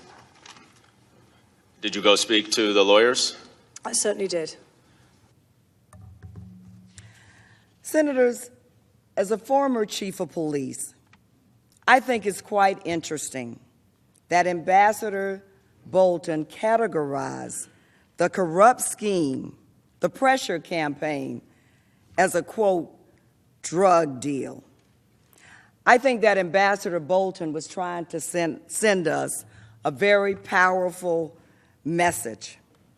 A message that not only would the lawyers, the top lawyer, understand, but that every person would understand. Every member of the House, every member of the Senate, every member of our great country, every citizen. And Ambassador Bolton also wanted to make clear, especially to the top attorney, that he did not want to have anything to do with a drug deal in progress. But we do know. We know now, of course, that Ambassador Bolton can testify directly about this. He can testify directly for himself about this meeting if he appears before this body, as he has indicated that he is prepared to do if this body is willing to issue a subpoena. We need to hear from Ambassador Bolton, and I know the American people want to hear from Ambassador Bolton as well. Dr. Hill testified that she spoke to Mr. Eisenberg twice. Dr. Hill also indicated that Mr. Eisenberg took notes of their meeting, which we, to no surprise now, do not have. We have not received because of the president's obstruction. It's clear Ambassador Sondland was not operating a rogue operation. He testified that everyone was in the loop. Let's listen once again. Everyone was in the loop. It was no secret. Everyone was informed via email on July 19th, days before the presidential call. As I communicated to the team, I told President Zelensky in advance that assurances to run a fully transparent investigation and turn over every stone were necessary in his call with President Trump. In the email referenced, Ambassador Sondland wrote the following to Secretary Pompeo, Secretary Perry, and Mr. Mulvaney regarding President Zelensky. He is prepared to receive POTUS's call. We'll assure him that he intends to run a fully transparent investigation. and will turn over every stone. Both Mulvaney and Perry responded to the email, noting that the head of state call would be scheduled right away. Now, you may be asking, what did Mulvaney know about these investigations? And did he have any conversations with President Trump about them? Senators, this body is entitled to see all of the evidence. And you know what? The American people are entitled to hear all of the evidence. And while the nature of the drug deal we've talked about was uncontested, it is important for the country to know that everyone was involved.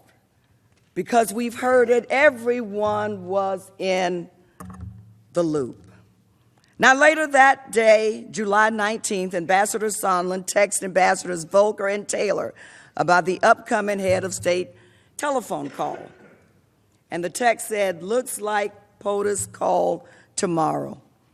I spoke directly to Zelensky and gave him a full briefing. He's got it.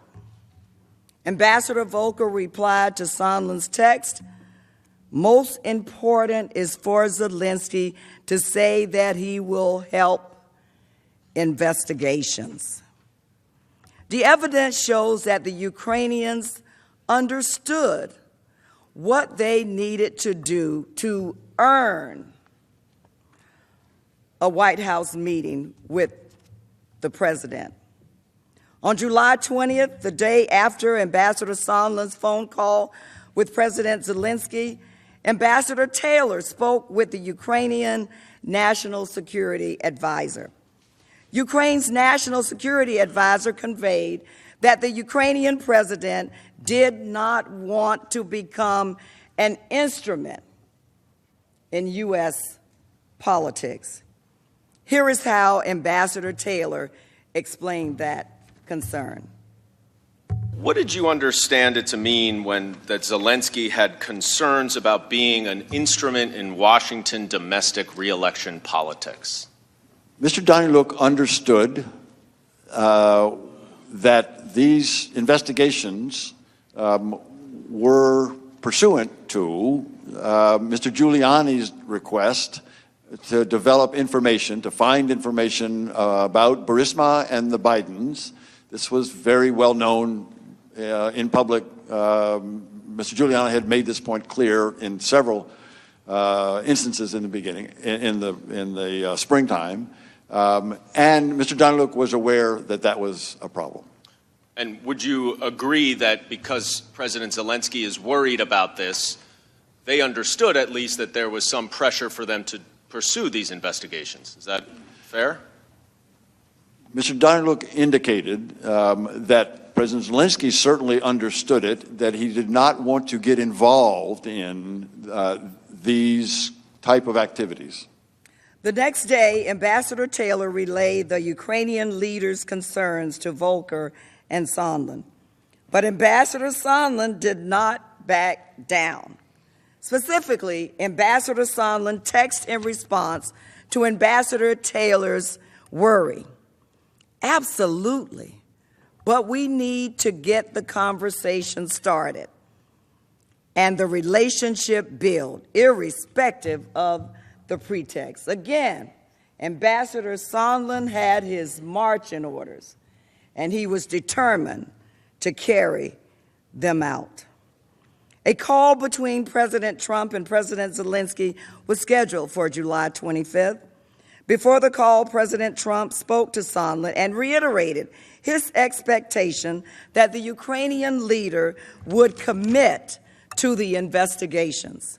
Ambassador Sondland subsequently contacted Ambassadors Volker and relayed the message to him. Volker then texted Zelensky's top aide with President Trump's instructions.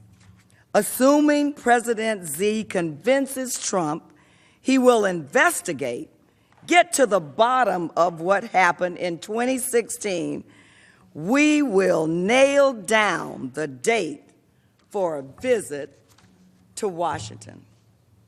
Senators, in other words, even before the July 25th phone call with President Zelensky, before it ever took place, Ukraine understood what it needed to initiate, that it needed to initiate the investigations into the debunked conspiracy theory about the 2016 election as a condition for President Zelensky, the newly elected Ukrainian president, to visit the White House. Ambassador Sondland testified that acting on President Trump's direct orders, he and Ambassador Volker prepped President Zelensky for the telephone call.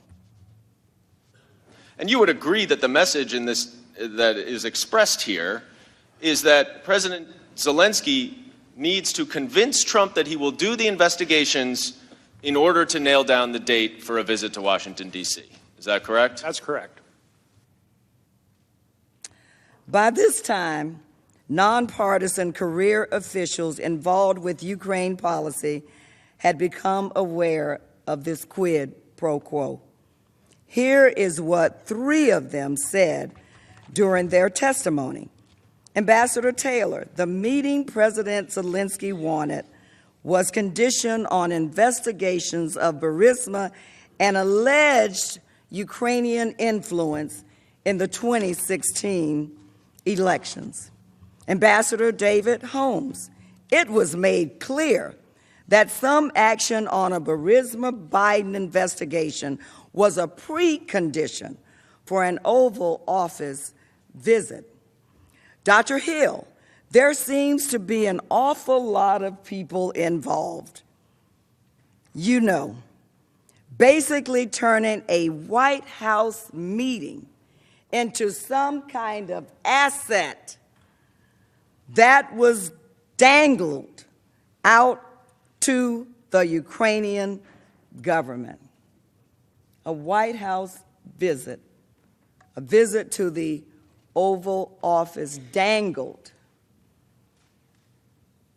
out to the Ukrainian government.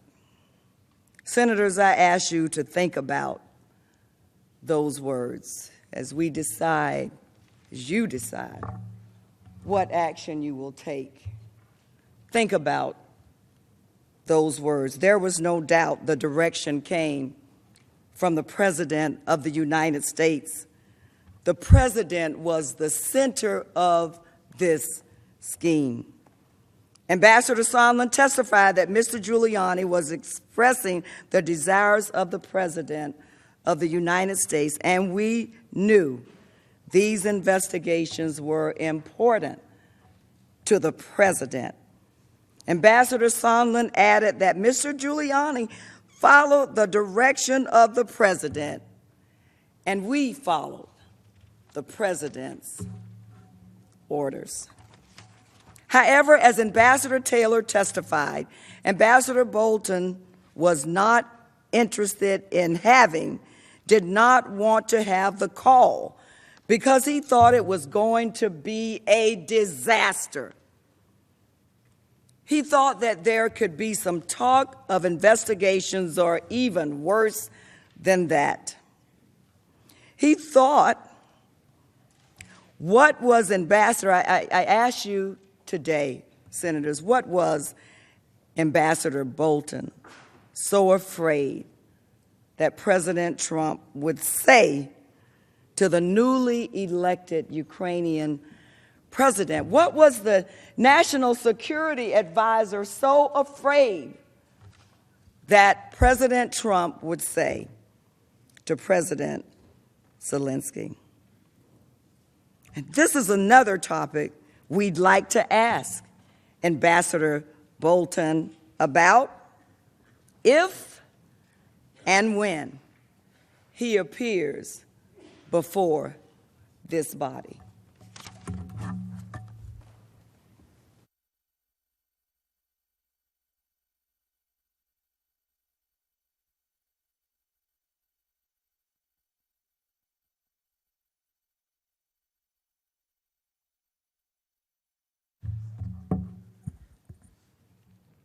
Mr. Chief Justice, distinguished members of the Senate, I thank you once again for your indulgence and for your courtesy as we all undertake our solemn constitutional responsibilities during this Senate trial.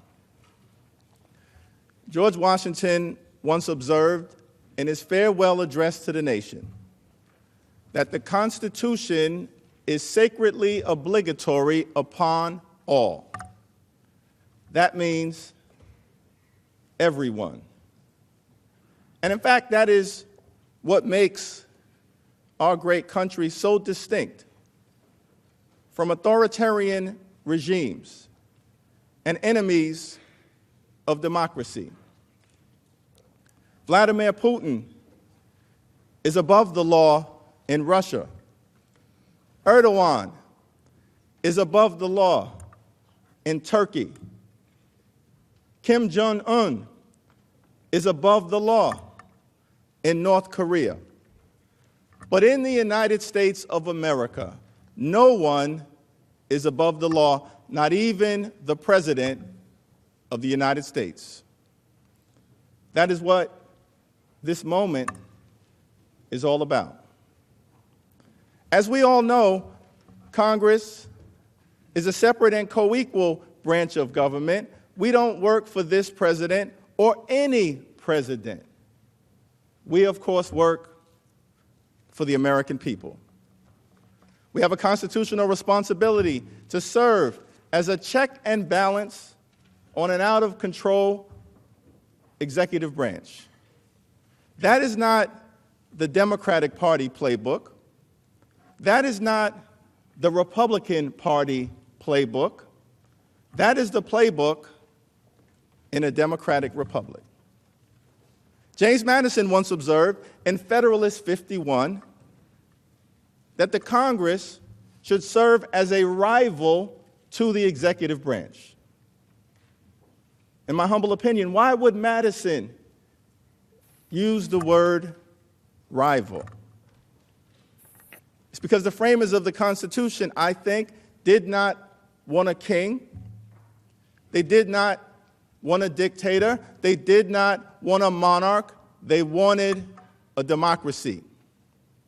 The Constitution is sacredly obligatory upon all. It is through that lens that we proceed today. For the next few moments, I would like to discuss President Trump's July 25th phone call with Ukraine's newly elected leader. The president claims that his call was perfect. Nothing can be further from the truth. The call is direct evidence of President Trump's solicitation of foreign interference in the 2020 election as part of a corrupt scheme. It is important, of course, to remember the context of this call.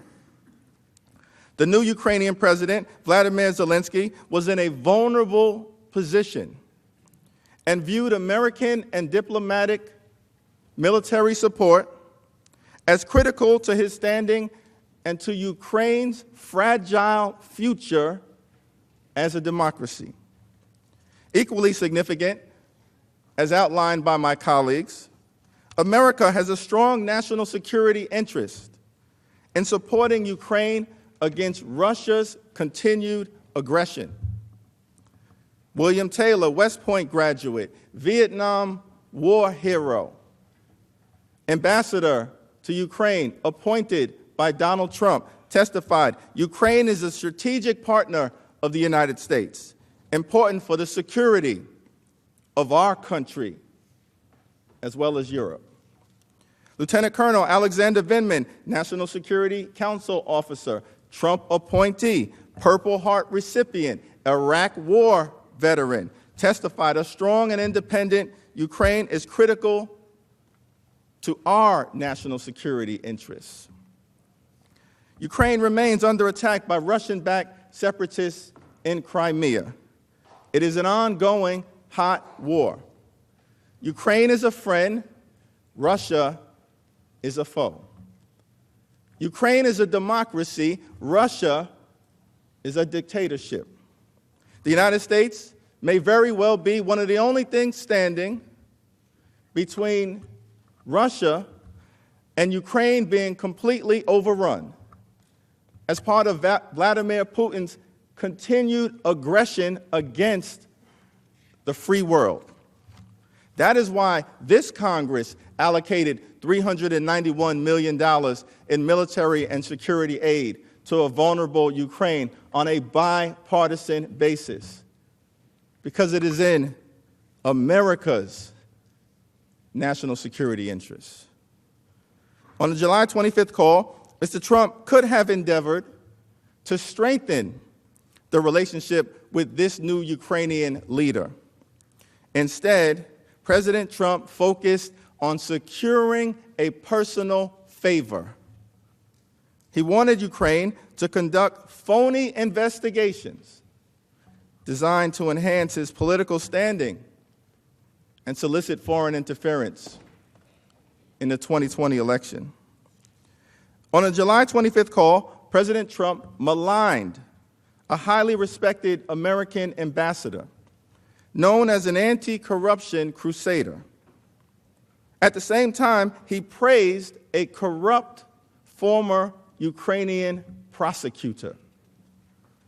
And on multiple occasions, President Trump directed Ukraine's new leader to speak with his personal lawyer, Rudolph Giuliani, on an official call. Mr. Giuliani is not a member of the Trump administration.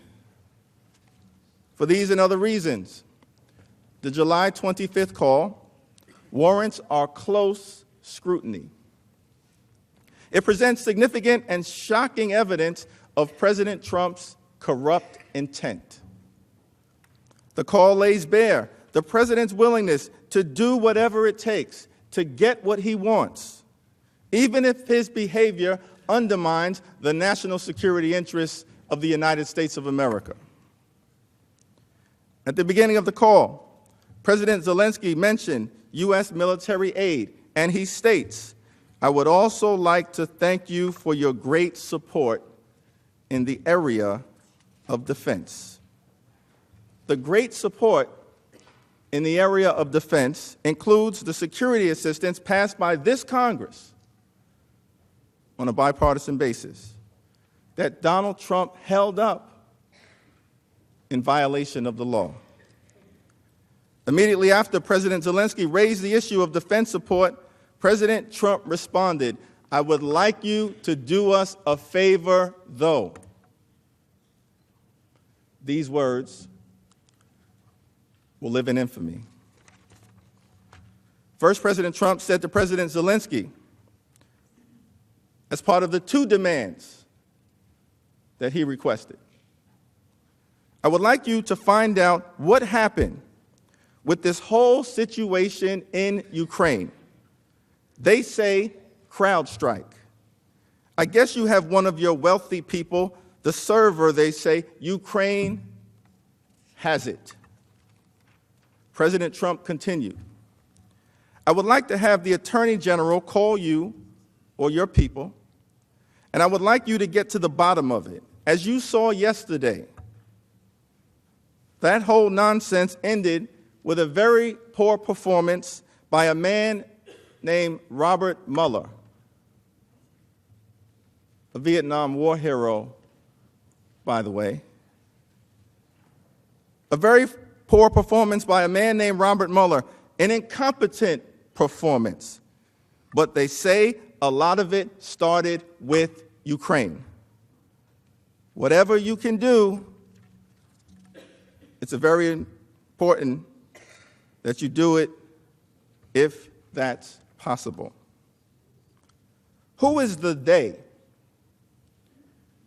referred to by President Trump, putting forth the baseless conspiracy theory that the Ukrainians, not the Russians, were behind the hack of the Democratic National Committee server in 2016?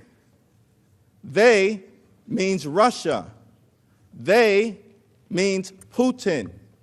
They are enemies of the United States. Not a single witness who testified before the House knew of any factual basis for President Trump's belief in the CrowdStrike Ukraine fairy tale.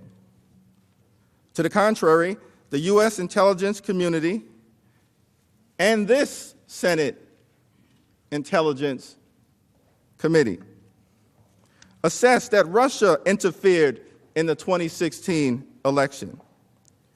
As Dr. Fiona Hill testified, the theory that Ukraine interfered in the 2016 election is, quote, a fictional narrative that has been perpetrated and propagated by the Russian security services.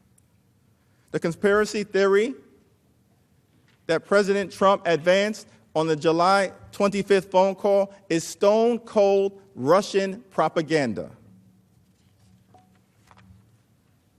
As early as February 2017, Vladimir Putin began to promote this lie during a press conference, saying, quote, the Ukrainian government adopted a unilateral position in favor of one candidate.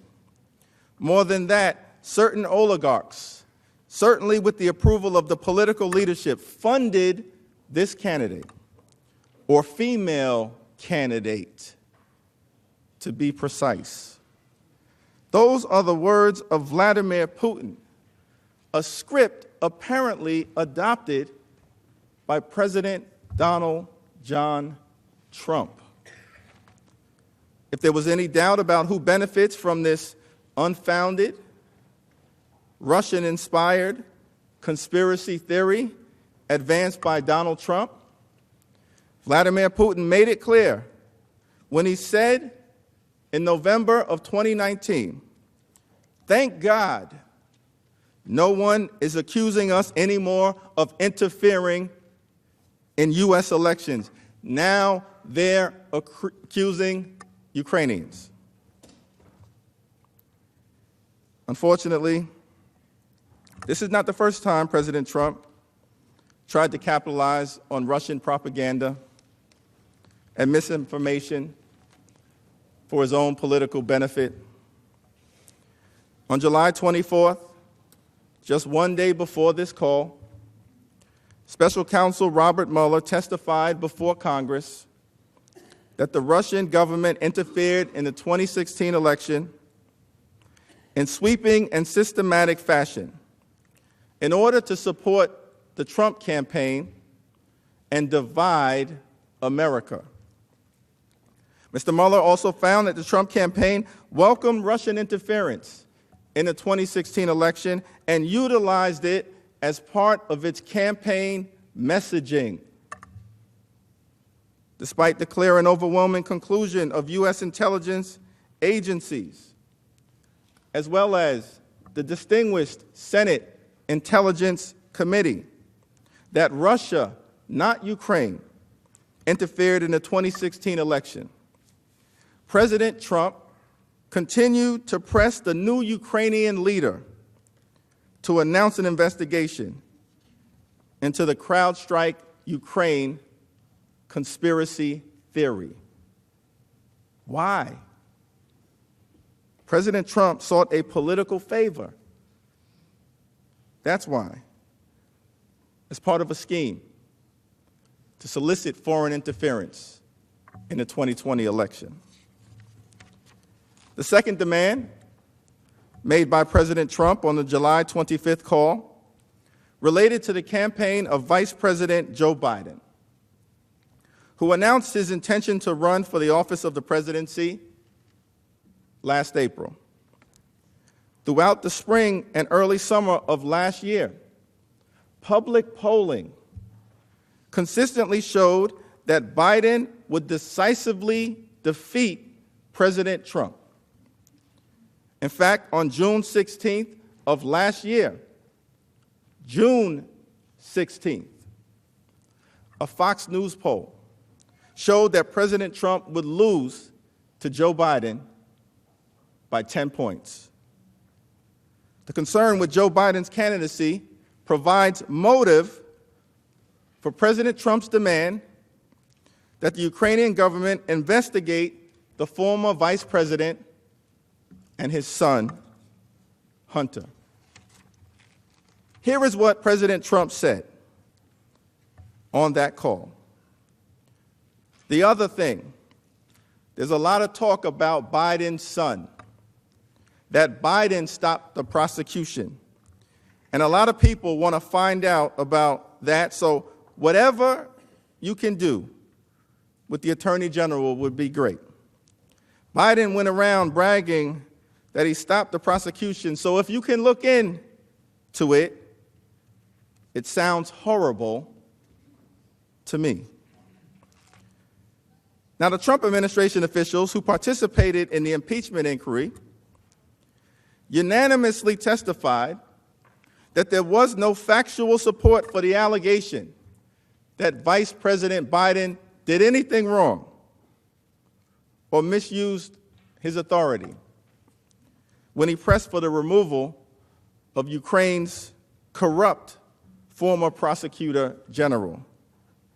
Joe Biden did nothing wrong. The witnesses testified that Vice President Biden was, in fact, carrying out official U.S. policy to clean up the Prosecutor General's office in Ukraine.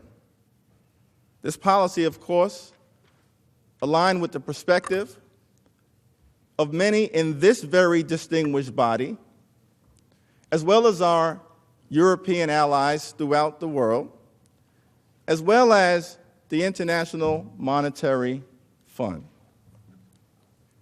Vice President Biden did not remove Yuri Lutsenko, the corrupt prosecutor.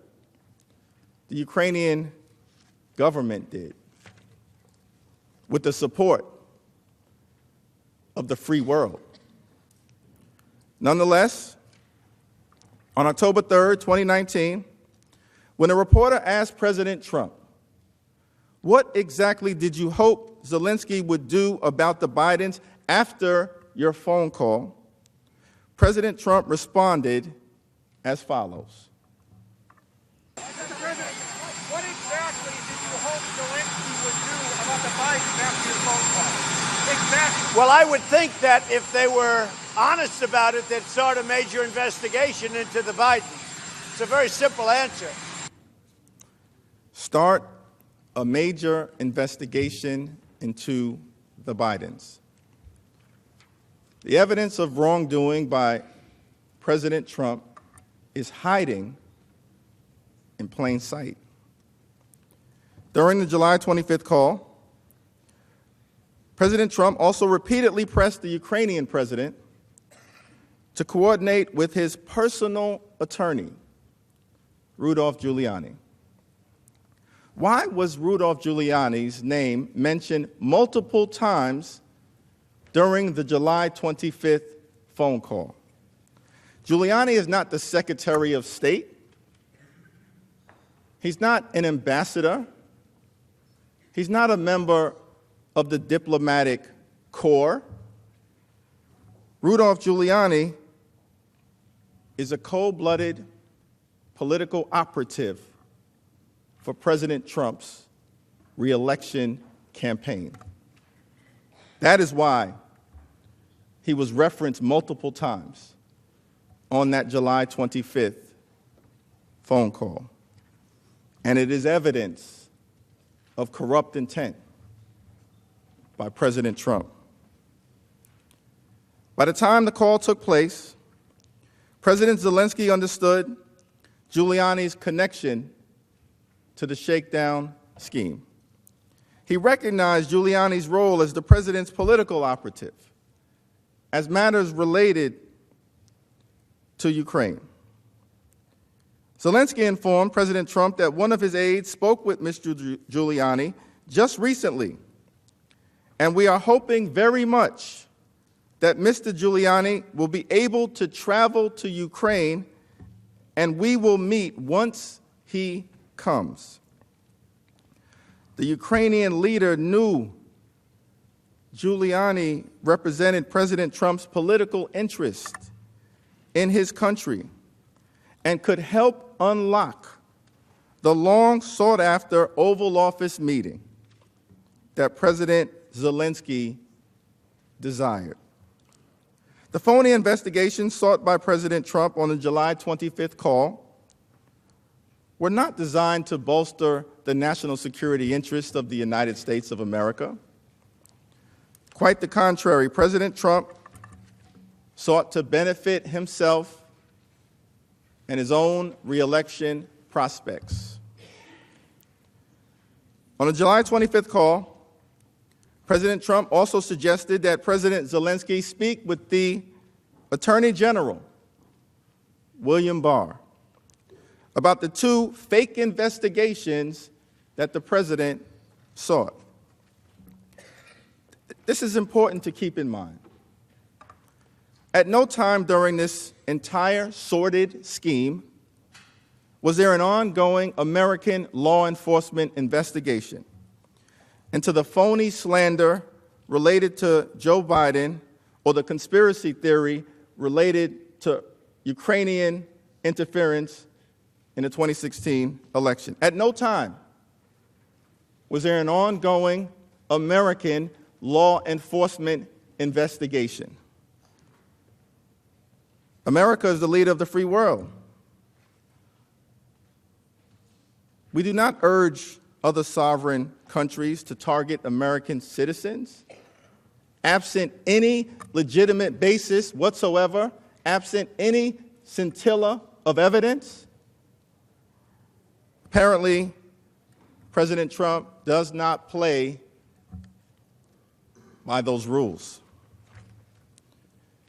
During the July 25th call, President Trump didn't raise legitimate corruption concerns as it relates to Ukraine.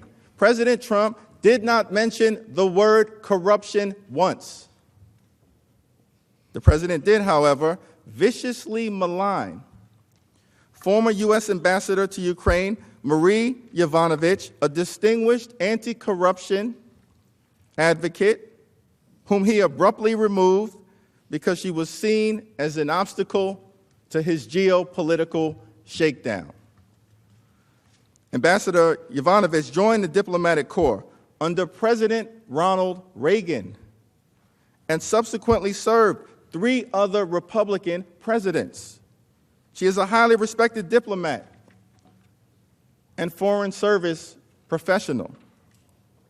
Yet, President Trump told the new Ukrainian leader, the former ambassador from the United States, the woman, was bad news, and the people she was dealing with in the Ukraine were bad news.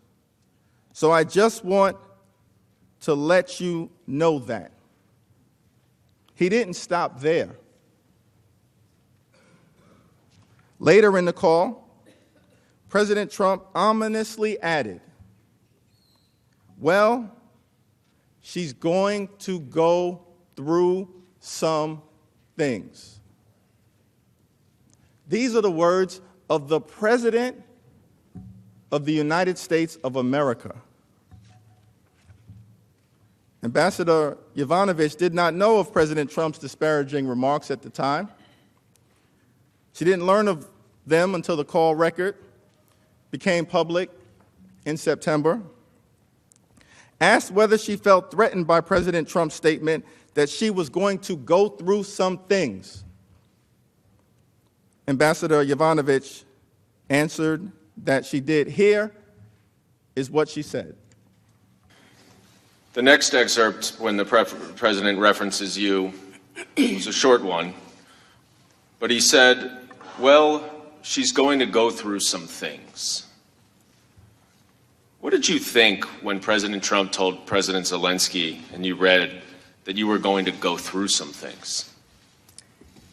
I didn't know what to think, but I was very concerned. What were you concerned about? She's going to go through some things. It didn't sound good. It sounded like a threat. Did you feel threatened? I did. During that same call, President Trump also took the opportunity to praise Yuri Lutsenko. Mr. Lutsenko is the former Ukrainian prosecutor general who was widely regarded by the entire free world, including our European allies and the International Monetary Fund, to be corrupt and incompetent. But Donald John Trump, our president, praised him on that call. He told President Zelensky, quote, "I heard you had a prosecutor who was very good, and he was shut down, and that's really unfair. A lot of people are talking about that, the way they shut your very good prosecutor down. And you had some very bad people involved." Think about this contrast. The president bashed a career American diplomat, an anti-corruption champion, who he unceremoniously removed because she was viewed as an obstacle to his efforts to solicit foreign interference in the 2020 election, and at the same time praised someone who he thought could be an asset, a corrupt Ukrainian prosecutor, who the free world viewed as an obstacle to the rule of law. The idea that President Trump cares about corruption is laughable. It's laughable. Plain reading of the rough transcript of the July 25th call also sheds light on the quid pro quo involving the Oval Office meeting that had been sought. President Zelensky said on the call, "I also wanted to thank you for your invitation to visit the United States, specifically Washington, D.C. On the other hand, I also wanted to ensure that we will be very serious about the case and will work on the investigation." As all of you know, here in this distinguished body, quid pro quo is a Latin term. It means this for that. Statement that I just read shows that President Zelensky fully understood at the time of this July 25th call that if he yielded to President Trump's demand for phony investigations, he would get the White House meeting in the Oval Office that he desperately sought. This for that. President Trump has repeatedly insisted that his July 25th conversation with President Zelensky was a perfect call. His staff at the White House apparently believed otherwise. The press office issued a short and incomplete summary of the July 25th call. Let me read it for your hearing. Today, President Donald J. Trump spoke by telephone with President Vladimir Zelensky of Ukraine to congratulate him on his recent The Senate will be in order. The Sergeant at Arms will restore order in the gallery.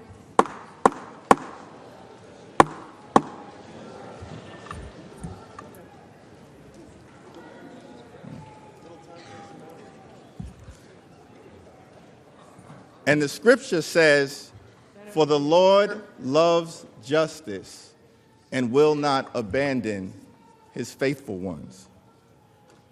Official White House call readout, July 25th, 2019. Today, President Donald J. Trump spoke by telephone with President Vladimir Zelensky of Ukraine to congratulate him on his recent election. President Trump and President Zelensky discussed ways to strengthen the relationship between the United States and Ukraine, including energy and economic cooperation. Both leaders also expressed that they look forward to the opportunity to meet. That is the official White House call readout dated July 25th, 2019. The official readout provided to the American people omitted key elements of the president's conversation. Let's review. The official readout did not mention the phony investigations requested by President Trump. The official readout did not mention the Oval Office meeting sought by President Zelensky. The official readout did not mention President Trump's elevation of a debunked conspiracy theory promoted by Vladimir Putin about 2016 election interference. The official readout did not mention President Trump's demand that Ukraine investigate his domestic political rival, Joe Biden. The official readout did not mention that President Trump maligned and threatened Ambassador Yovanovitch. And the official readout did not mention that President Trump praised a corrupt former Ukrainian prosecutor. The complete conversation, however, between President Trump and President Zelensky that we just outlined offers powerful evidence that President Trump abused his power and solicited foreign interference in the 2016 election, the 2020 election. Several members of the president's staff listening in on the call immediately grew concerned. As he sat in the White House Situation Room listening to the conversation, Lieutenant Colonel Alexander Vindman realized that the president's demands of the Ukrainian leader were inappropriate and improper. He quickly recognized that as the president began referencing the Bidens and CrowdStrike, the call was diverging from the official National Security Council approved talking points that he helped prepare. Lieutenant Colonel Vindman, 20-year Iraq War veteran, Purple Heart recipient, and American patriot. He testified in the context of the call that due to the unequal bargaining position of the two leaders and Ukraine's dependence on the United States, the favor that President Trump sought would have been perceived by President Zelensky as a demand. Lieutenant Colonel Vindman worried that the call would undermine U.S. national security interests, and he knew immediately that he had a duty to report the contents of the call to White House lawyers. I was concerned by the call. What I heard was inappropriate, and I reported my concerns to Mr. Eisenberg. It is improper for the President of the United States to demand a foreign government investigate a U.S. citizen and a political opponent. I was also clear that if Ukraine pursued an investigation, it was also clear that if Ukraine pursued an investigation into the 2016 elections, the Bidens and Burisma, it would be interpreted as a partisan play. This would undoubtedly result in Ukraine losing bipartisan support, undermining U.S. national security, and advancing Russia's strategic objectives in the region. Recounting the content of the call based on his detailed handwritten notes, Lieutenant Colonel Vindman told the lawyers that he believed it was wrong for President Trump to ask President Zelensky to investigate Vice President Biden. Other witnesses were also troubled by what they heard. Vice President Pence's advisor, Jennifer Williams, expressed concern that President Trump raised a domestic political matter on an official call with a foreign leader. She testified that the mention of investigations struck her as unusual and possibly political in nature. She said, "I guess for me, it shed some light on possible other motives behind a security assistance hold." Timothy Morrison, a former Republican congressional staffer who replaced Dr. Fiona Hill in July of 2019, also reported the call to National Security Council lawyers. After the call, President Trump continued to push the scheme forward. On July 26, the very next day, Ambassador Sondland and Ambassador Taylor met with President Zelensky and other Ukrainian officials in Kyiv. According to David Holmes, the Ukraine-based U.S. diplomat who served as the note-taker, the Ukrainian leader mentioned that President Trump had brought up some very sensitive issues during the July 25th call.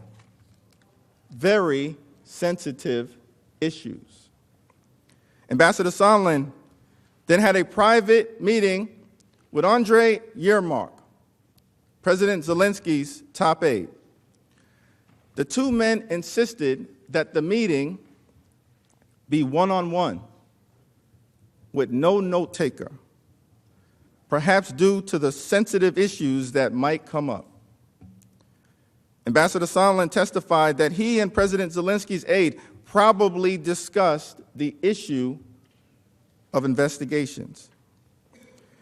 After these key moments in Ukraine, Ambassador Sondland went to lunch with David Holmes and two other American officials. Mr. Holmes sat directly across from Ambassador Sondland, close enough to hear the details of an extraordinary telephone call between Mr. Sondland and President Trump. As Mr. Holmes relayed during his sworn testimony under oath, Ambassador Sondland pulled out his unsecured cell phone and said that he was going to call President Trump to give him an update. What happened next was shocking.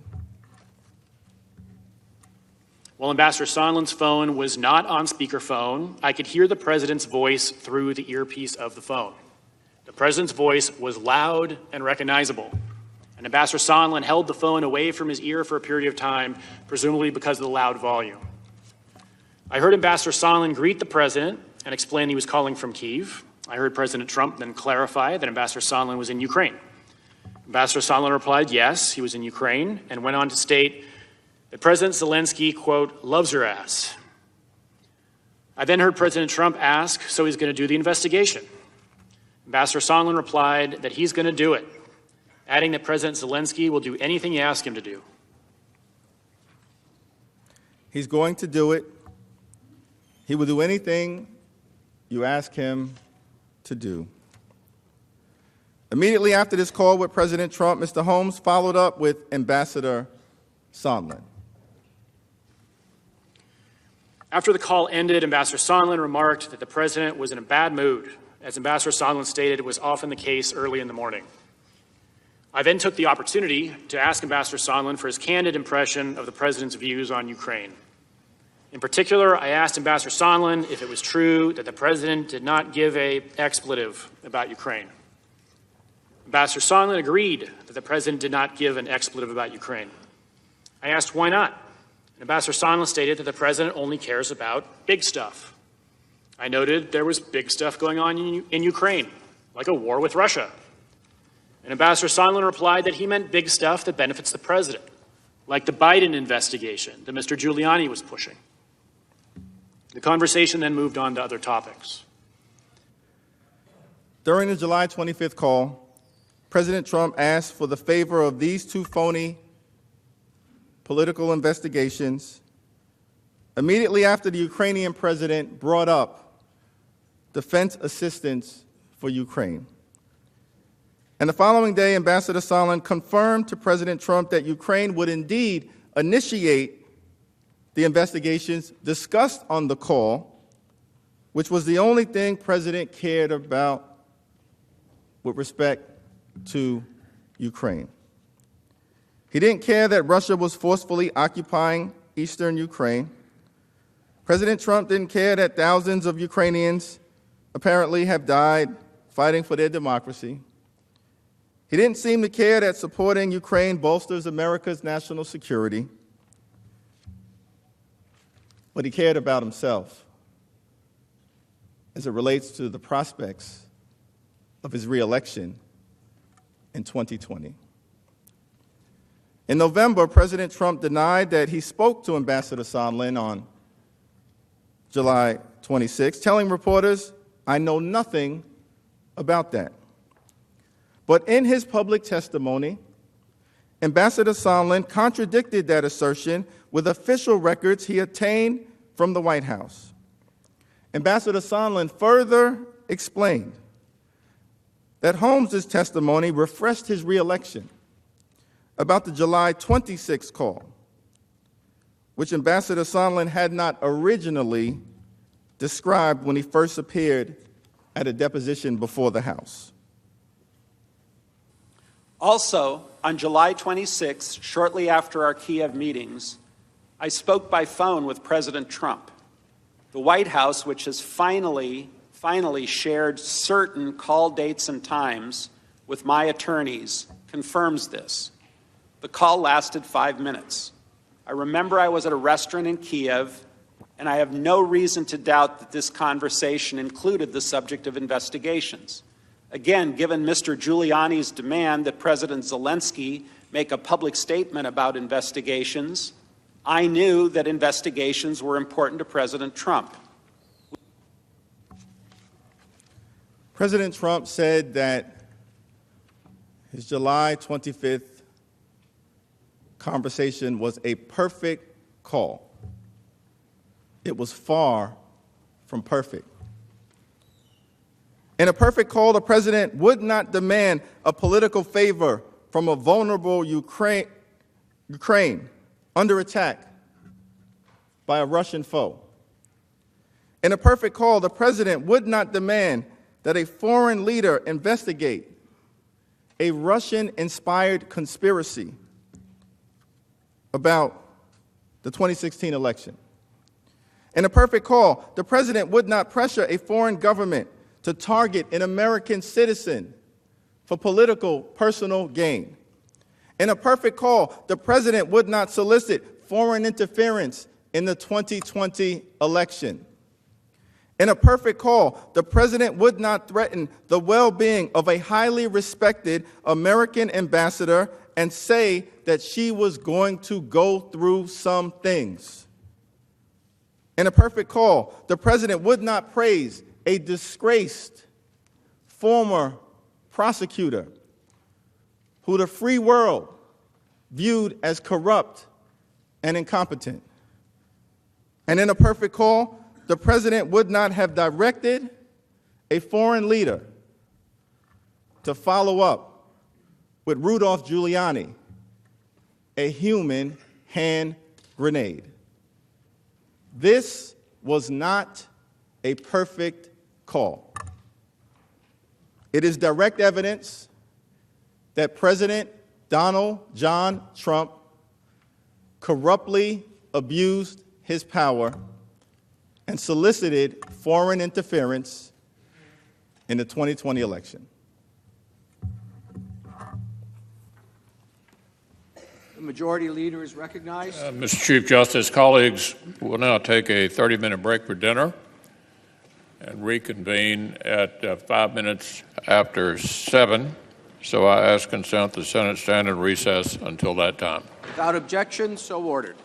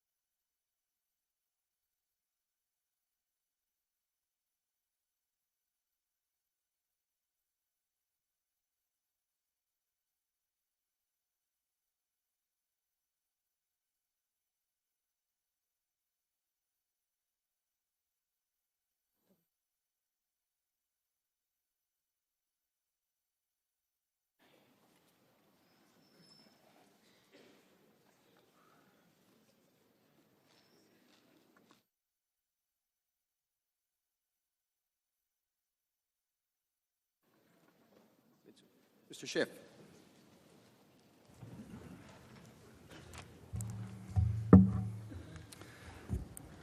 Thank you, Mr. Chief Justice. Just so senators have an idea of the evening, we expect to go about 2 to 2.5 hours. I'll make a presentation. Representative Lofgren from California will make a presentation. I'll make a final presentation, and then we will be done for the evening. As an encouraging voice told me, keep it up, but don't keep it up too long. So we will do our best not to keep it up too long. I'm going to turn now to the part of the chronology that picks up right after that July 25th call and walk through the increasingly explicit pressure campaign waged on Ukraine in order to get President Trump's deliverable, the investigations meant to tarnish his opponent and help his reelection. Now remember, by the end of July, Ukraine was aware of President Trump's requests for investigation to help his political efforts and had come to know that President Trump put a freeze on security assistance. So this is by the end of July. They also clearly understood that President Trump was withholding an Oval Office meeting until those investigations were announced. Both were very critical to Ukraine as a sign of U.S. support and as a matter of their national security. And their national security, of course, implicates our national security. In the weeks after the July 25th call, President Trump's handpicked representatives escalated their efforts to get the public announcement of the investigations from Ukraine. So let's go through this step by step, because the 3 weeks following the July 25th call tell so much about this pressure scheme. Let's start with July 26. On July 26, so this is the day after the call, Ambassador Volker sends a text message to Giuliani. And that text message says, "Hi, Mr. Mayor. You may have heard the President had a great call with Ukrainian President yesterday. Exactly the right messages as we discussed. Please send dates when you will be in Madrid. I am seeing Yermak tomorrow morning. He will come to you in Madrid. Thanks for your help, Kurt." So here we are the day after that call. As my colleague demonstrates, this same day, so July 26th, the date of that second infamous call between President Trump this time and Gordon Sondland that you heard the diplomat David Holmes describe. So that's same day, July 26th, that we're talking about right now, where there's this text message. Now, of course, in that July 25th call, the President wants to connect Rudy Giuliani with the President of Ukraine and his people. And so this is a follow-up where Ambassador Volker is saying to Giuliani, it was a great call with Ukraine President, exactly the right messages as we discussed. And we know, of course, those messages were the need to do this political investigation. Please send dates when you'll be in Madrid. I'm seeing Yermak tomorrow morning. He will come to you in Madrid. So here is Ambassador Volker, one of the Three Amigos, following up, arranging this meeting between Giuliani and the Ukrainians. Giuliani replied, setting a meeting in Europe with President Zelensky's top aide for the very next week. Quote, "I will arrive on August 1 and until 5, he wrote. Now remember, on July 22nd, so a few days before this and before the call, Ambassador Volker had connected Giuliani originally with Yermak, and they agreed to meet. So this is a follow-up. You have that arrangement being made by Volker and Giuliani before the call, then you have the call, and now you have the follow-up to arrange the meeting in Madrid. And so they do meet in Madrid. This is August 2nd. Andrei Yermak, Zelensky's top aide, flew to Madrid, meets with Rudy Giuliani, who they know represented the president's interests. Both Giuliani and Yermak walk away from this meeting in Madrid, clearly understanding that a White House meeting is linked to Zelensky's announcement of the investigations. In separate conversations with Giuliani and Yermak after this Madrid meeting, Volker said he learned that Giuliani wanted the Ukrainians to issue a statement, including specific mentions of the two investigations that the president wanted. According to Ambassador Volker's testimony, Yermak told him that his meeting with Giuliani was very good and immediately added that the Ukrainians asked for a White House meeting during the week of September 16th. Yermak presses Volker on the White House meeting date, saying that he was waiting for confirmation. Maybe you know the date. And this is a recurrent theme that we've seen through the text messages and other documents, and that is the recurrent request for this meeting, the pressing for this meeting by the Ukrainians because it was so important to them. Giuliani's objective was clear to Ambassadors Volker and Sondland, who took over communications with Yermak. Here's Ambassador Sondland. I first communicated with Mr. Giuliani in early August, several months later. Mr. Giuliani emphasized that the President wanted a public statement from President Zelensky committing Ukraine to look into the corruption issues.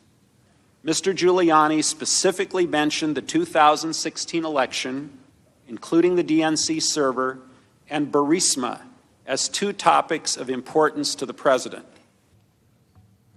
Giuliani exerted significant influence in this process. In fact, when on August 4th, Yermak inquired again about the presidential meeting, Ambassador Volker turned not to the National Security Council staff or to the State Department to arrange it and follow up. He turns to Giuliani again. Volker told Yermak that he would speak with Giuliani later that day and would call the Ukrainian president's aide afterward.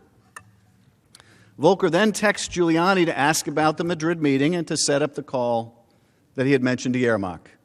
Giuliani replies that the meeting with Yermak was excellent and that he would call later. Phone records obtained by the committees show a 16-minute call on August 5th between Ambassador Volker and Giuliani. Ambassador Volker then texts Yermak, "Hi, Andre. Had a good long talk with Rudy. Call anytime. Kurt." Separately, Volker told Ambassador Sondland, Giuliani was happy with that meeting and it looks like things are turning around. A reference to Volker's hope that satisfying Giuliani would break down President Trump's reservations concerning Ukraine. But things had not turned around by the end of that first week of August, by August 7th. The aid was still on hold, and there had been no movement on setting a date for the White House meeting. Ambassador Volker then reaches out to Giuliani to try to get things moving. Ambassador Volker texts Giuliani to recommend that he report to the boss, meaning President Trump, about his meeting with Yermak in Madrid. Specifically, he wrote, this is Volker writing to Giuliani, "Hi, Rudy. Hope you made it back safely. Let's meet if you're coming to D.C., and would be good if you could convey results of your meeting in Madrid to the boss so we can get a firm date for the visit." So this is Ambassador Volker following up Giuliani. Giuliani's met with the top aide to the President of Ukraine in Madrid, and he wants Giuliani to convey to the boss, to Trump, how good that meeting in Madrid was about the investigations so they can get the President of Ukraine in the door at the White House. Now, think about how unusual this is. This is the President's personal lawyer who's on this personal mission on behalf of his client to get these investigations in Ukraine. The President of Ukraine can't get in the door of the Oval Office. And who are they going to? Are they going to the Security Council? No. Are they going to the State Department? No. They tried all that. They're going to the President's personal lawyer. Does that sound like an official policy to try to fight corruption? Why would you go outside of the normal channel to do that? You wouldn't. No, you go to your personal attorney who's on a personal mission that he admits is not foreign policy when your objective has nothing to do with policy. When your objective is a corrupt one. Now, what does that mean, to have a corrupt objective? Well, it means an illicit one. It means an impermissible one. It means one that furthers your own interests at the cost of the national interest. The willingness to break the law, like the Impoundment Control Act, by withholding aid, is indicative of that corrupt purpose, the lengths the President would go, not in furtherance of U.S. policy, but against U.S. policy. Not even a difference on policy at all. The mere pursuit of personal interest, the pursuit of an illegal effort to get foreign interference is the very embodiment of a corrupt intent. So here we are, August 7th. And Volker is saying, Rudy, if you're coming to D.C., let's get together. It'd be good if you can talk to the boss, because we can't get a meeting other way. Around that time, Ambassador Volker received a text message from Yermak, who asked him, and this is Yermak asking Volker, "Hi, Kurt, how are you? Do you have some news about the White House meeting date?" And Volker responds, "Not yet. I texted Rudy earlier to make sure he weighs in following your meeting. Gordon," meaning Sondland, "should be speaking with the president on Friday. We are pressing this." So there is Gordon Sondland is pressing this. This is the man you've heard from already, Gordon Sondland, the man who says there was absolutely a quid pro quo. You've asked about a quid pro quo. There was a quid pro quo about this White House meeting. This is what they're talking about right here. Gordon will be speaking with the president on Friday. We are pressing this. Ambassador Volker's contact with Giuliani spurred a flurry of communications. The patterns of calls from August 8th strongly suggest Giuliani's attempting to call the White House to speak to a senior White House official, left a message, then had a 4-minute call with that official later that night. We don't know from the call records who that White House official was, but recall that Giuliani has publicly stated that when he spoke to the White House, he usually spoke to President Trump, his client. Also on August 8th, Yermak texts Volker that he had some news. Ambassador Volker replies that he can talk then, and Ambassador Volker updates Giuliani in a text the next day. Volker says to Giuliani in the text, "Hi, Mr. Mayor. I had a good chat with Yermak last night. He was pleased with your phone call. Mentioned," he's referring to President Zelensky here, "making a statement. Can we all get on the phone to make sure I advise," and here he's referring to President Zelensky, "correctly as to what he should be saying. Want to make sure we get this done right." So here, August 9th, there's an effort by Volker to make sure that they get this statement right about the investigations. Because if they can't get the statement right, he ain't going to get in the door of the Oval Office. It also makes clear who is exactly in charge of this, and that's Rudy Giuliani. Ambassador Volker is checking with Rudy Giuliani about what he should advise President Zelensky. And we know that Giuliani is taking his orders from President Trump. Text messages and call records obtained by the committees show that Ambassador Volker and Giuliani connected by phone twice around noon on August 9th for several minutes each. Following the calls with Giuliani, Ambassador Volker created a 3-way group chat using WhatsApp that included himself, Ambassador Sondland, and Yermak. Ambassador Volker initiated the chat around 2:20 that day. And this is Volker chatting with Sondland and Yermak. It's a 3-way chat. And Volker says, "Hi, Andre," meaning Yermak. "We have all consulted here, including with Rudy. Could you do a call later today or tomorrow, your afternoon time?" And Sondland says, "I have a call scheduled at 3 p.m. Eastern for the 3 of us. Ops will call." Call records obtained by the committee show that on August 9th, Ambassador Sondland twice connected with phone lines associated with the White House.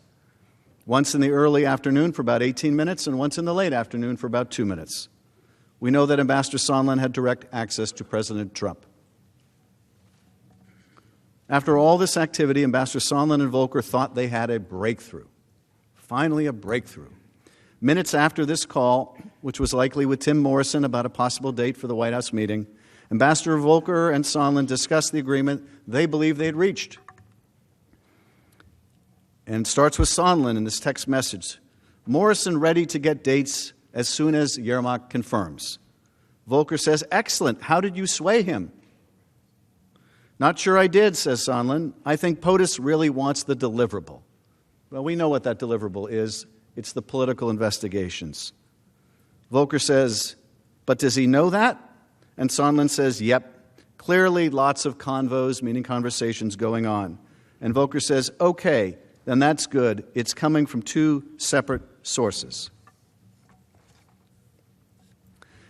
Ambassador Sondland told the committees that the deliverable required by President Trump was a press statement from President Zelensky, committing to do the investigations into the Bidens and the allegation of Ukraine election interference that President Trump mentioned on July 25th. But Tim Morrison testified that he didn't know anything about the deliverable. He was just involved in trying to schedule the White House meeting, which everyone wanted to schedule as a sign of support for President Zelensky and our ally Ukraine. But Trump's agents wouldn't just accept Ukraine's word for it. Ambassador Sondland then recommended to Ambassador Volker that Yermak share a draft of the press statement to ensure that the statement would comport with the president's expectations. So here on August 9th, so we're still less than 2 weeks after the July 25th call, we're about 2 weeks.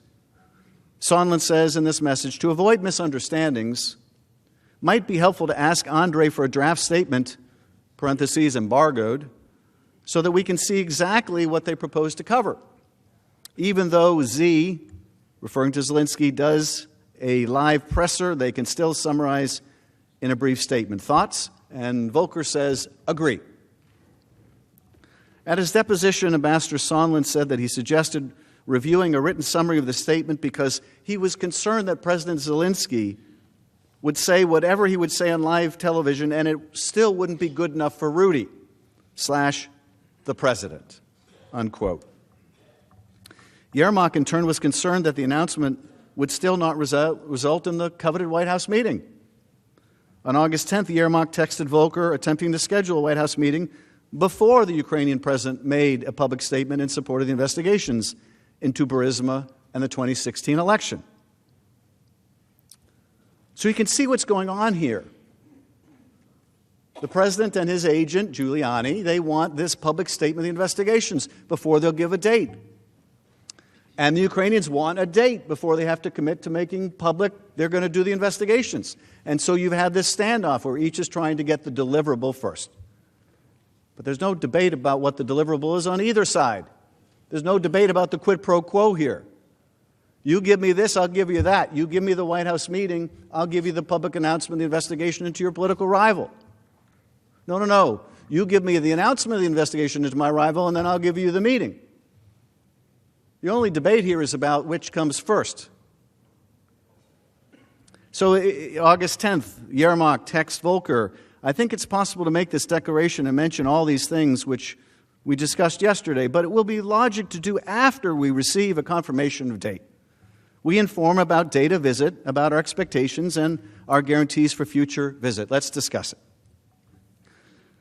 Ambassador Volker responded that he agreed, but that first they would have to iron out a statement and use that to get a date, after which President Zelensky would give the statement. The two decided to have a call the next day and to include Ambassador Sondland. Yermak texts Ambassador Volker, excellent. Once we have a date, we will call for a press briefing announcing upcoming visit and outlining vision for the reboot of U.S.-Ukraine relationship, including, among other things, Burisma and election meddling in the investigations. Yermak was also in direct contact with Ambassador Sondland regarding this revised approach. In fact, he sent Ambassador Sondland the same text message. Ambassador Sondland kept the leadership of the State Department in the loop. On August 10th, he told Ambassador Volker that he had reported to T. Ulrich Breckbull, counselor of the Department of State, who Sondland testified frequently consulted with Secretary Pompeo. Sondland wrote to Volker, I briefed Ulrich. All good. So Ulrich is in the loop. Sondland and Volker continued to pursue the statement from Zelensky on the investigations. The next day, Ambassador Sondland emails Breckbull and Lisa Kenna, the State Department's executive secretary, about efforts to secure a public statement and a big presser from President Zelensky. Sondland hoped it might, quote, make the boss happy enough to authorize an invitation. After first being evasive on the topic, Secretary Pompeo has subsequently acknowledged that he listened in on the July 25th call. Now, since he was on the call, Pompeo must have understood what would make the boss, that is the president, happy enough to schedule a White House meeting. Again, everyone was in the loop. On August 11th, Ambassador Volker sent Giuliani a text message. This is Volker to Giuliani. Hi, Rudy. We have heard back from Andre again. They are writing the statement now and will send it to us. Can you talk for 5 minutes before noon today? And Giuliani says, yes, just call. That's August 11th. On the next day, August 12th, Yermak sent Ambassador Volker an initial version of the draft statement by text.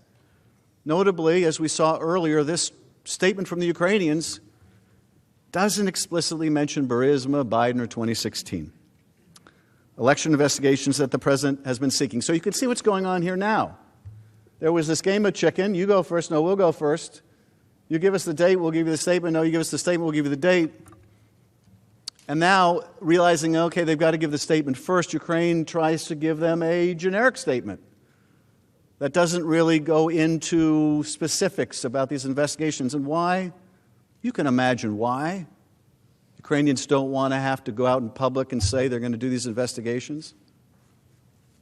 Because they're not stupid. Because they understood this would pull them right into U.S. presidential politics. Because it was intended to. Which isn't in Ukraine's interest, it's not in our interest either. And Ukraine understood that. And so they resisted. First they resisted having to do the public statement, and then they wanted to make sure they'd get the deliverable. And then when they had to make the statement, they didn't want to be specific for one thing, for another thing. This was what Zelensky campaigned on. He was going to fight corruption. He was going to end political investigations. So he didn't want to be specific. So he sends the statement that doesn't have the specific references. And Ambassador Volker explained during his testimony that was not what Giuliani was requesting, and it would not satisfy Giuliani or Donald Trump. Now, presumably, if the president was interested in corruption, that statement would have been enough. But all he was interested in was an investigation or an announcement of an investigation into his rival and this debunked theory about 2016. Now, the conversation that Volker referred to in his earlier testimony took place on the morning of August 13th, when Giuliani made clear that the specific investigations related to Burisma, code for Biden's, and the 2016 election had to be included in order to get the White House meeting. So the Americans sent back to the Ukrainian top aide a revised draft that includes now the two investigations, and you've seen the side-by-side. This was then the essence of the quid pro quo regarding the meeting, and this direction came from President Trump. Here is how Ambassador Sondland put it. Mr. Giuliani's requests were a quid pro quo for arranging a White House visit for President Zelensky. Mr. Giuliani demanded that Ukraine make a public statement announcing the investigations of the 2016 election, DNC server, and Burisma. Mr. Giuliani was expressing the desires of the President of the United States, and we knew these investigations were important to the President. Now, according to witness testimony, as you might imagine, Ukrainian officials were very uncomfortable with the draft that Giuliani, Volker, and Sondland were negotiated. They understood that the statement was the deliverable that President Trump wanted. But yielding to President Trump's demands would, in essence, force President Zelensky to break his promise to the Ukrainian people to root out corruption, because politically motivated investigations are a hallmark of the kind of corruption that Ukraine has been plagued with in the past. Mr. Yermak tried to get some confirmation that the requested investigations were legitimate. In response to the draft statement, Yermak asks Volker, quote, whether any request had ever been made by the U.S. to investigate election interference in 2016. In other words, whether any request had been made by any official U.S. law enforcement agency through formal channels, as you would expect if it were a legitimate request. Ambassador Volker tried to find a satisfactory answer. On August 15th, Volker's assistant asked Deputy Assistant Secretary George Kent whether there was any precedent for such a request for investigations.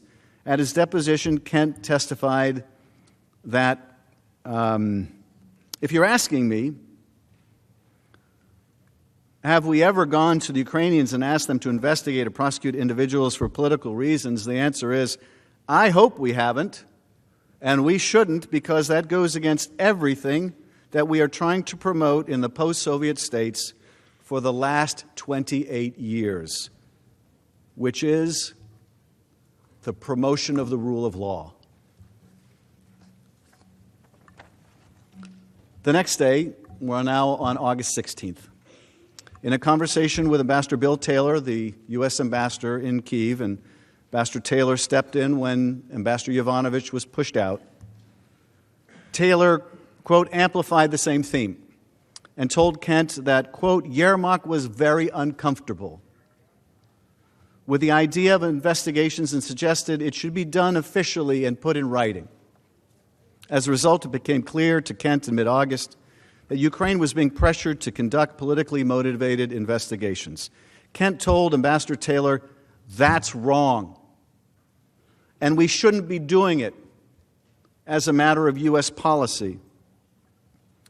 Ambassador Volker claimed that he stopped pursuing the statement from the Ukrainians around this time because of the concerns raised by Zelensky's aide. At his deposition, and despite all of his efforts to secure a statement announcing these very specific political investigations desired by the president, Ambassador Volker testified that he agreed with Yermak's concerns and advised him that making those specific references was not a good idea because making those statements might look like it would play into our domestic politics. Without specific references to the politically damaging investigations that Trump demanded, the agreement just wouldn't work. Ukraine did not release the statement, and in turn, the White House meeting was not scheduled. As it turns out, Ambassador Sondland and Volker did not achieve the breakthrough after all. Now let's go into what finally breaks the logjam, because that involves the military aid. With efforts to trade a White House meeting for a press statement announcing the investigations temporarily scuttled, Sondland and Volker go back to the drawing board. On August 19th, Ambassador Sondland told Volker that he drove the larger issue home with Yermak, President Zelensky's top aide, particularly that this was now bigger than a White House meeting, bigger than just a White House meeting, and was about the relationship per se. The relationship per se. Not just about the meeting anymore. It's about everything. It's about everything. By this time in late August, the hold and security assistance had been in place for more than a month, and there was still no credible explanation offered by the White House, despite some, like Ambassador Sondland, repeatedly asking. There were no interagency meetings since July 31st, and the Defense Department had withdrawn its assurances that it could even comply with the law, which indeed it couldn't. Every agency in the administration opposed the hold. As the Government Accountability Office confirmed, concerned DOD and OMB officials had been right that the president's holding of the aid was an unlawful act. But President Trump was not budging.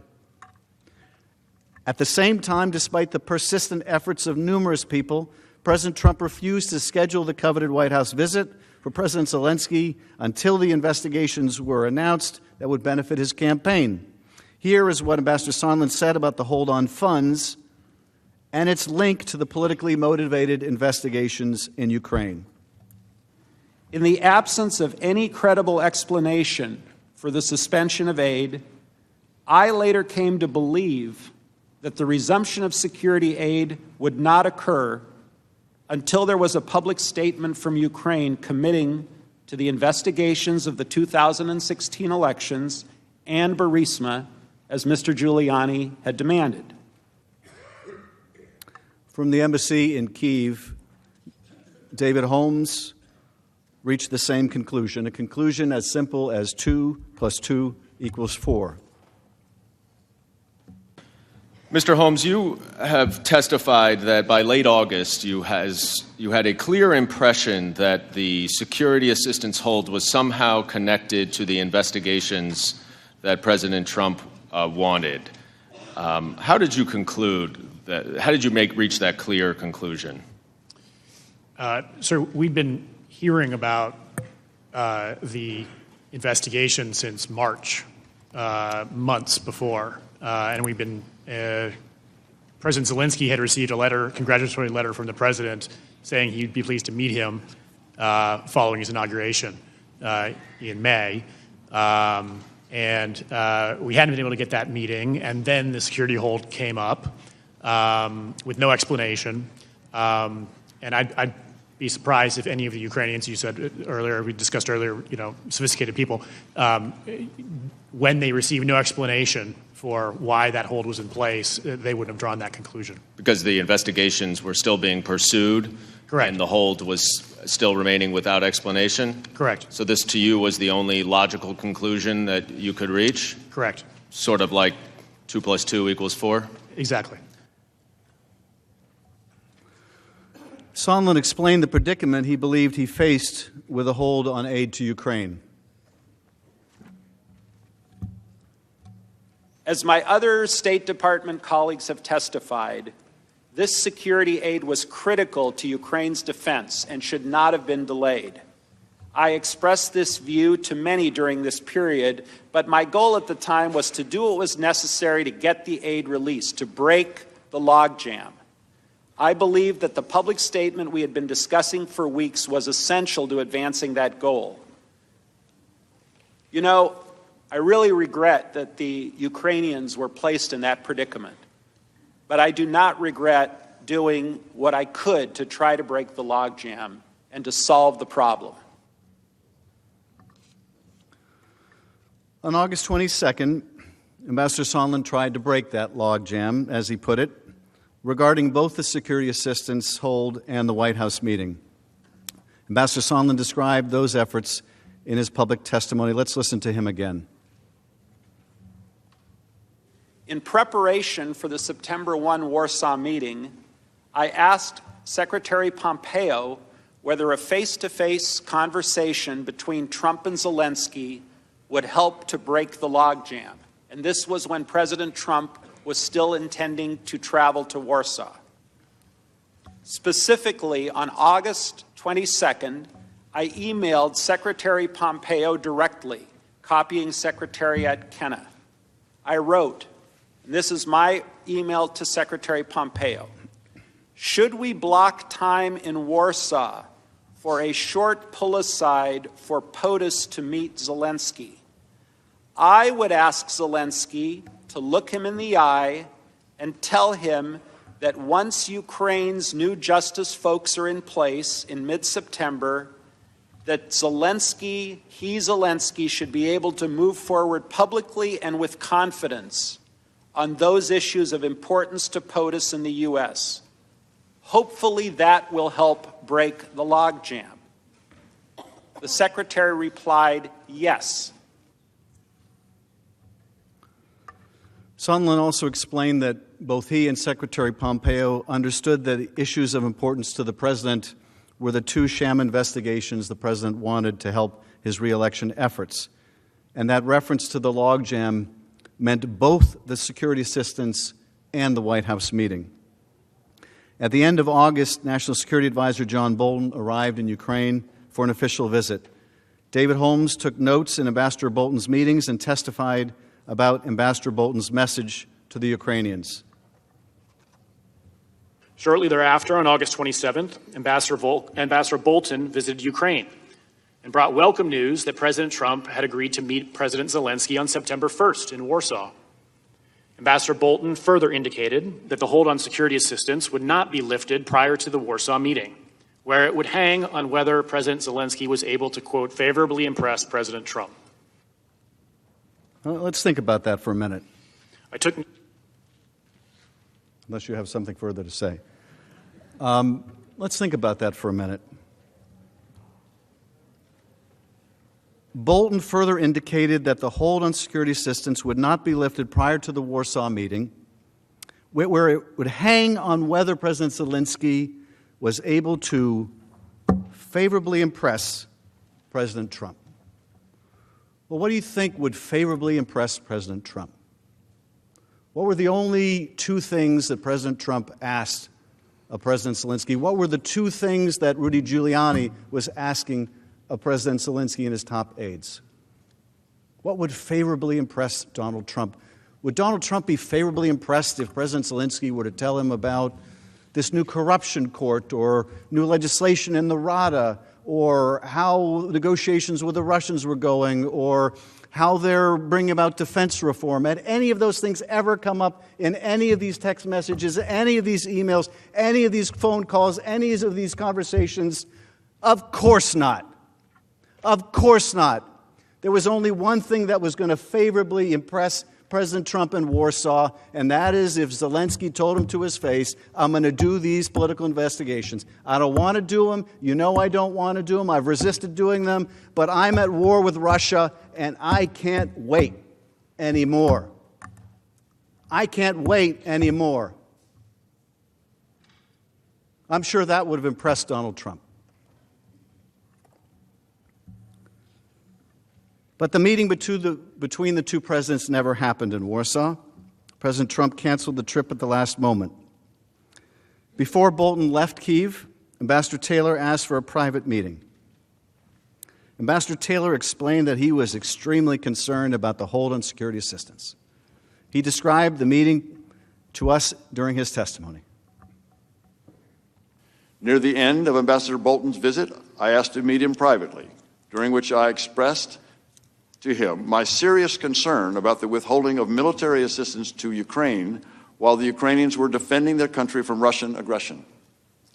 Ambassador Bolton recommended that I send a first-person cable to Secretary Pompeo directly, relaying my concerns. Now, in the State Department, sending a first-person cable is an extraordinary step.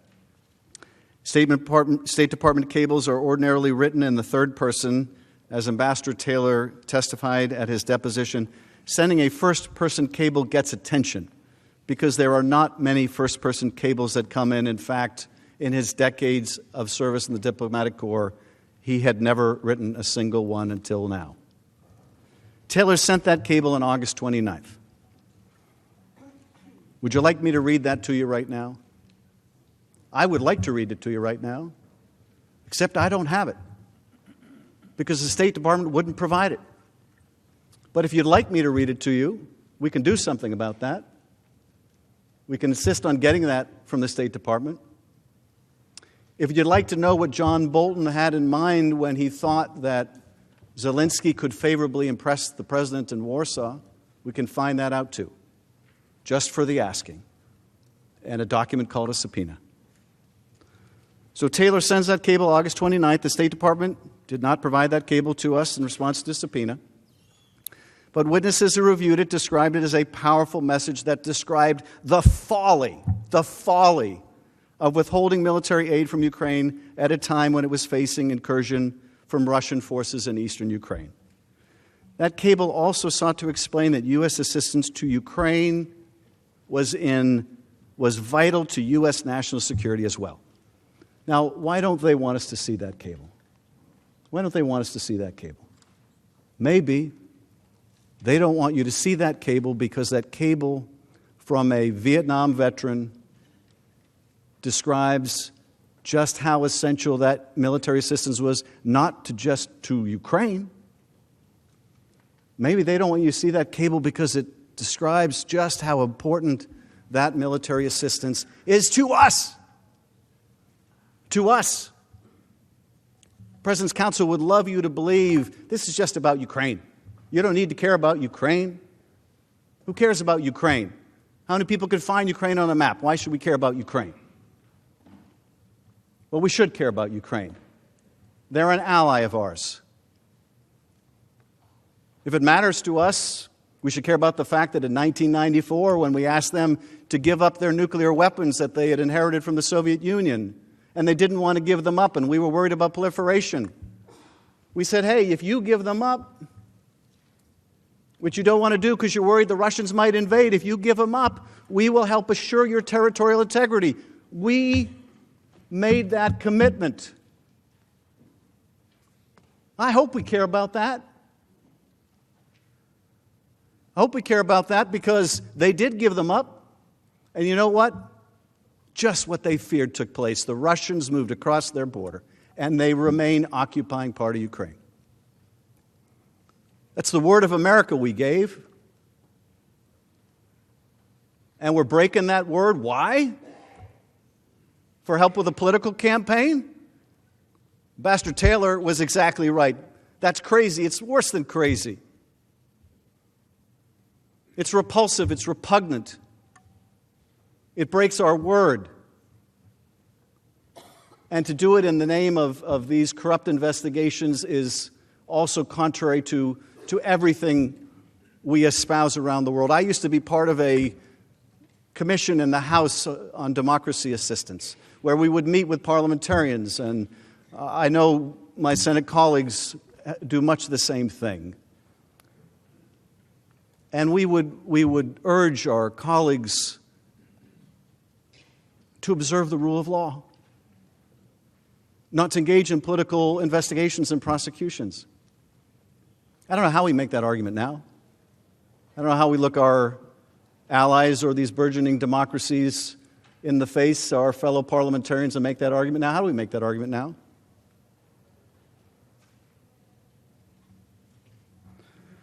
Now, testimony indicated that Secretary Pompeo eventually carried that cable into the White House. But there's no evidence that those national security concerns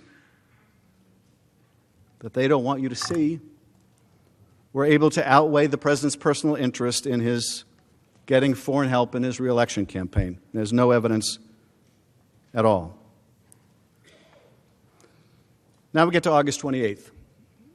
POLITICO was the first to publicly report that President Trump had implemented a hold on nearly $400 million of U.S. military assistance to Ukraine that had been appropriated by Congress.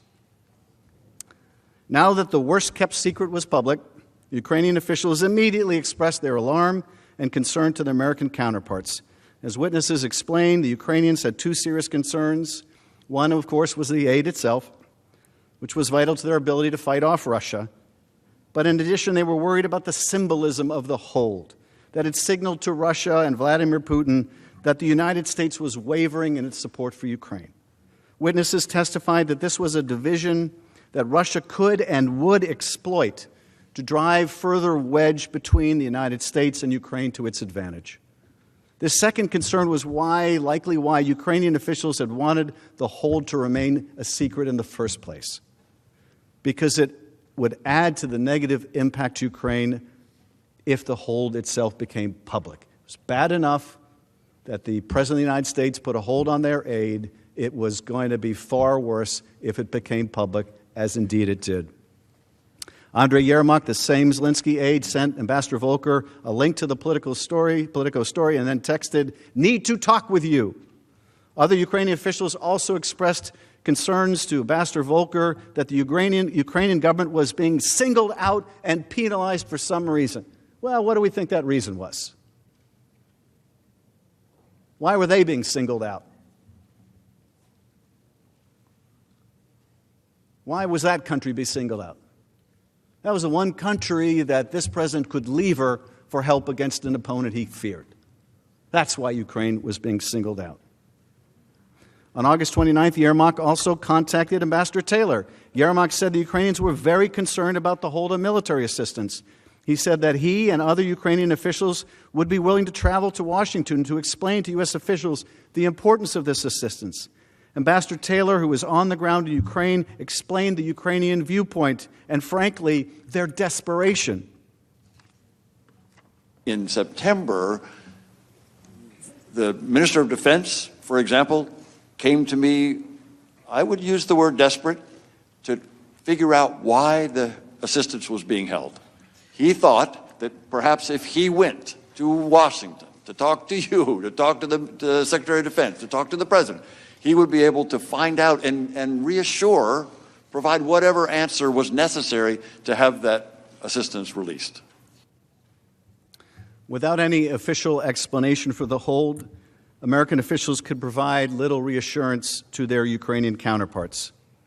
It has been publicly reported that President Trump, Secretary Esper, and Secretary Pompeo met in late August and that they all implored the President to release the aid. But President Trump continued to refuse to release the aid. As of August 30th, the President was clearly directing OMB to continue the hold on security assistance.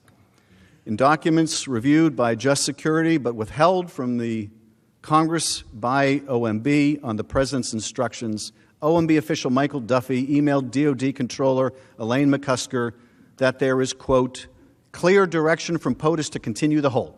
So here we are, August 30th. A month after that July 25th call. Aid still being withheld. Ukrainians still holding on, still not willing to capitulate, not willing to violate Zelensky's whole campaign pledge about not engaging in corrupt investigations. That same day, August 30th, Republican Senator Ron Johnson spoke with Ambassador Sondland to express his concern about President Trump's decision to withhold military assistance to Ukraine. Senator Johnson described that call in an interview with the Wall Street Journal. According to Senator Johnson, Ambassador Sondland told him that if Ukraine would commit to, quote, get to the bottom of what happened in 2016, if President Trump has that confidence, then he'll release the military spending. Senator Johnson added, at that suggestion, I winced. My reaction was, oh God, I don't want to see those two things combined. The next day, August 31st, Senator Johnson spoke by phone with President Trump regarding the decision to withhold aid to Ukraine. According to the Wall Street Journal, President Trump denied the quid pro quo that Senator Johnson had learned of from Ambassador Sondland. At the same time, however, President Trump refused to authorize Senator Johnson to tell Ukrainian officials on his upcoming trip to Kyiv that the aid would be forthcoming. The message that Ambassador Sondland communicated to Senator Johnson mirrored that used by President Trump during the July 25th call with President Zelensky, in which President Trump twice asked the Ukrainian leader to get to the bottom of it, including in connection to an investigation into the debunked conspiracy theory of Ukrainian interference in the 2016 election. It also mirrored the language of the text message that Ambassador Volker sent to President Zelensky's aide just before the July 25th call. Indeed, despite the President's self-serving denials, the message was clear. President Trump wanted the investigations, and he would withhold not one but two acts vested in him by the power of his office in order to get them. Now begins September. September 1st.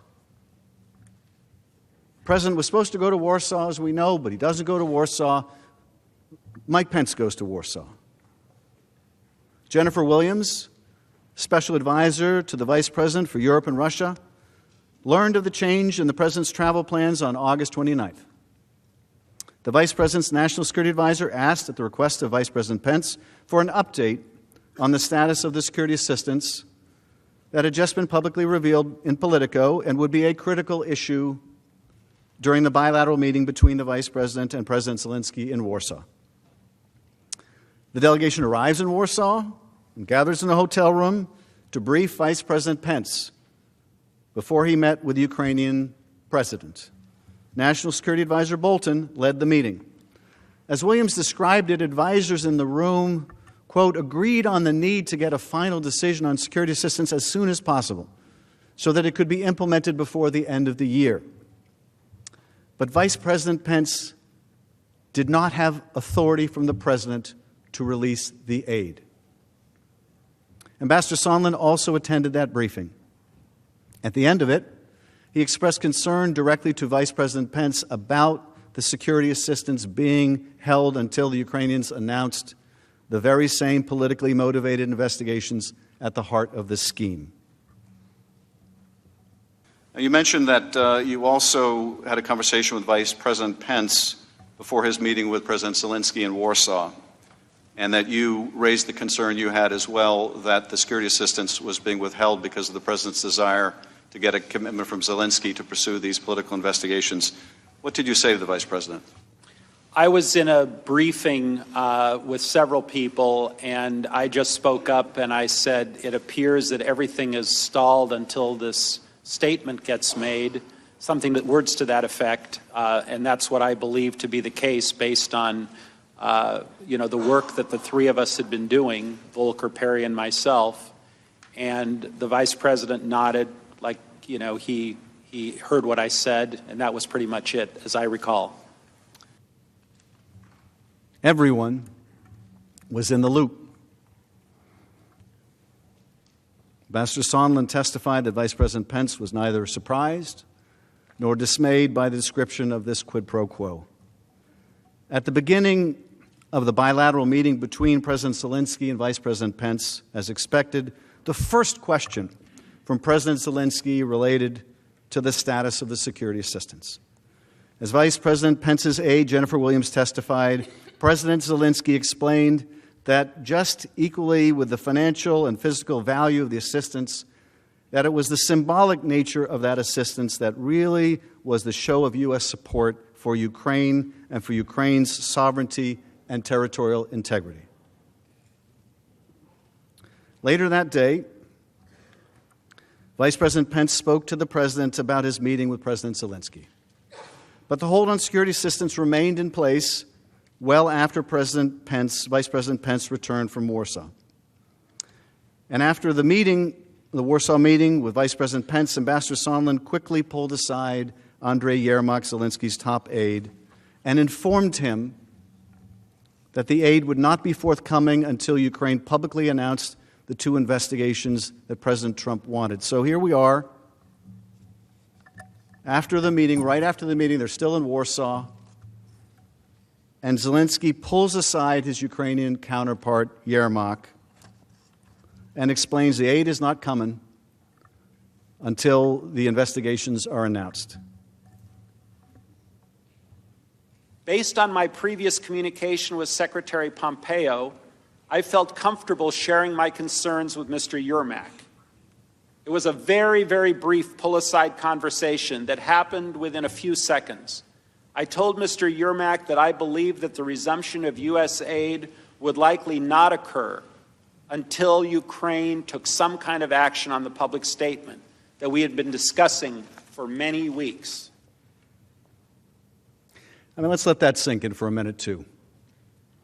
You've heard my colleagues at the other table say, Ukrainians felt no pressure. There's no evidence they felt any pressure. Of course, we've already had testimony about how they did feel pressure and they did want to be drawn into this political campaign. And you saw over and over in these text messages and emails, no, you go first. You announce, no, you go first. And we're supposed to believe they felt no pressure. And there it is. It breaks out in the open. The military aid is being withheld. And there's a connection between the holding of the military aid and these investigations. And the first thing they're asking about, they send the copy of the article, what's happening with this aid? They're ready to come to D.C. to plead for the aid. They go to Warsaw. They meet with the vice president. It's the first question is the aid. And what happens after that meeting? Now, that's a big meeting, by the way, with the vice president, the Ukrainian delegation. It's not like in front of all those people, the vice president is going to bring it up. And so Sondland goes up to his counterpart right after that on the sidelines of that meeting, and he says, basically, you ain't getting the money until you do the investigations. And we're to believe they felt no pressure? Folks, they're at war. They're at war, and they're being told you're not getting $400 million in aid you need unless you do what the president wants, and what the president wants are these two investigations. If you don't believe that's pressure, that's $400 million worth of pressure. I got a bridge I want to sell you. And it's hard for us to put ourselves in the Ukrainians' position.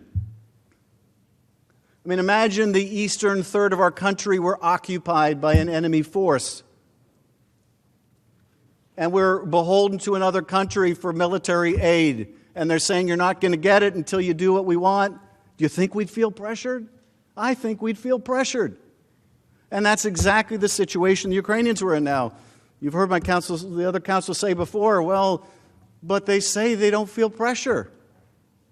Like they're going to admit they were being shaken down by the President of the United States.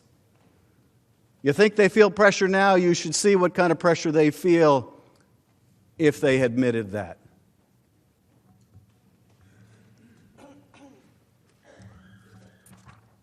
Tim Morrison, the NSC official, witnessed the conversation between Sondland and Yermak from across the room and immediately thereafter received a summary from Ambassador Sondland.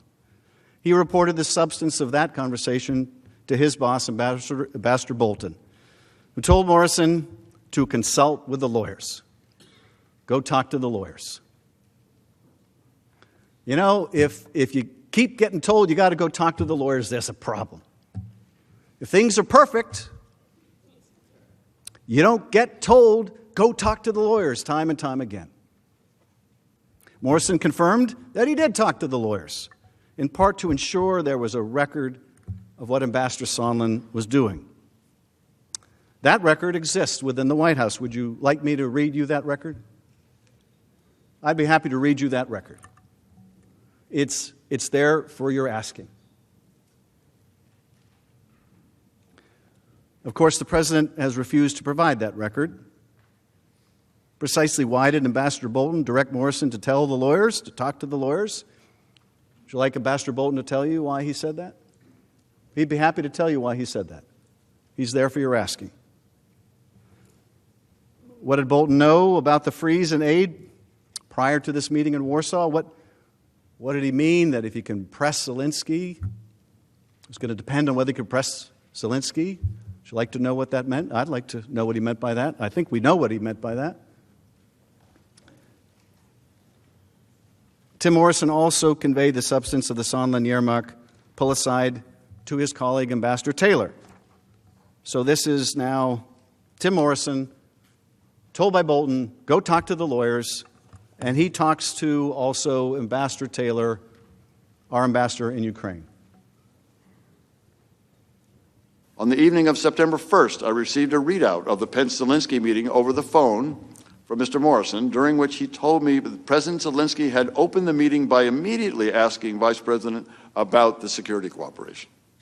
The Vice President did not respond substantively, but said that he would talk to President Trump that night. The Vice President did say that President Trump wanted the Europeans to do more to support Ukraine and that he wanted the Ukrainians to do more to fight corruption. During the same phone call with Mr. Morrison, he described a conversation Ambassador Sondland had with Mr. Yermak in Warsaw. Ambassador Sondland told Mr. Yermak that the security assistance money would not come until President Zelensky committed to pursue the Burisma investigation. I was alarmed by what Mr. Morrison told me about the Sondland-Yermak conversation. Ambassador Taylor then explained why he was so alarmed by this turn. Let's hear that as well. You said previously that you were alarmed to learn this. Why were you alarmed? It's one thing to try to leverage a meeting in the White House. It's another thing, I thought, to leverage security assistance to a country at war, dependent on both the security assistance and the demonstration of support. It was much more alarming. The White House meeting was one thing, security assistance was much more alarming. Upon learning from Mr. Morrison that the military aid may be conditioned on Ukraine publicly announcing these two investigations, Ambassador Taylor sends an urgent text message to Ambassador Sondland asking, are we now saying that security assistance and White House meeting are conditioned on investigations? And the response by Ambassador Sondland, call me. Well, you know what that means, right? You get a text message that's putting it in black and white. Are we saying security assistance in the White House meeting are conditioned on investigations? Call me. In other words, don't put this in writing. Call me. Ambassador Taylor did in fact call Sondland. Informed by notes he took at the time of the call, he summarized that conversation as follows. During that phone call, Ambassador Sondland told me that President Trump had told him that he wants President Zelensky to state publicly that Ukraine will investigate Burisma and alleged Ukrainian interference in the 2016 election. Ambassador Sondland also told me that he now recognized that he had made a mistake by earlier telling Ukrainian officials that only a White House meeting with President Zelensky was dependent on a public announcement of the investigations. In fact, Ambassador Sondland said, everything was dependent on such an announcement, including security assistance. He said that President Trump wanted President Zelensky in a public box by making a public statement about ordering such investigations. Ambassador Taylor testified that his contemporaneous notes of the call reflect that Sondland used the phrase public box to describe President Trump's desire to ensure that the initiation of his desired investigations was announced publicly. A private commitment was not good enough. The State Department has Ambassador Taylor's extensive notes, and of course, we would like to show them to you to corroborate his testimony. But pursuant to the President's instructions, the State Department will not turn them over. You might recall from the tape yesterday, Ambassador Taylor said, they'll be shortly coming, I'm told. Well, somebody countermanded that instructions. Who do we think that was? But you should see them. If you have any question about what Sondland told Ambassador Taylor, if the President's counsel tries to create any confusion about what Sondland told Taylor about his conversation with the President, and look, Sondland had one recollection in his deposition and another recollection in the first hearing and another recollection in the declaration. You want to know exactly what happened in that conversation when it was fresh in Sondland's mind and he told Taylor about it and Taylor wrote it in its notes. You're going to want Taylor's notes. In any courtroom in America holding a fair trial, you would want to see contemporaneous notes. This Senate should be no different. Demand those notes. Demand to see the truth. We're not afraid of those notes. We haven't seen them. We haven't seen them. Maybe those notes say something completely different. Maybe those notes say no quid pro quo. Maybe those notes say it's a perfect call. I'd like to see them. I'm willing to trust Ambassador Taylor's testimony and his recollection. I'd like to see them. I'd like to show them to you. They're yours for the asking. On September 25th, the Washington Post editorial board reported concerns that President Trump was withholding military assistance for Ukraine in a White House meeting in order to force President Zelensky to announce investigations of Vice President Biden and purported Ukrainian interference in the U.S. election. The Post editorial board wrote, "We're reliably told that the President has a second and more venal agenda. He is attempting to force Mr. Zelensky to intervene in the 2020 presidential election by launching an investigation of the leading Democratic candidate, Joe Biden. Mr. Trump is not just soliciting Ukraine's help with his presidential campaign. He is using U.S. military aid the country desperately needs in an attempt to extort it." So that's September 25th. President on notice, scheme discovered. September 5th. September 7th, the evidence shows President Trump has a call with Ambassador Sondland, where the President made the corrupt bargain for military aid in the White House meeting even more explicit. On September 7th, Ambassador Sondland spoke to President Trump on the telephone.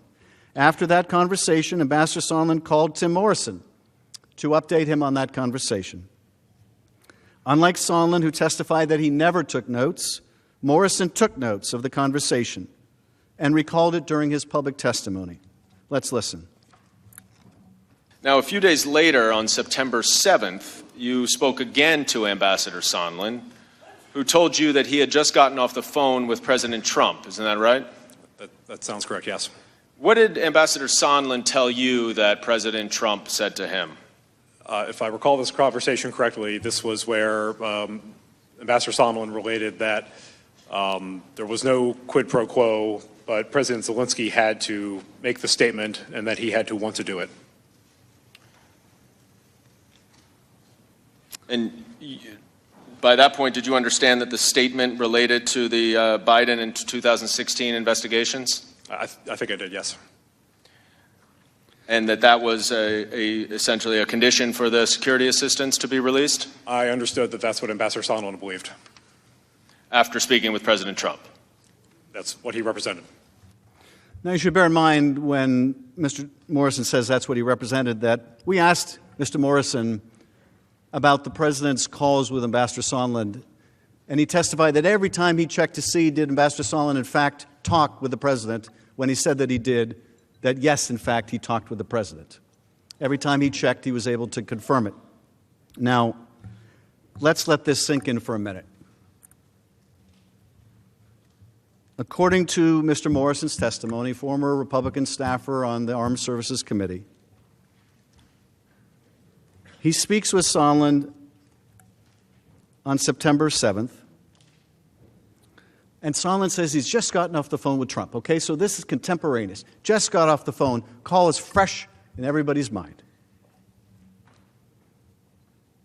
And what was said? Morrison says, Ambassador Sondland related there was no quid pro quo, but President Zelensky had to make the statement, and he had to want to do it. No quid pro quo, but there's a quid pro quo. Now, there are notes that show this. There's a written record of this. There's a written record of what President Trump told Ambassador Sondland right after that call. Would you like to see that written record? It's called Mr. Morrison's Notes. It's right there for the asking. If these fine lawyers over here want to persuade you that call didn't happen or it wasn't said or all he said was no quid pro quo, he never said, but you have to go to the mic and you have to want to do it. Well, there's a good way to find out what happened on that call because it's in writing. Is there any question why they're withholding this from Congress? Is there any question about that?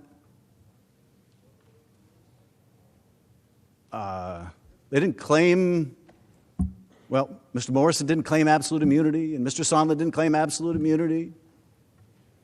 There's no absolute immunity over these notes, no executive privilege over these notes. The notes have already been described, the conversation's already been released. There's no even plausible, arguable, invented even excuse for withholding these notes.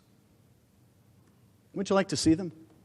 I could tell you in any courtroom in America you'd get to see them. This should be no different. Wouldn't be any different in a fair trial anywhere in America.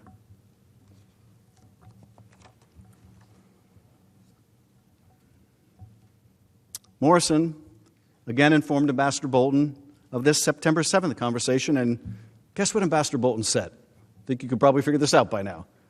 Go talk to the lawyers. Go talk to the lawyers. And yet again, for the third time, Morrison went to talk to the lawyers about this conversation with Ambassador Sondland. Morrison also called Ambassador Taylor to inform him about the conversation, and we have the testimony from Ambassador Taylor about their conversation, which is also based on his contemporaneous notes. Let's look at the conversation now between Mr. Morrison and Ambassador Taylor. According to Mr. Morrison, President Trump told Ambassador Sondland he was not asking for a quid pro quo. But President Trump did insist that President Zelensky go to a microphone and say he is opening investigations of Biden and 2016 election interference, and that President Zelensky should want to do this himself. Okay, so here we have two witnesses taking contemporaneous notes, both reflecting the same conversation. Conversation between Sondland and the president in which the president says no quid pro quo, but quid pro quo. There are documents that prove this. Documents that prove this, that are yours for the asking. The following day, September 8th, Sondland texts Taylor and Volker to bring them up to speed on the conversations with President Trump and subsequently President Zelensky, whom he spoke to after President Trump. Guys, multiple conversations with Z, meaning Zelensky, POTUS, let's talk. Sondland spoke to Taylor, but not Volker shortly after this text. According to Ambassador Taylor, who testified again on his real-time notes, let's hear what he said. The following day, on September 8th, Ambassador Sondland and I spoke on the phone. He confirmed that he had talked to President Trump, as I had suggested a week earlier, but that President Trump was adamant that President Zelensky himself had to clear things up and do it in public. President Trump said it was not a quid pro quo. So it's all very consistent here. What the president said, no quid pro quo, but Zelensky must announce the investigations publicly, was what he was telling Sondland. No quid pro quo except for the quid pro quo. The president's attorneys rely on the first half of that sentence and would like you to forget the second half ever happened. But we don't have to leave our common sense at the door. We don't have to rely on an incomplete description of that call. We have instead the detailed notes of Mr. Morrison and Ambassador Taylor. But we also know what President Trump told Sondland because Sondland relayed that message to President Zelensky. During the same September 8 conversation with Taylor, Sondland described his conversation with President Zelensky. Here's Ambassador Taylor's account of it. Ambassador Sondland also said that he had talked to President Zelensky and Mr. Yermak and had told them that although this was not a quid pro quo, if President Zelensky did not clear things up in public, we would be at a stalemate. I understood a stalemate to mean that Ukraine would not receive the much-needed military assistance. Ambassador Sondland said that this conversation concluded with President Zelensky agreeing to make a public statement in an interview on CNN. So not only did Ambassador Sondland relate this conversation to Mr. Morrison and Mr. Taylor, not only did Ambassador Taylor, Mr. Morrison talk about it, but Sondland confirms that he's relayed this conversation to Zelensky himself. Everyone was now in the loop on the military aid being withheld for the political investigations. Taylor continued recalling the startling analogy Ambassador Sondland used to describe President Trump's approach to Ukraine. During our call on September 8th, Ambassador Sondland tried to explain to me that President Trump is a businessman. When a businessman is about to sign a check to someone who owes him something, the businessman asks that person to pay up before signing the check. Ambassador Volker used the same language several days later while we were together at the Yalta European Strategy Conference. I argued to both that the explanation made no sense. The Ukrainians did not owe President Trump anything. Ambassador Taylor testified that at the end of the Sondland-Zelensky conversation, President Zelensky said that he had relented and agreed to do a CNN interview to announce the investigations. So there was a breakthrough after all. The promised meeting wasn't enough. The withheld security assistance broke the logjam. Zelensky was going to go on CNN and announce the investigations. Taylor, though, remained concerned that even if the Ukrainian leader did as President Trump required, President Trump might continue to withhold the vital U.S. security assistance in any event. Ambassador Taylor texted his concerns to Ambassador Volker and Sondland, stating, "The nightmare is they give the interview and don't get the security assistance. The Russians love it, and I quit."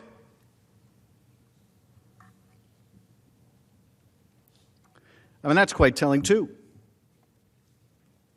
What's Ambassador Taylor worried about? He's worried the Ukrainians are finally going to agree to do it. They're going to make the announcement, and they're still going to get stiffed on the aid. At his deposition, Ambassador Taylor elaborated, the nightmare is the scenario where President Zelensky goes out in public, makes an announcement that he's going to investigate Burisma and the interference in the 2016 election, maybe among other things. He might put that in some series of investigations, but the nightmare was he would mention those two, take all the heat from that, get himself in big trouble in this country, meaning Ukraine, or this country, meaning the United States, and probably in this country as well, meaning both, I guess, and the security assistance would not be released. That was the nightmare. If it were to happen, Taylor's testified he would quit. Early in the morning in Europe on September 9th, which was 12:47 a.m. in Washington, D.C., Ambassador Taylor reiterated his concerns about the president's quid pro quo for security assistance in another series of text messages with Ambassadors Volker and Sondland. So here are the September 9th text messages. Taylor texts to Sondland, the message to the Ukrainians, parentheses, and Russians, we send with a decision on security assistance is key. With the hold, we have already shaken their faith in us. Thus, my nightmare scenario. And Taylor goes on and says, counting on you to be right about this interview, Gordon, meaning if they do it, you darn well better come through with the military aid. And Sondland says, Bill, I never said I was right. I said we are where we are and believe we have identified the best pathway forward. Let's hope it works. And Taylor said, as I said on the phone, I think it's crazy to withhold security assistance for help with a political campaign. Ambassador Taylor testified about what he meant. He said that to withhold that assistance for no good reason other than help with a political campaign made no sense. It was counterproductive to all of what we've been trying to do. It was illogical. It could not be explained. It was crazy. In response to Ambassador Taylor's text message, Sondland replies at about 5 a.m. in Washington. So the message from Taylor goes out at 12:47 a.m. The message back from Sondland comes at 5 a.m. So it looks like it may be 5 hours later. So Taylor has texted at 12:47 a.m. As I said on the phone, I think it's crazy to withhold security assistance for help with a political campaign. There he is again, putting it in writing, for crying out loud. Hadn't Sondland said to call him about this stuff? And so 5 hours later, you get this really interesting message from Sondland. Bill, I believe you're incorrect about President Trump's intentions. The president has been crystal clear. No quid pro quos of any kind. The president is trying to evaluate whether Ukraine is truly going to adopt the transparency and reforms that President Zelensky promised during his campaign. I suggest we stop the back and forth by text. In other words, can you please stop putting this in writing? Congress may read this one day. If you still have concerns, I recommend you give Lisa Kenna or S a call to discuss them directly. Thanks. Now, as you can see, Ambassador Sondland's subsequent testimony revealed that this text and other denials of a quid pro quo were intentionally false and simply designed to provide a written record of a false explanation that could later be used to conceal wrongdoing. The text message says there were no quid pro quos of any kind. But you've seen his testimony. He swore under oath. He was crystal clear when he said there was a quid pro quo for the White House meeting, and he subsequently testified there was a quid pro quo for the security assistance as well, as confirmed by President Trump's direction to him on September 7th. Sondland's recollection of his conversation with President Trump, as I mentioned, has evolved over time.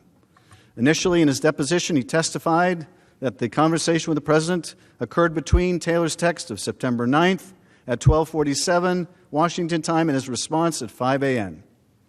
He recalled very little of the conversation at that time other than his belief that his text message reflected President Trump's response. Subsequently, though, and again, this is one of the reasons why you do depositions in closed session. Subsequently, After the opening statements of the testimony of Ambassador Taylor and Mr. Morrison were released, which described in overlapping and painful detail Sondland's conversation with President Trump on September 7th, Ambassador Sondland submitted an addendum to his deposition testimony, which in relevant part said this. Finally, as of this writing, I cannot specifically recall if I had one or two phone calls with President Trump in the September 6 to 9 timeframe. Despite repeated requests to the White House and the State Department, I have not been granted access to all of the phone records, and I would like to review those phone records along with any other notes and other documents that may exist to determine if I can provide a more complete testimony to assist Congress. However, although I have no specific recollection of phone calls during this period with Mr. Taylor, Ambassador Taylor, Mr. Morrison, I have no reason to question the substance of their recollection about my September 1 conversation with Mr. Yermak. During his public testimony, Ambassador Sondland purported to remember more of this conversation with President Trump. Although he still couldn't, or maintained he couldn't remember if it was on September 7th or September 9th. And according to his testimony, President Trump did not specifically say there was a quid pro quo. But when Sondland simply asked the president what he wanted from Ukraine, President Trump immediately brought up a quid pro quo. According to Sondland, President Trump said, I want nothing, I want no quid pro quo, I want Zelensky to do the right thing. And I said, what does that mean? And he said, I want him to do what he ran on. In his subsequent testimony, Ambassador Sondland explained that President Trump's reference to what he ran on was a nod to rooting out corruption. Here, however, corruption like Burisma has become code for the investigations that President Trump has sought. So you've got Ambassador Sondland's emerging recollection. But what you've got is actually written notes taken at the time that he does not contest. Written notes of Ambassador Taylor and Mr. Morrison. Notes which I believe will reflect quite clearly the understanding of dirt for dollars that was confirmed by this telephone call with President Trump. Well, you weren't dissuaded then, right? Because you still thought that the aid was conditioned on the public announcement of the investigations after speaking to President Trump. By September 8th, I was absolutely convinced it was. And President Trump did not dissuade you of that in the conversation that you acknowledged you had with him. I don't ever recall, because that would have changed my entire calculus. If President Trump had told me directly, I'm not... That's not what I'm asking, Ambassador Sondland. I'm just saying, you still believed that the security assistance was conditioned on the investigation after you spoke to President Trump. Yes or no? From a time frame standpoint, yes. Okay, so here we have Sondland saying that whatever his recollection may be about that call, he was still very clear what the president wanted, and he was very clear there was a quid pro quo. That is consistent, obviously, with what Mr. Morrison has had to say and Ambassador Taylor. In other words, he didn't believe President Trump's denial of a quid pro quo, and neither should you. Sondland's understanding was further confirmed by President Trump's own chief of staff. On October 17, at a press briefing in the White House, Mick Mulvaney admitted that President Trump withheld the essential military aid for Ukraine as leverage to pressure Ukraine to investigate the conspiracy theory that Ukraine had interfered in the 2016 election. Those were the driving factors. Did he also mention to me in the past the corruption related to the DNC server? Absolutely. No question about that. But that's it. And that's why we held up the money. When pressed that he had just convinced of the very quid pro quo that President Trump had been denying, Mulvaney doubled down. Let's listen to that. But to be clear, what you just described is a quid pro quo. It is funding will not flow unless the investigation into the Democratic server happens as well. We do that all the time with foreign policy.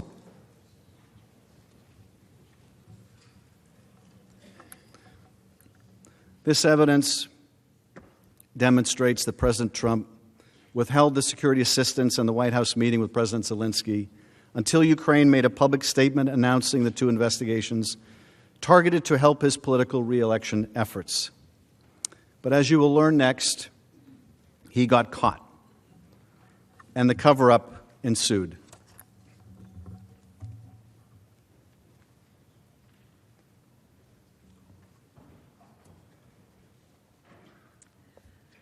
Mr. Chief Justice and Senators, thank you for your patience. This is a lot of information, but you have a very important obligation, and that is ultimately to decide whether the President committed impeachable offenses. And in order to make that judgment, you have to have all of the facts. And so we're going through this chronology. We're close to being done. But it's important to know that while all of this material was going on, these deals were being made, there were other forces at work. Even before the President's freeze on U.S. military assistance to Ukraine became public on August 28th, members of both houses of Congress began to express concern. On August 9th, the Democratic leadership of the House and Senate Appropriations Committee wrote to the OMB and the White House warning that a hold on assistance might constitute an illegal impoundment of funds. They urged the Trump administration to follow the law and obligate the funding. When the news of the frozen aid broke on August 28th, congressional scrutiny of President Trump's decision increased.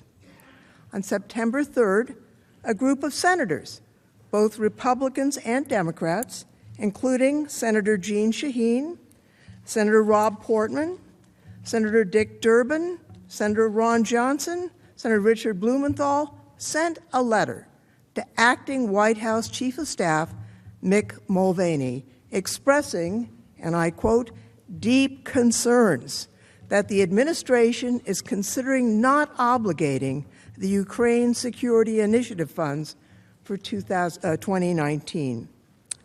2 days later, as has been mentioned, on September 5th, a Washington Post editorial expressed concern that President Trump was withholding military assistance to Ukraine in order to pressure President Zelensky to announce these investigations. That was the first public report linking the frozen security aid to the investigations that Mr. Giuliani had been publicly pressing for and that President Trump, as we've heard, had privately urged President Zelensky to conduct on the July 25th call. That same day, Senators Murphy and Johnson met with President Zelensky in Kiev. Ambassador Taylor went with them, and he testified, Mr. Taylor testified, that President Zelensky's, quote, first question to the senators was about withheld security assistance. Ambassador Taylor testified that both senators, quote, stressed that bipartisan support for Ukraine and Washington was Ukraine's most important strategic asset, and that President Zelensky should not jeopardize that bipartisan support by getting drawn into U.S. domestic politics. Now, Senator Johnson and Senator Murphy later submitted letters where they explained that they sought to reassure President Zelensky that there was bipartisan support in Congress for providing Ukraine with military assistance and that they would continue to urge President Trump to lift the hold. Here is what they said in that letter.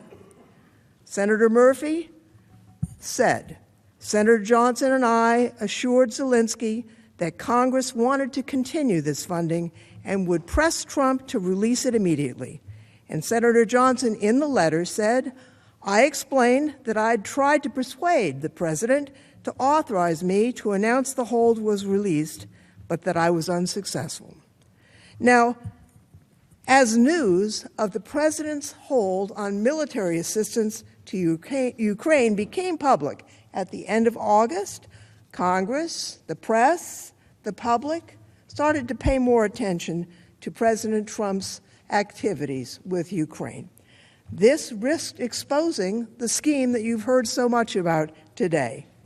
By now, the White House had learned that the Inspector General of the intelligence community had found that a whistleblower complaint related to the same Ukraine matter was, quote, credible and, quote, an urgent concern, and was therefore, that they were therefore required to send that complaint to Congress.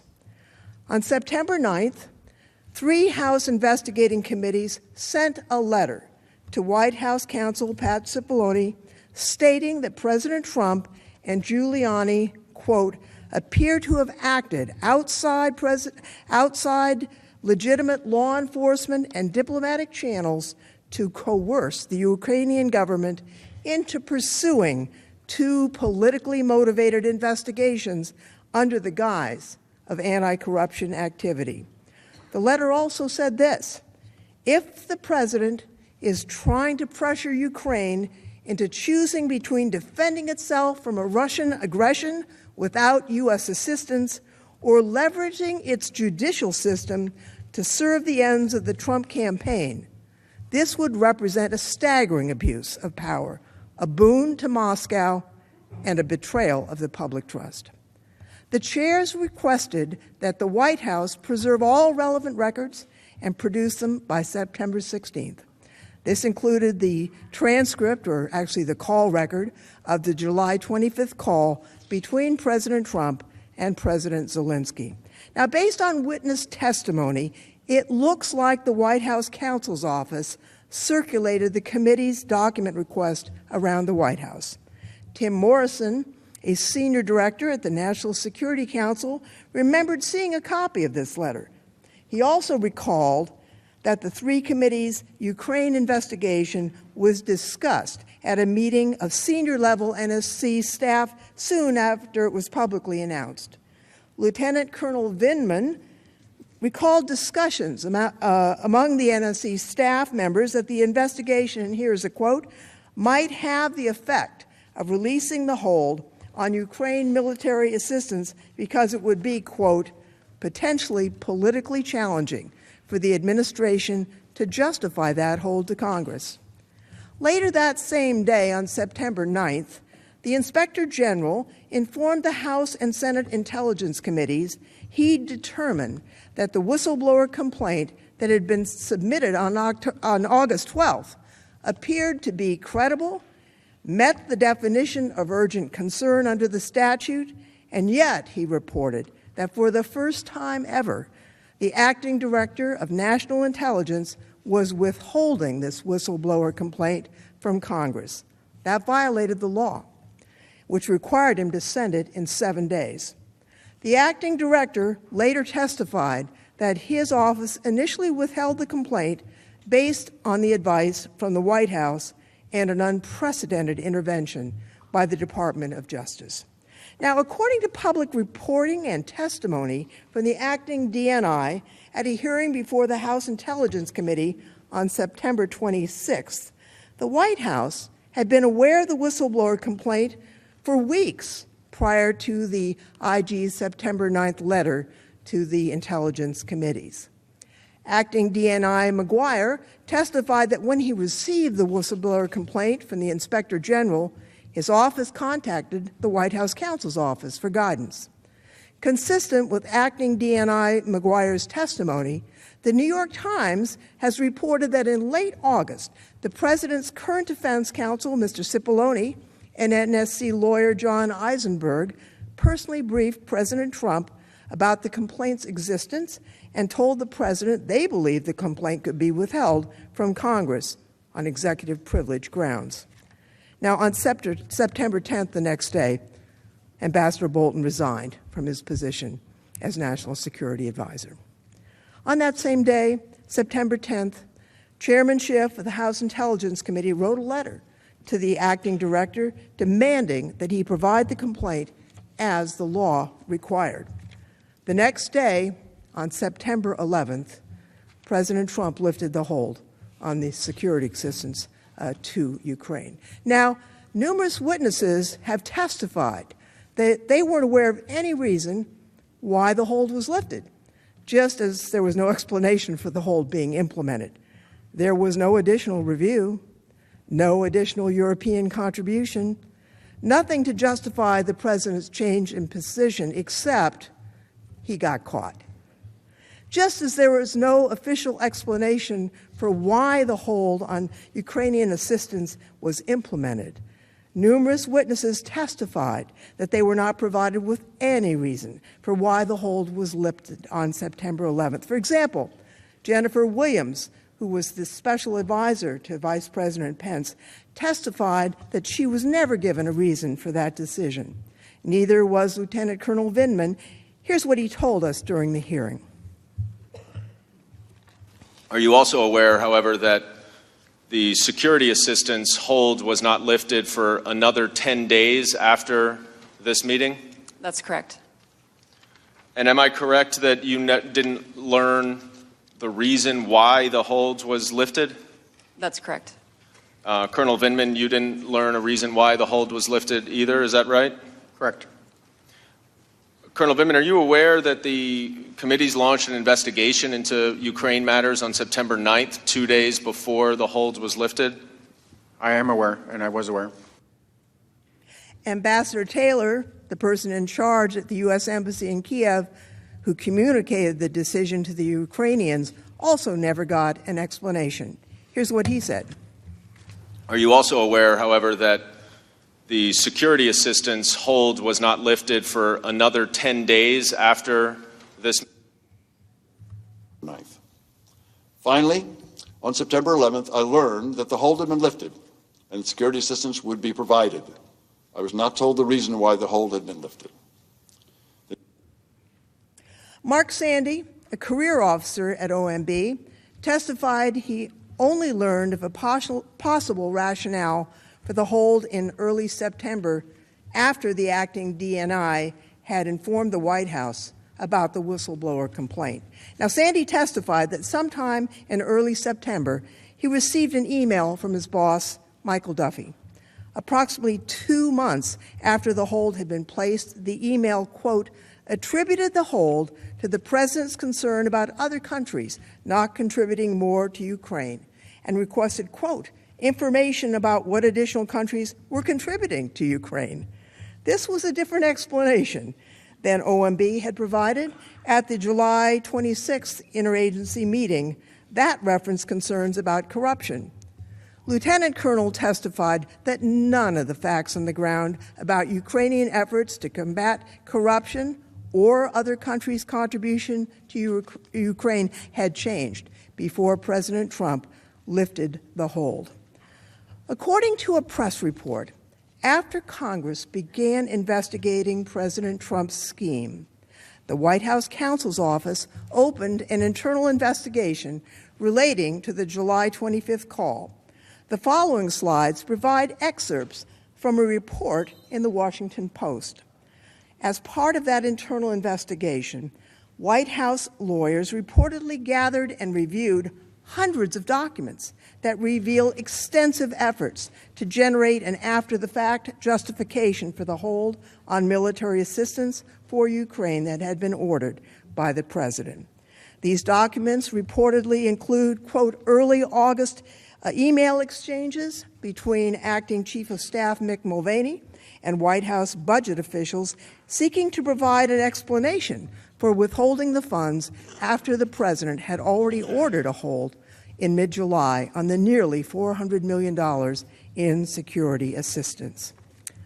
The Washington Post article also reported that, and this is a quote, emails show OMB Director Vaught and OMB staffers arguing that withholding the aid was legal while officials at the National Security Council and State Department protested. OMB lawyers said that it was legal to withhold the aid as long as they deemed it a temporary hold. You should be able to see these documents, but the White House has withheld them from Congress. So the House can't verify the news report, but you could. You could do that if you could see these documents. You should subpoena them, and there's no reason not to see all the relevant documents. Now, the lengthy delay created by President Trump's hold prevented the Department of Defense from spending all congressionally appropriated funds by the end of the fiscal year, as we've mentioned before. That meant the funds were going to expire on September 30th because, as we know, unused funds do not roll over to the next fiscal year. This confirmed the fears expressed by Cooper, Sandy, and others, concerns that were discussed within the relevant agencies in late July and throughout August. Ultimately, $35 million of Ukraine military assistance, that's 14% of the DoD funds, remained unspent by the end of the fiscal year in order to make sure that Ukraine did not permanently lose the $35 million of critical military assistance that had been frozen by the White House.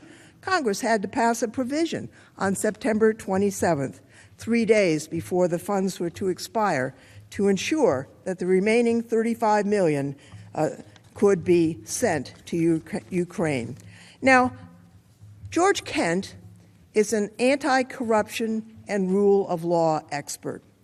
He told us that American anti-corruption efforts prioritize building institutional capacity, support for the rule of law, not the pursuit of individual investigations, particularly of political rivals.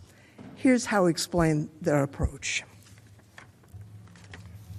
U.S. efforts to counter corruption in Ukraine focus on building institutional capacity so that the Ukrainian government has the ability to go after corruption and effectively investigate, prosecute, and judge alleged criminal activities using appropriate institutional mechanisms. That is, to create and follow the rule of law. That means that if there are criminal nexuses for activity in the United States, U.S. law enforcement should pursue the case. If we think there's been a criminal act overseas that violates U.S. law, we have the institutional mechanisms to address that. It could be through the Justice Department and FBI agents assigned overseas, or through treaty mechanisms, such as the Mutual Legal Assistance Treaty. As a general principle, I do not believe the United States should ask other countries to engage in selective, politically associated investigations or prosecutions against opponents of those in power, because such selective actions undermine the rule of law, regardless of the country. Now, David Holmes concurred during his testimony. Holmes also compared the official approach that we believe in, that we promulgate across the world, with what the President and Mr. Giuliani actually were doing. So our longstanding policy is to encourage them to establish and build rule of law institutions that are capable and that are independent and that can actually pursue credible allegations. That's our policy. We've been doing that for quite some time with some success. So focusing on particular cases, including particular cases where there is a interest of the president's, it's just not part of what we've done. It's hard to explain why we would do that. Unfortunately, we do know the explanation. We know why President Trump wanted President Zelensky to announce investigations, because it would help him in his election. Now, on September 18th, approximately a week before he was supposed to meet with President Trump at the United Nations General Assembly in New York, President Zelensky spoke by telephone with Vice President Pence. During her deposition, Jennifer Williams testified, and she was Vice President Pence's assistant. She testified that Vice President Pence basically reiterated that the hold on aid had been lifted and asked a bit more about how Zelensky's efforts were going. Now, following her deposition and while preparing for her testimony at the open hearing on November 19th, Williams reviewed the documents. They've not been produced to us by the White House, and those documents refreshed her recollection of Vice President Pence's call with President Zelensky. Now, the White House blocked Williams from testifying about her refreshed recollections of the Vice President's call when she appeared at the open public hearing. They claimed that certain portions of the September 18th call, including the information that Williams wanted to tell us about, were classified. On November 26th, she submitted a classified addition to her hearing testimony, where she provided additional information about the Vice President's September 18th telephone call with President Zelensky. The Intelligence Committee provided this classified addition to the Judiciary Committee. It has been sent to the Senate for your review. Now, I've read that testimony. I'll just say that a cover-up is not a proper reason to classify a document. Vice President Pence has repeatedly said publicly that he has no objection to the White House releasing the actual transcript of his calls with President Zelensky, and yet his office has refused many requests by the committee to declassify Williams' addendum so the American people could also see the additional evidence about this call. We urge the senators to review it, and we ask again that the White House declassify it. As the House wrote in 2 separate letters, there is no basis to keep it classified, and again, in case the White House needs a reminder, it's improper to keep something classified just to avoid embarrassment or to conceal wrongdoing. Now, we've been through a lot of facts today. We've seen the president's scheme, a shakedown of Ukraine for his personal benefit, was, I believe, an obvious abuse of his power. But this misconduct, the scheme, became exposed. Congress asked questions. The press reported. Non-political officers in the government expressed concern. The whistleblower laws were activated. As this happened, there was an effort to create an after-the-fact misleading record to avoid responsibility for what the president had actually been doing. These were not the only efforts to hide misconduct, and the misconduct continued. Congressman Schiff will review some of those items.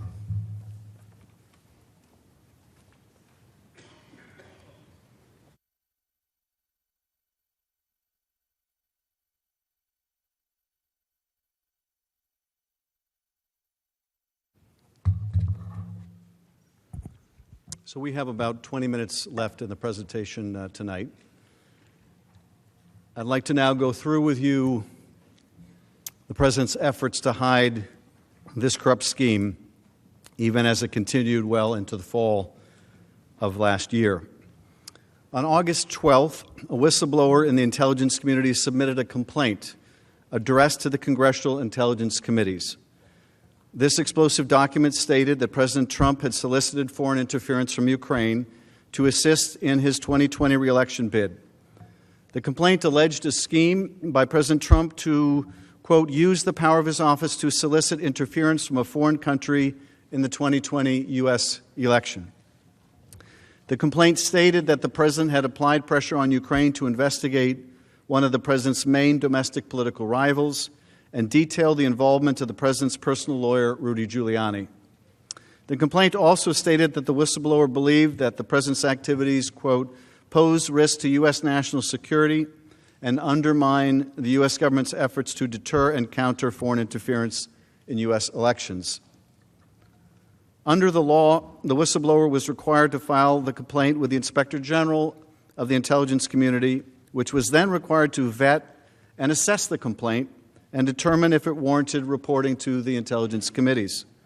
The law gives the Inspector General 14 days to conduct an initial review and then inform the Director of National Intelligence about his findings. On August 26, the Inspector General sent the whistleblower complaint and the Inspector General's preliminary determination to the Acting Director of National Intelligence. The Inspector General wrote that based on his review of the complaint, its allegations constituted an urgent concern and appeared credible under the statute. The Inspector General confirmed that the whistleblower acted lawfully in bringing the complaint and credibly raised a legitimate concern that should be communicated to the intelligence committees of Congress. The Director of National Intelligence quickly informed the White House about the complaint. Under the law, the acting director of national intelligence was required to forward the complaint and the Inspector General's determination to the Congressional Intelligence Committees no later than 7 days after he received it. The legal requirement is extremely clear.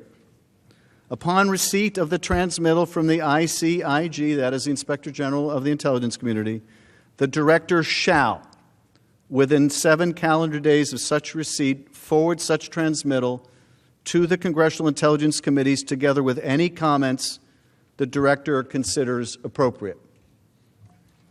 Yet, despite the clear letter of the law, the White House mobilized to keep the information in the whistleblower complaint from Congress, including by inviting the Department of Justice to render an opinion as to whether the complaint could be withheld from Congress.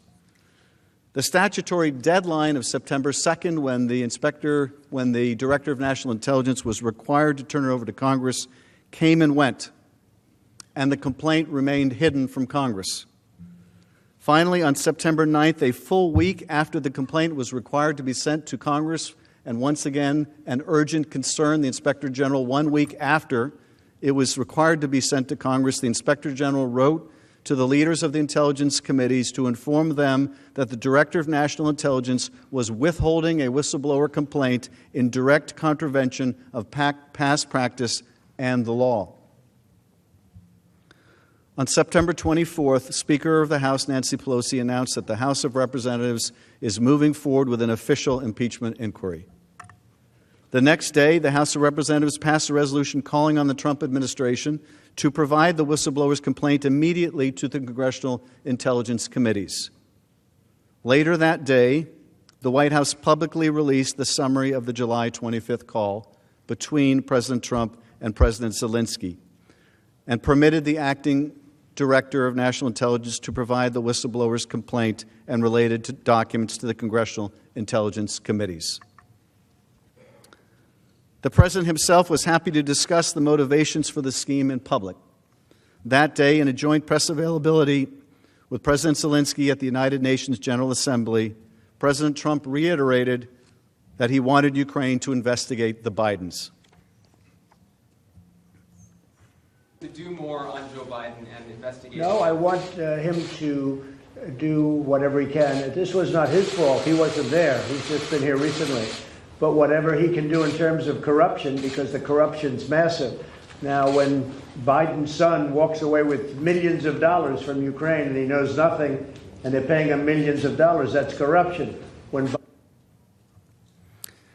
Finally, the day after President Trump explained to the public that he wanted Ukraine to investigate former Vice President Biden, on the morning of September 26th, the Intelligence Committee publicly released declassified redactions of 2 documents, the whistleblower's August 12th complaint and the Inspector General's August 26th transmittal to the Acting Director of National Intelligence. Even after the impeachment inquiry into the Ukraine matter began, President Trump and his proxy, Rudy Giuliani, have continued to publicly urge President Zelensky to launch an investigation of Vice President Biden and alleged 2016 election interference by Ukraine. On September 30, during his remarks at the swearing-in of the new Labor Secretary, President Trump stated, Now, the new president of Ukraine ran on the basis of no corruption. That's how he got elected. And I believe that he really means it. But there was a lot of corruption having to do with the 2016 election against us. And we want to get to the bottom of it, and it's very important that we do. Thank you very much. So here he is, this meeting at the United Nations, September 30, and he's still pursuing this bogus CrowdStrike conspiracy theory with the president of Ukraine. On October 2nd, in a public press availability, President Trump discussed the July 25th call with President Zelensky and stated the conversation was perfect, it couldn't have been nicer. He then linked his notion of corruption with the Biden investigation. On October 3rd, in remarks before he departed on Marine One, President Trump expressed his hope that Ukraine would investigate Vice President Biden and his son. President Trump actually escalated his rhetoric, urging not only Ukraine to investigate the Bidens, but China too. Mr. President, what exactly did you Well, I would think that if they were honest about it, they'd start a major investigation into the Bidens. It's a very simple answer.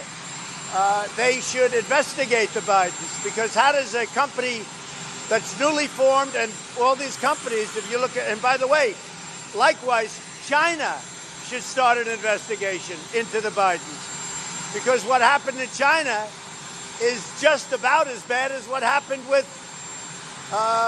Ukraine.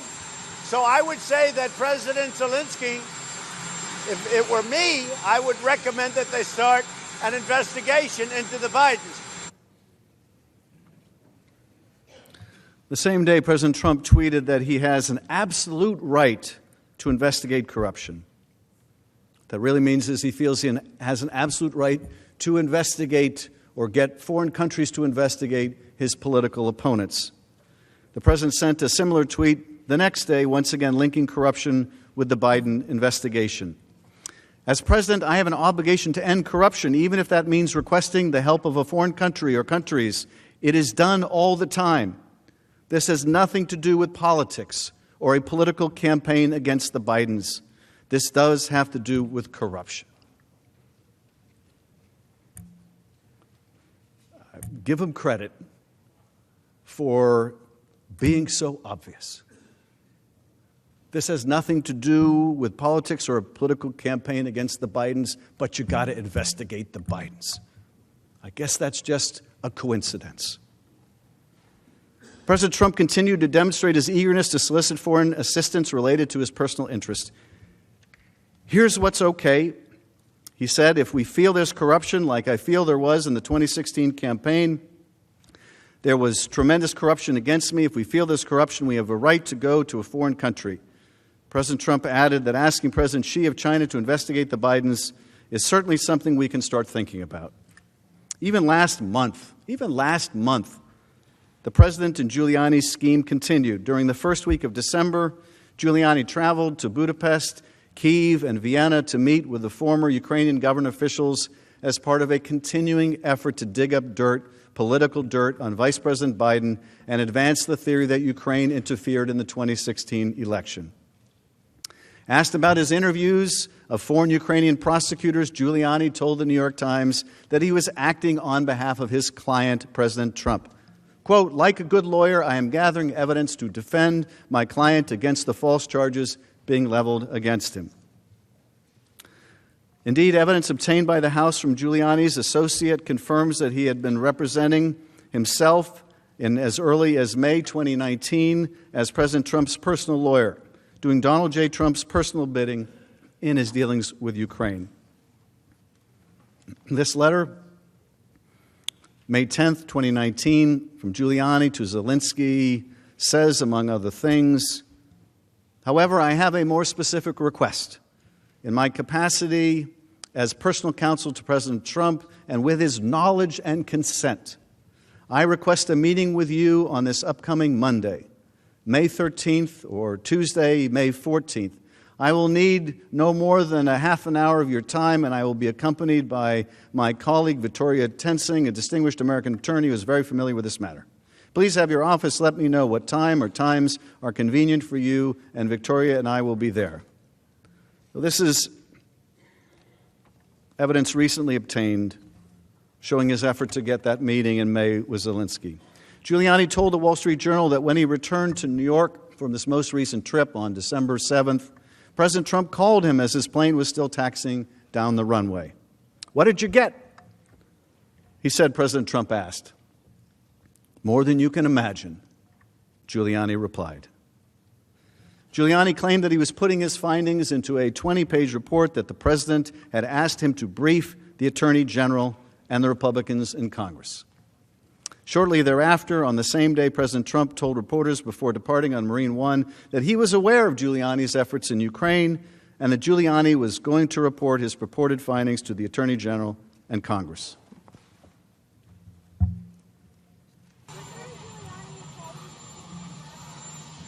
Well, I just know he came back from someplace and he's going to make a report, I think, to the Attorney General and to Congress. He says he has a lot of good information. I have not spoken to him about that information, but Rudy, as you know, has been one of the great crime fighters of the last 50 years. and he did get back from Europe just recently, and I know he has not told me what he's found, but I think he wants to go before Congress and say, and also to the Attorney General and the Department of Justice, I hear he's found plenty. Yeah. 3 days after that, those remarks, on December 10th, Giuliani confirmed to the Washington Post that President Trump had asked him to brief the Justice Department and Republican senators on his, quote, findings, unquote, from his trip to Ukraine. Giuliani stated, "He wants me to do it. I'm working on pulling it together and hope to have it done by the end of the week." That Friday, December 13th, Giuliani reportedly met with President Trump at the White House. And on December 17th, Giuliani confirmed to CNN that President Trump has been very supportive of his efforts to dig up dirt on Vice President Biden in Ukraine and that they are on the same page. The following day, on December 18, 2019, the House of Representatives approved the 2 articles of impeachment you are considering in this trial. Since the House voted on these articles, evidence has continued to come to light related to the President's corrupt scheme. Among other things, Freedom of Information Act lawsuits, press reporting, and documents provided to Congressman Rudy Giuliani associate Lev Parnas further corroborate what we already know about the President's scheme. As Giuliani again said on December 17th, President Trump has been, quote, very supportive, unquote, of his efforts to dig up dirt on Vice President Biden, and they are, quote, on the same page. Parnas further corroborated what we already know about President Trump's scheme, that he was responsible for withholding military aid and sustaining that hold, and that his personal attorney, Mr. Giuliani, was working at the direction of President Trump himself.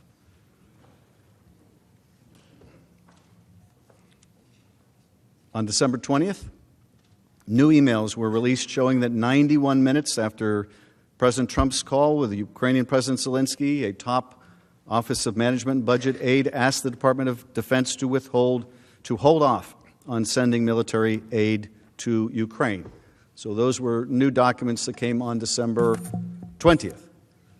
On December 29th, revelations emerged from OMB Director and Acting Chief of Staff Mick Mulvaney's role about that role in the delay of aid and efforts by lawyers at OMB, the Department of Justice, and the White House to justify the delay and the alarm that the delay caused within the administration. Those records just became available on December 29th. On January 2nd, newly unredacted Pentagon emails which raised serious concerns by Trump administration officials about the legality of the president's hold on aid became available. On January 6th, former Trump National Security Advisor John Bolton announced that he would comply with a Senate subpoena compelling his testimony. His lawyers stated that he has new relevant information.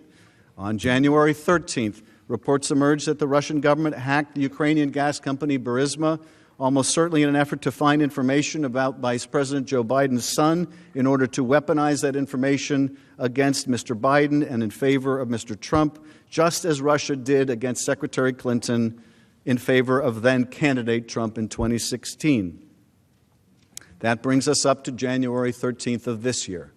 Last week, House committees received new evidence from Lev Parnas that further demonstrates that the president was a central player in this scheme to pressure Ukraine for his political gain.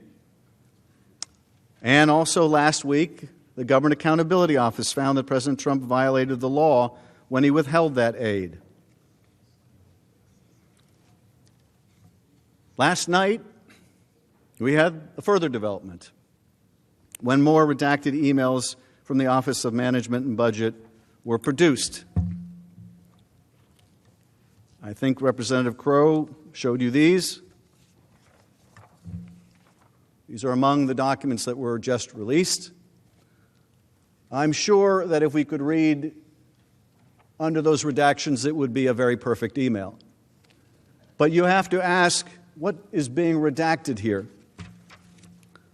What is so important to keep confidential during the course of an impeachment inquiry? As you can see, right up until last night, evidence continues to be produced. the truth is going to come out. Indeed, the truth has already come out, but more and more of it will. More emails are going to come out. More witnesses are going to come forward. They're going to have more relevant information to share. And the only question is, do you want to hear it now? Do you want to know the full truth now? Do you want to know just who was in the loop? Sounds like everyone was in the loop. You want to know how broad this scheme was?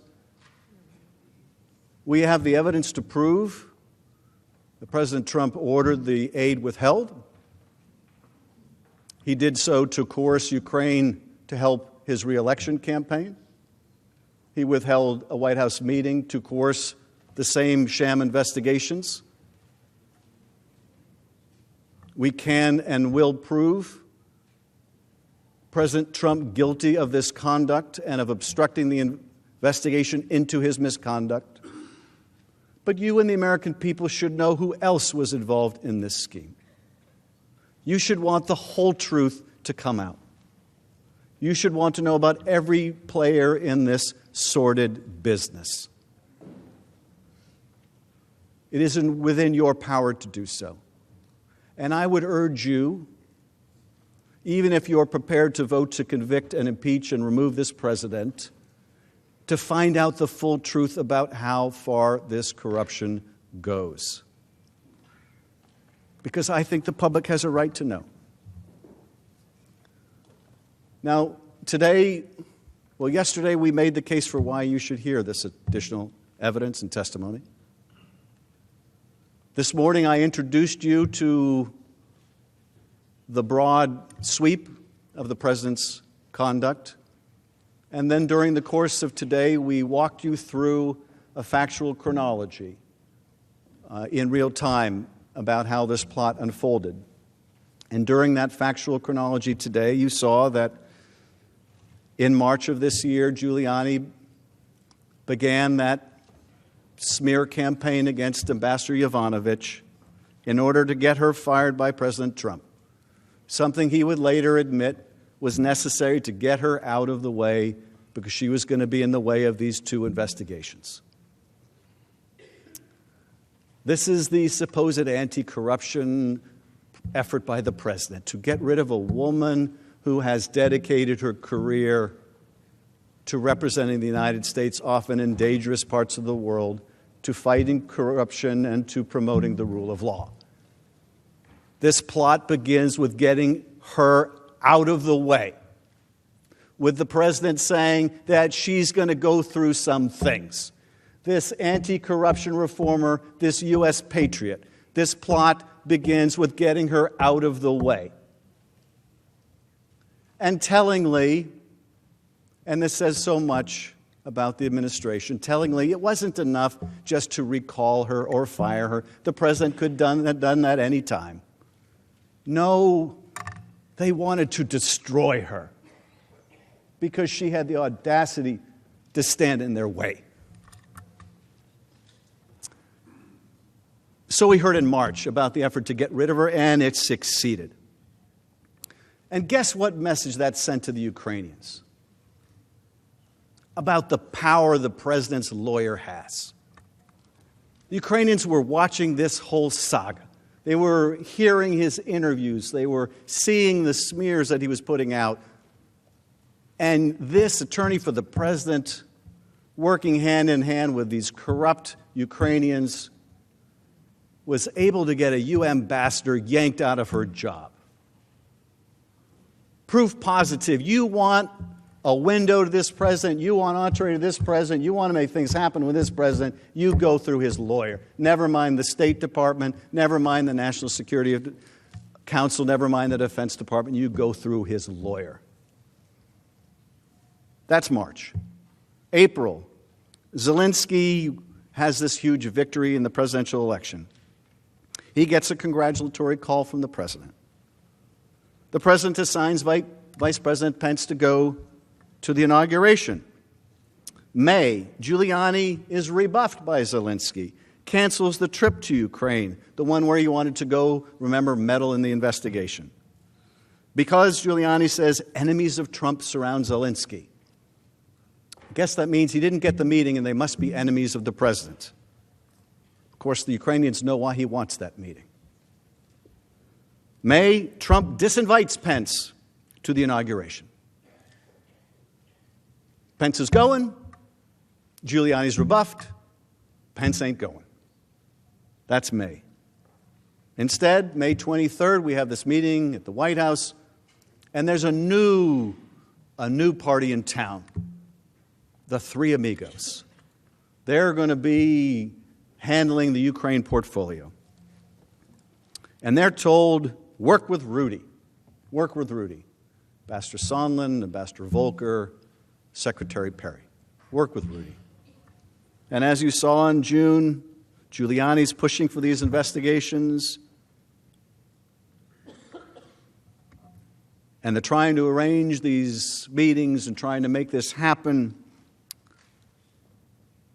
And also in June, the Defense Department announces they're going to release the military aid. And the president reads about this. And then he stops it. He stops the aid. In July, on July 10th, you heard in the chronology, there's that meeting at the White House. The meeting in which Sondland blurts out in this meeting between Ukrainians and Americans, hey, they've got a deal. They're trying to get this meeting, and there's a debate about whether the meeting is going to happen and when it's going to happen. And Sondland says, hey, we've got a deal with Mulvaney here.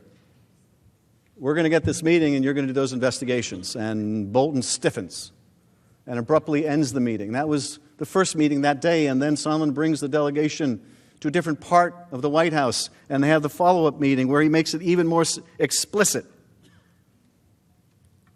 This drug deal is made even more explicit.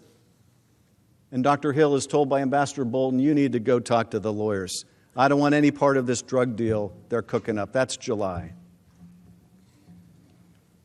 July is the month where that email goes from Sondland to Pompeo and others, and everybody is in the loop. July is the month where the hold is implemented with no explanation. July is the month where Mueller testifies about Russia's systemic interference in our affairs. July is the month after Mueller testifies that the president believes he has escaped accountability. The next day in July is, of course, the July 25th call, in which the president asks for his favor. And July is the month, July 26th is the date of the call between President Trump and Ambassador Sondland. You know the one. Zelensky loves your ass. He'll do anything you want. Is he going to do the investigation? Yeah, he's going to do the investigation.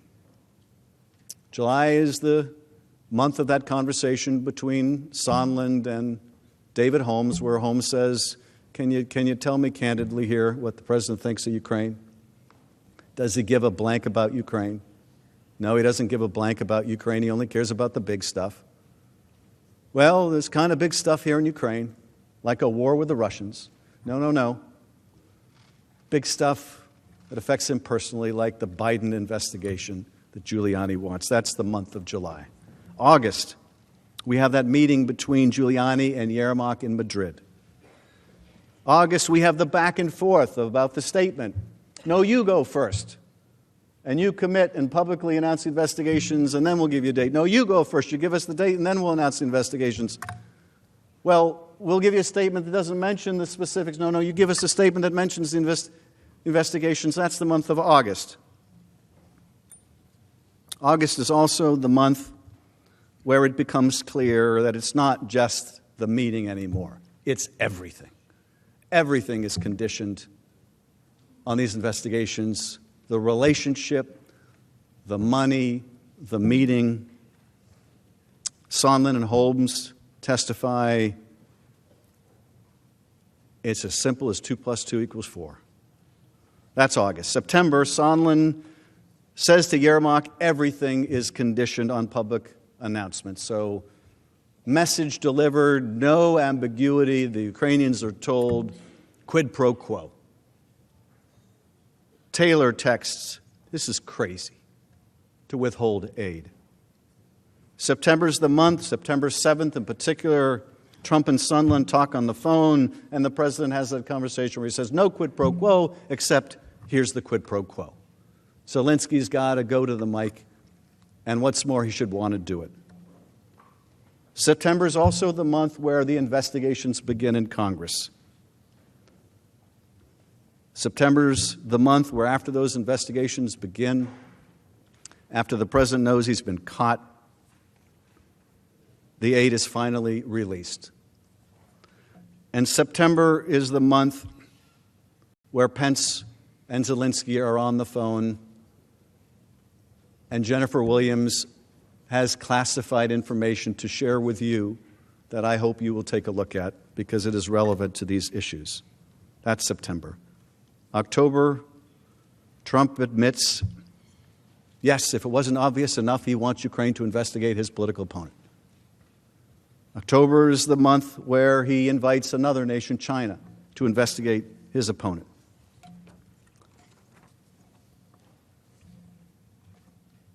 This is the broad outline of the chronology that we went through today. Tomorrow, we will go through the law, the Constitution, and the facts as they apply to Article 1. That is the plan for tomorrow.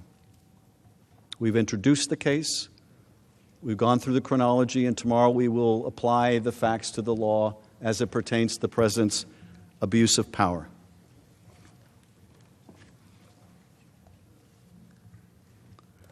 And let me just conclude this evening by remarking again on what brought us here. What brought us here is that some courageous people came forward. Courageous people that risked their entire careers.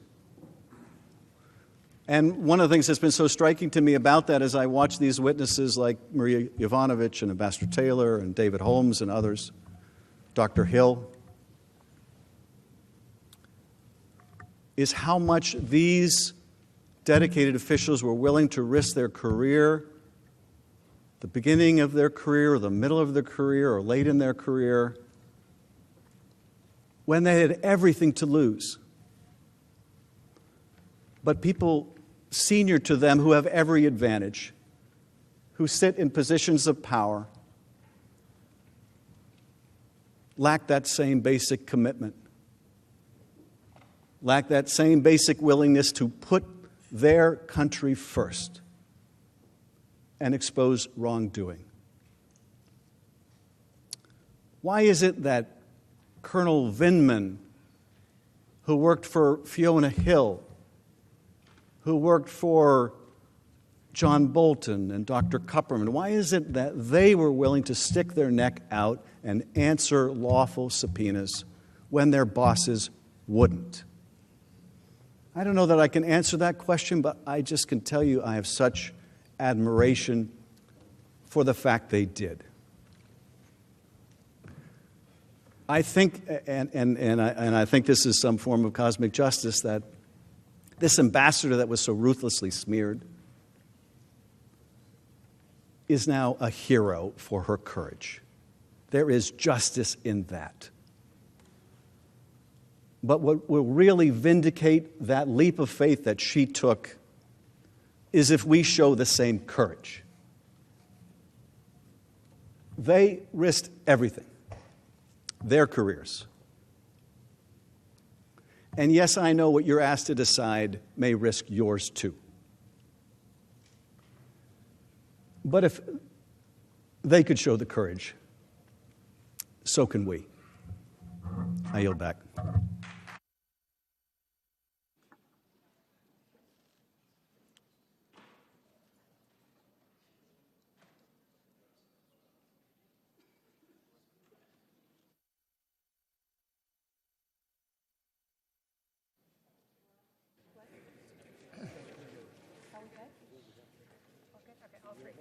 I'm sorry, sir. Pursuant to the provisions of Senate Resolution 243 of the 100th Congress, a single one-page classified document identified by the House managers for filing with the Secretary of the Senate that will be received on January 22, 2020, shall not be made part of the public record and shall not be printed, but shall be made available pursuant to the standing order from the 100th Congress. The Majority Leader is recognized. Mr. Chief Justice, colleagues, we're almost through for the evening. We'll convene again at 1 o'clock tomorrow. Before we adjourn, I'd like to acknowledge that tomorrow is the official last day for this term's Senate pages. This group of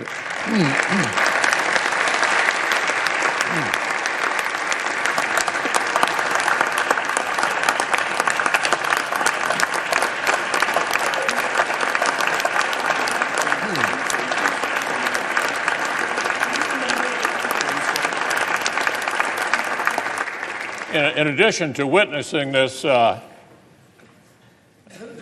unusual event that we're all experiencing, they're studying for their final exams as well, and we wish them well as they head off back to boring normal high school. Mr. Leader, let me just add my thanks and gratitude for all of us. It is rare, particularly these days, when 100 senators from both sides of the aisle of every political persuasion get up and give someone a standing ovation. But you deserve it. Thank you for your good work, and we hope you have beautiful and successful lives.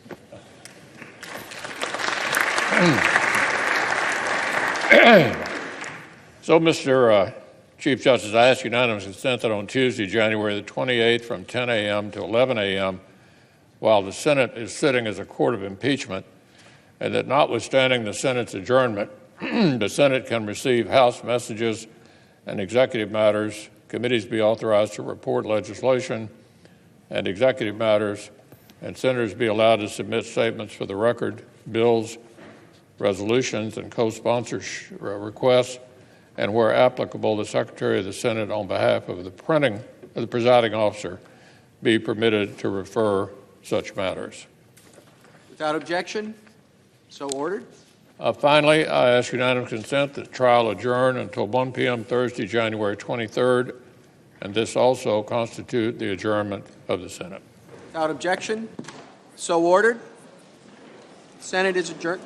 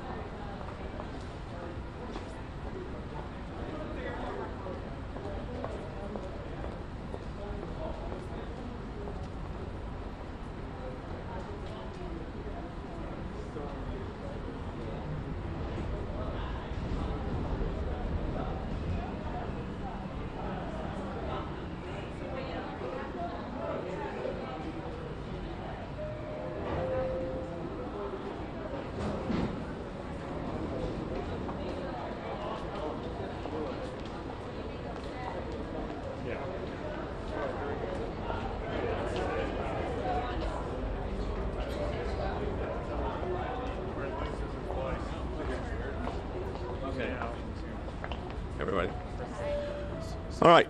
What are your thoughts at the end of day one? So I think, look, it's going exactly as we expected it would. They laid out their timeline. That's what they said they would do. They laid out a timeline. The first question, of course, is what's the relevance between the timeline and actually the law and the articles of impeachment? They're putting on their case. We will put on our case. I'm not going to give you time frames on the case, on how long it will take to do ours, but I will tell you this. We will be putting on both an affirmative case in defense of the president, but also pointing out some of the errors in the case that they've presented. Are you prepared for moderates to kind of come out and say they want to see the memo, like the Taylor memo to Pompeo and situations like that? Are you? When it's look, these are questions, first of all, that the Senate has to address. They will determine what will go in the record and what will not, under the rules that were adopted. So our position right now is the Senate, we are governed by a Senate resolution, and that's exactly what we're going to do. What really stands out in your mind today, the first thing you want to refute when you get to speak beginning on Saturday? Well, I thought it was interesting that they're making the references to the career people that were in the various agencies. But when you read the transcripts, they also said things that were very positive about the president and the president's policies. So we may be talking about some of that, but we probably won't get to talk about that for a couple of days, I suspect. The managers talked about, they repeatedly told the senators, you could see this document, you could subpoena this document. Why shouldn't the senators? Why do you oppose them? I said this morning, I said it yesterday, I'm going to say it again. The Constitution protects executive privilege. There's a reason for that. Despite what Manager Nadler said, you cannot call the executive privilege and other nonsense. There's constitutional privileges at stake that don't just affect this presidency, by the way, that affect the office of the presidency for other presidents that come. I saw you step out of the chamber briefly. Have you been speaking to the president throughout the... I would never discuss with you if I had a conversation with the president or why I stepped out of the chamber. What about the president tweeting during this, responding in real time? He tweeted, "No pressure," for example. Okay. During the Democrats' case. Well, I'm sure he's fine. I've been in a hearing all day, as you all have been. So, I mean, I'm not going to have conversations about the president's mood. I think this whole fact that we're here is ridiculous. I mean, think about why we're here. I said that at the beginning of when we spoke yesterday, which seems like about 2 weeks ago. But the truth of the matter is, why are we here? Are we having an impeachment over a phone call? Or has this been a 3-year attempt to take down a president that was duly elected by the American people? And we're doing this with 10 months to go to a general election. Pretty dangerous for our republic, in my view. Why not make a motion to dismiss if this doesn't get changed? Because I want to let them try their case, and we want to try our case. Because we believe, that, without a question, the president will be acquitted. There is not a doubt. All right, one more. Are you ruling out a motion to dismiss at any point I during don't. the trial? Those of you that know me know I don't rule out anything. Nothing is ruled out. But at this point, the way the procedures are set up. The way the procedures are set up at this point, here's what I believe is going to happen. It looks like they're going to spend tomorrow and Friday, and then I suspect we'll start on Saturday, and then we'll go probably another day or two. But who knows? I mean, we've got to make that determination with our team. And then what do you think happens after that? Then there's questions. 2 days of that.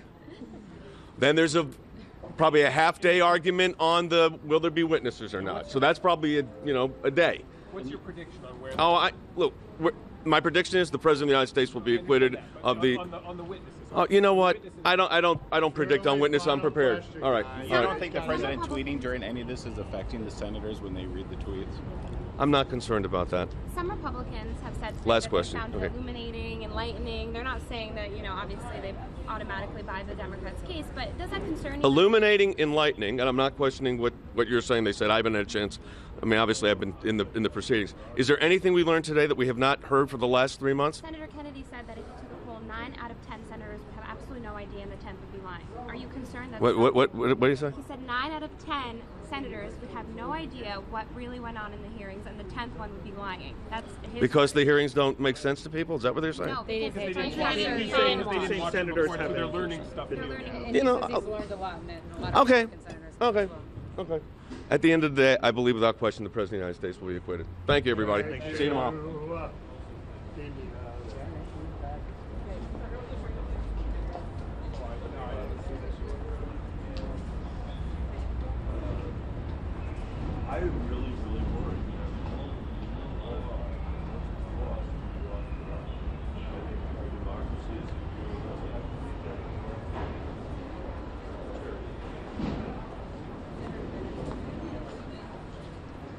I thought it was a really powerful day, and I thought it was a very helpful day, the way the managers laid out their case. They had a great chronological report about what had happened, which is good to have it all in one place. And then I think they reminded us over and over again what's at stake. I'm deeply worried that our democracy is at risk. You know, I don't view Donald Trump as the cause of all of our problems. I think he's made matters much worse since he's been here.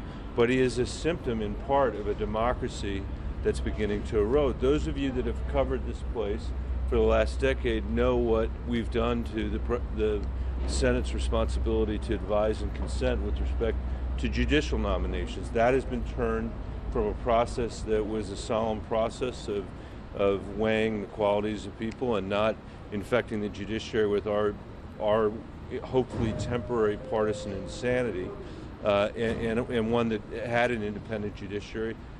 We now risk having that as a partisan, just another partisan arm of our government.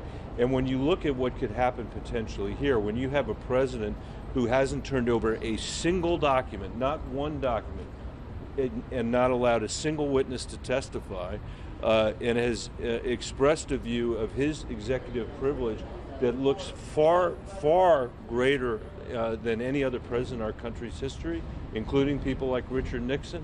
I have a tremendous concern that if he can get away with that every president in our future will try to get away with that, and that forever the legislative branch of the Congress will have given up its prerogative as a co-equal branch to do the investigations that the American people have sent us here to do, and to hold presidents, whether they're Republicans or Democrats, accountable to the rule of law. If you can't indict a president, which is their argument, you can't investigate a president, which they're arguing, and then you can't get the documents you need to be able to have a successful impeachment and Senate trial, no matter what the outcome of that trial is. That's a huge problem for the democracy. Senator, do you think your Republican colleagues are listening to the House managers, or have their minds been made up? I hope so. I hope they are, because there's a lot at stake. I mean, what Congressman Schiff said at the end is so true. I mean, just to add something to it, you know, it is moving that these Foreign Service officers came and testified, even when their higher level bosses wouldn't respond to the subpoenas, in fact, rejected the subpoenas, that they risked their careers, that they risked their jobs. Maybe part of the reason why they did it was that a number of them have been working in countries where there is very little commitment to the rule of law, very little history of the rule of law, and part of their job representing the United States of America is to represent the rule of law in these countries where there is none, and maybe it's that sense of what can happen if you lose the rule of law that made them willing to testify and want to testify. And I'm sure that it was also confidence that people in the Senate, whether they're Republicans or Democrats, want to actually hear this out. Senator, in thinking about witnesses, when a prosecutor brings witnesses into a trial, usually they know what the witnesses are going to say. So is there any risk to Democrats to trying to bring in people like Bolton and others where you really don't know what they're going to say? There is, but I think, Congressman Schiff made the point tonight on documents. He talked about, he said, look, we don't know whether these are going to be exculpatory documents for the president or whether they will further suggest the wrongdoing. But that's not, he said, we're willing to take that risk, and I'm certainly willing to take that risk. Senator, do you think, given the votes, the party line votes yesterday and the tone and tenor inside the chamber today, are you more optimistic or less optimistic? I can't say. I can't, having seen what I've seen done in the Merrick Garland case, it always makes me hard to be optimistic about the degree to which we might be willing to, see the end of our republic. But having said that, I think in the end, people are going to have a very hard time explaining to their constituents why they didn't want to hear the evidence in this case. People like members of the Senate, any members of the Senate, members of the Senate. And so what I hope the votes were yesterday were a vote that reflected a loyalty that they wanted to give to their majority leader at the outset of the case. I think it was a completely illegitimate set of rules that he put forward. I mean, when you look, they tried to compare it to the Clinton trial. Clinton trial had 90,000 documents at this time. At this time, they had 90,000 documents, and we have had 0 documents. They had almost countless witnesses. We've had a few that are people that have been willing to testify. And let me say this also. I mean, every single newspaper in America, I hope, is covering what's going on here and seeing this as, I think, an opportunity for us all to be fighting for democracy, to be fighting for sunlight, to make sure that a president can't just stiff-arm the American people. After all, this isn't, in the end, about the Senate. It's about the American people and what they're entitled to be able to know in this democracy. What do you think it will take to change the dynamic that we saw yesterday, where it felt like it was just a 53-47? I don't know. I hope that it will be a public outcry that will say, with the public calling into their members of the Senate and saying, don't come home and tell us that you didn't listen to the evidence. We probably don't even want, don't come home and tell us you didn't listen to the evidence. You got to listen to the evidence. No other trial in American history would have been run the way this is currently being run, and that doesn't mean it can't change. I mean, the good news is we can change the rules of the Senate, and I think we will, or I hope we will. Senator Cruz said earlier today that Hunter Biden's testimony is critical, he said, and directly relevant. Is that a kind of a trade that Democrats would be willing to make, a Bolton for a Biden? I certainly have no interest in making that trade. I mean, I don't have any idea what the Biden's feeling about it is, but unlike every other witness that the House managers have referred to and every single document that they've referred to, which actually are relevant, it's hard for me to see how Hunter Biden could shed any relevant light on anything that we've heard over the last 2 days. I mean, Senator Cruz can say that, but it's one of the reasons I think we put a vote on the floor last night that would have allowed the Chief Justice of the Supreme Court to decide whether witnesses were relevant or not. We were saying, look, we're willing to, just like your earlier question about other trials when you don't know what a witness is going to say, we were willing to say we don't really know what the Chief Justice is going to say. And even though he was appointed Chief Justice by Republicans, we're willing to take the chance because we think the American people ought to have the benefit of evidence and of witnesses. So we'll have to keep fighting. You're among a small group of senators who are also running for president. Can you talk to me a little bit about balancing the two roles as a candidate and as a senator? I think, obviously none of us that are running for president picked this timing, and I choose not to worry about it because it's outside my control. I've got great people working in Iowa and New Hampshire. I assume, unless the schedule changes, I'll be up in New Hampshire on Sunday, and we're going to keep plugging away. But there are 100 people in America that have the privilege of serving in this jury pool, and I think every single one of us is going to take that seriously. I hope that's true. One thing we saw. Your Republican colleagues on there have been saying that the trial was getting repetitive with some of the points that were being made, and also that they weren't hearing anything they hadn't heard before. What's your response to that? I totally disagree. Maybe they're much smarter than I am, but I think that it was very powerful to have the chronological layout of the case. I think that the way they discussed the phone call itself, which the president has said is a perfect call, and on its face has the president shaking down the Ukrainian president for his own, President Trump's own political purposes. It's hardly a perfect call, a call where he mocks our long-serving ambassador, who's had nothing but the best reports from the Foreign Service, and at the same time praises a corrupt former Attorney General of Ukraine, a prosecutor of Ukraine. I mean, hardly a perfect call. I thought the way they laid out the president's public statements, continuing to invite Ukraine to interfere in our election, to invite China to interfere in our election, it's helpful to have that stuff in one place. Some of these things you lose sight because every day, I mean, there's just more and more and more of the reality TV show that's Donald Trump. This is not a reality TV show that's going on up here. And when Donald Trump is no longer president, whenever that is and however that is, we are still, I hope, going to be holding on to a democracy and to a Republican form of government after he's left and after the reality TV show and the circus has left town. These institutions are going to have to endure if the next generation of Americans is going to have anything to thank us for. And that it is unlikely that any member of the Senate is going to have a decision to make where these issues are more at stake in their careers or in their lives than in this impeachment trial, and I hope we live up to it. Senator. Thank you, Senator. Thank you.